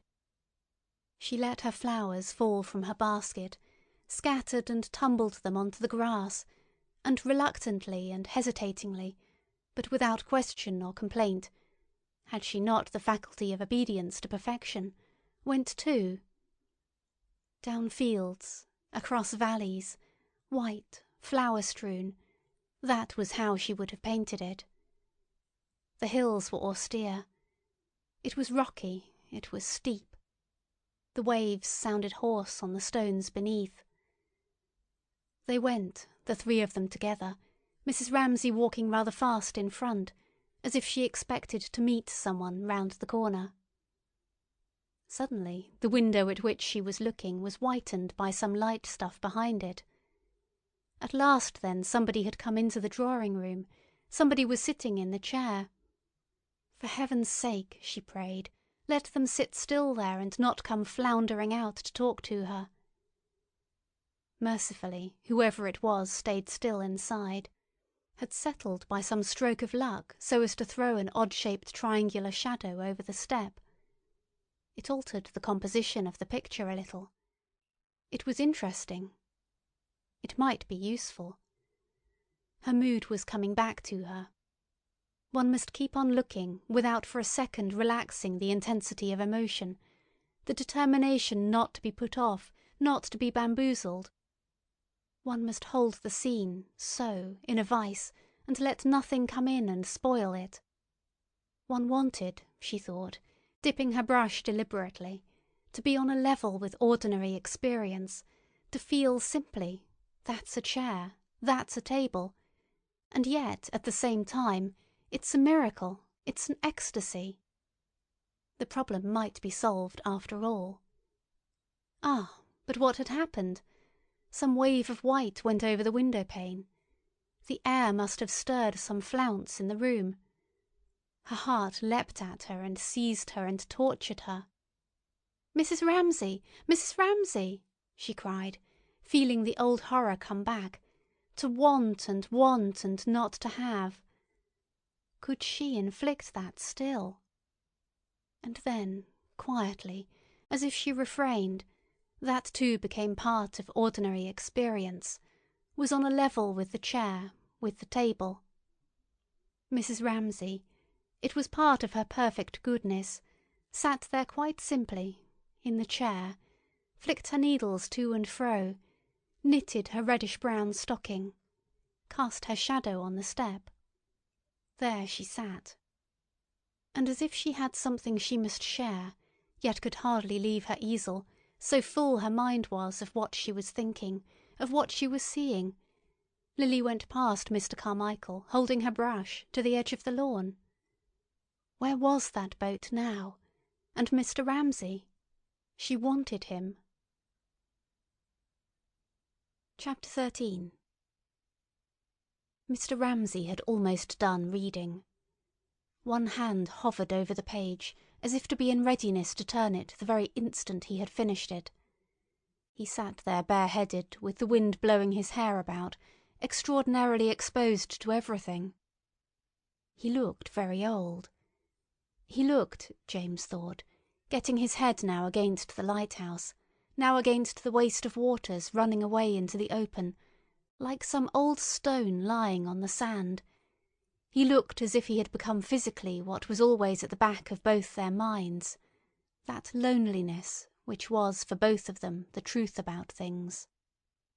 He was reading very quickly now, as if he were eager to get to the end. Indeed, they were very close to the lighthouse now. There it loomed up, stark and straight, glaring white and black, and one could see the waves breaking in white splinters like smashed glass upon the rocks. One could see lines and creases in the rocks. One could see the windows clearly, a dab of white on one of them, and a little tuft of green on the rock. A man had come out and looked at them through a glass and gone in again. So it was like that, James thought, the lighthouse one had seen across the bay all these years. It was a stark tower on a bare rock. It satisfied him. It confirmed some obscure feeling of his about his own character. The old ladies, he thought, thinking of the garden at home, went dragging their chairs about on the lawn. Old Mrs. Beckwith, for example, was always saying how nice it was and how sweet it was, and how they ought to be so proud and they ought to be so happy.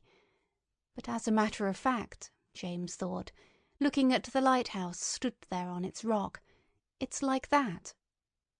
He looked at his father reading fiercely with his legs curled tight. They shared that knowledge. "We are driving before a gale. We must sink," he began saying to himself, half aloud, exactly as his father said it. Nobody seemed to have spoken for an age. Cam was tired of looking at the sea. Little bits of black cork had floated past. The fish were dead in the bottom of the boat. Still her father read, and James looked at him, and she looked at him, and they vowed that they would fight tyranny to the death, and he went on reading quite unconscious of what they thought. It was thus that he escaped, she thought. Yes, with his great forehead and his great nose, holding his little mottled book firmly in front of him, he escaped. You might try to lay hands on him, but then, like a bird, he spread his wings, he floated off to settle out of your reach somewhere far away on some desolate stump. She gazed at the immense expanse of the sea.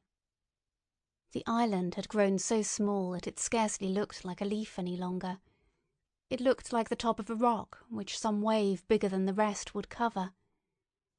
Yet in its frailty were all those paths, those terraces, those bedrooms, all those innumerable things. But as, just before sleep, things simplify themselves so that only one of all the myriad details has power to assert itself, so, she felt, looking drowsily at the island, all those paths and terraces and bedrooms were fading and disappearing, and nothing was left but a pale blue censer, swinging rhythmically this way and that across her mind. It was a hanging garden. It was a valley full of birds and flowers and antelopes. She was falling asleep. "Come now," said Mr. Ramsay, suddenly shutting his book. Come where? To what extraordinary adventure? She woke with a start. To land somewhere? To climb somewhere? Where was he leading them? For after his immense silence the words startled them. But it was absurd. He was hungry, he said. It was time for lunch. Besides, look, he said. There's the lighthouse. We're almost there. "He's doing very well," said McAllister, praising James. "He's keeping her very steady." But his father never praised him, James thought grimly. Mr. Ramsay opened the parcel and shared out the sandwiches between them. Now he was happy, eating bread and cheese with these fishermen. He would have liked to live in a cottage and lounge about in the harbour spitting with the other old men, James thought, watching him slice his cheese into thin yellow sheets with his penknife.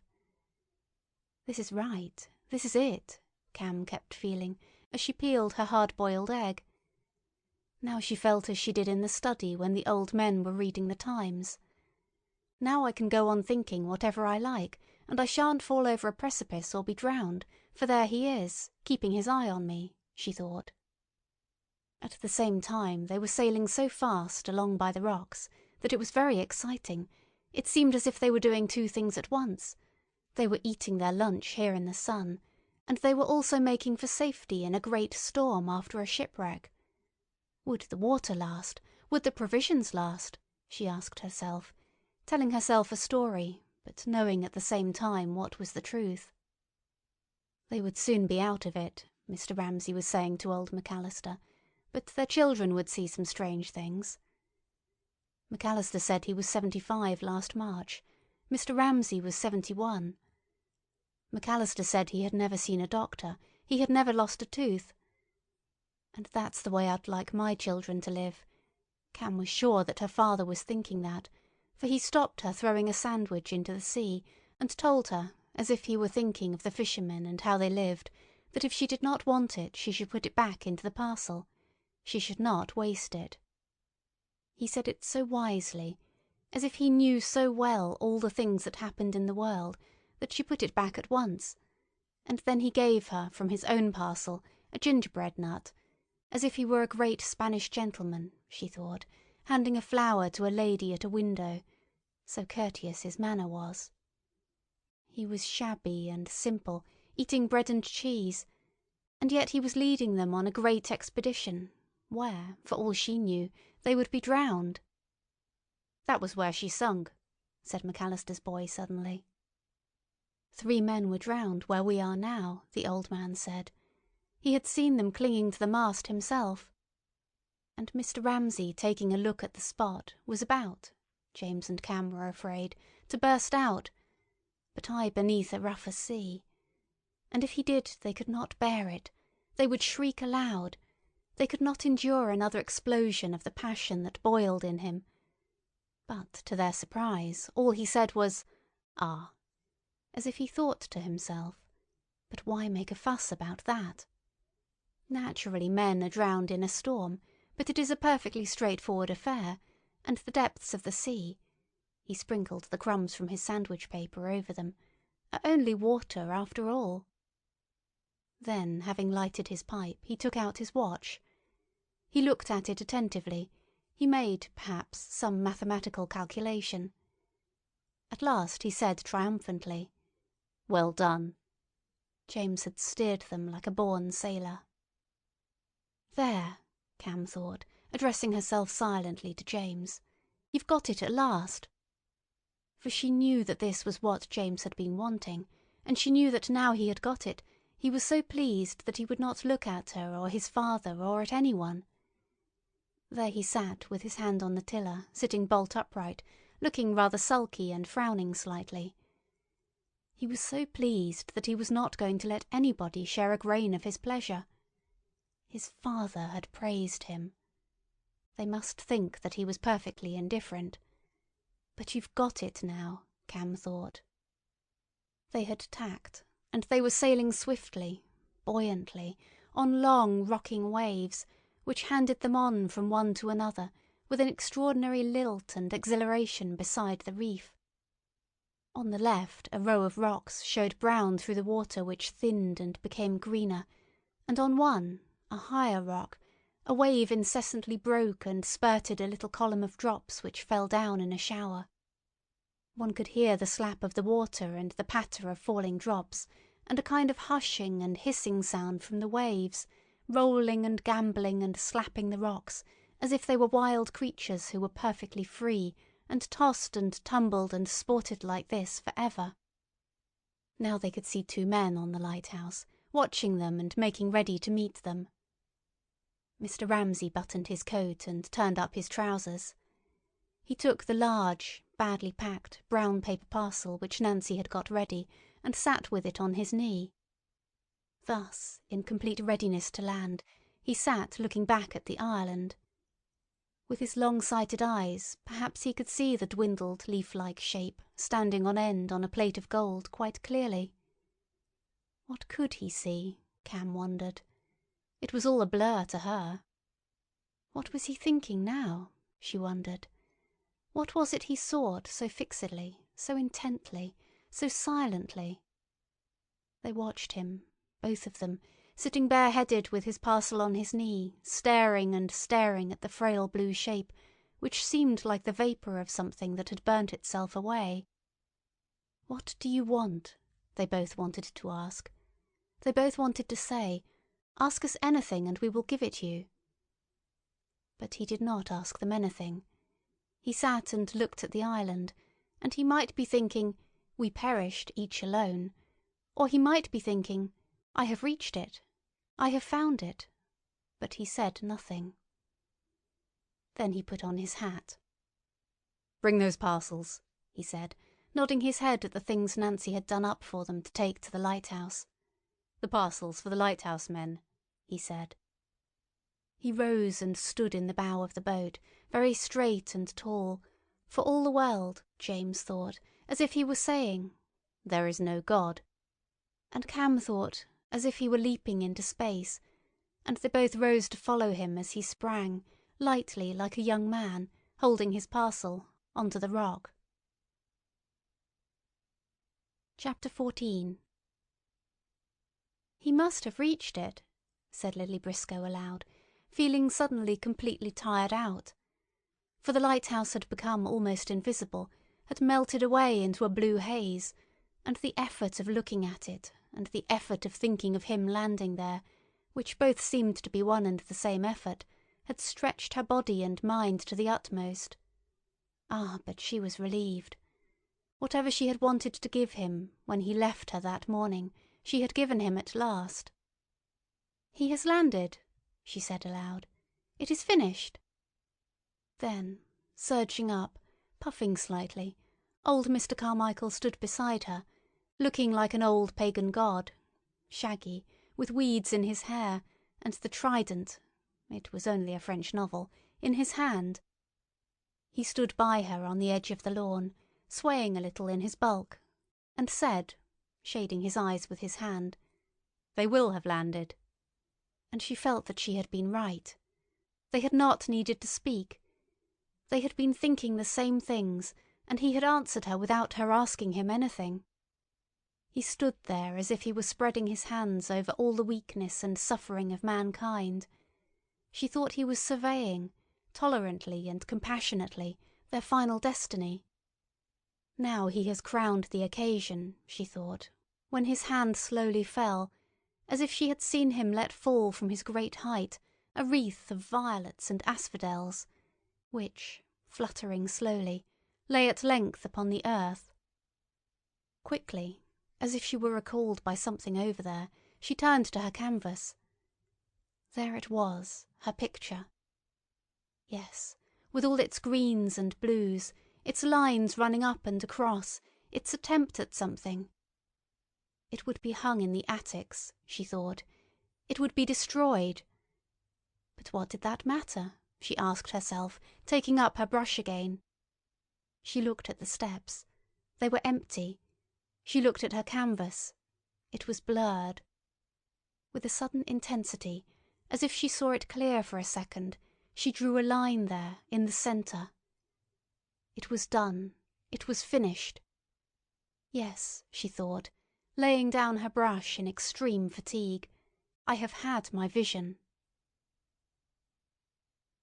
End of section 16. End of To the Lighthouse by Virginia Woolf. Read by Corrie Samuel.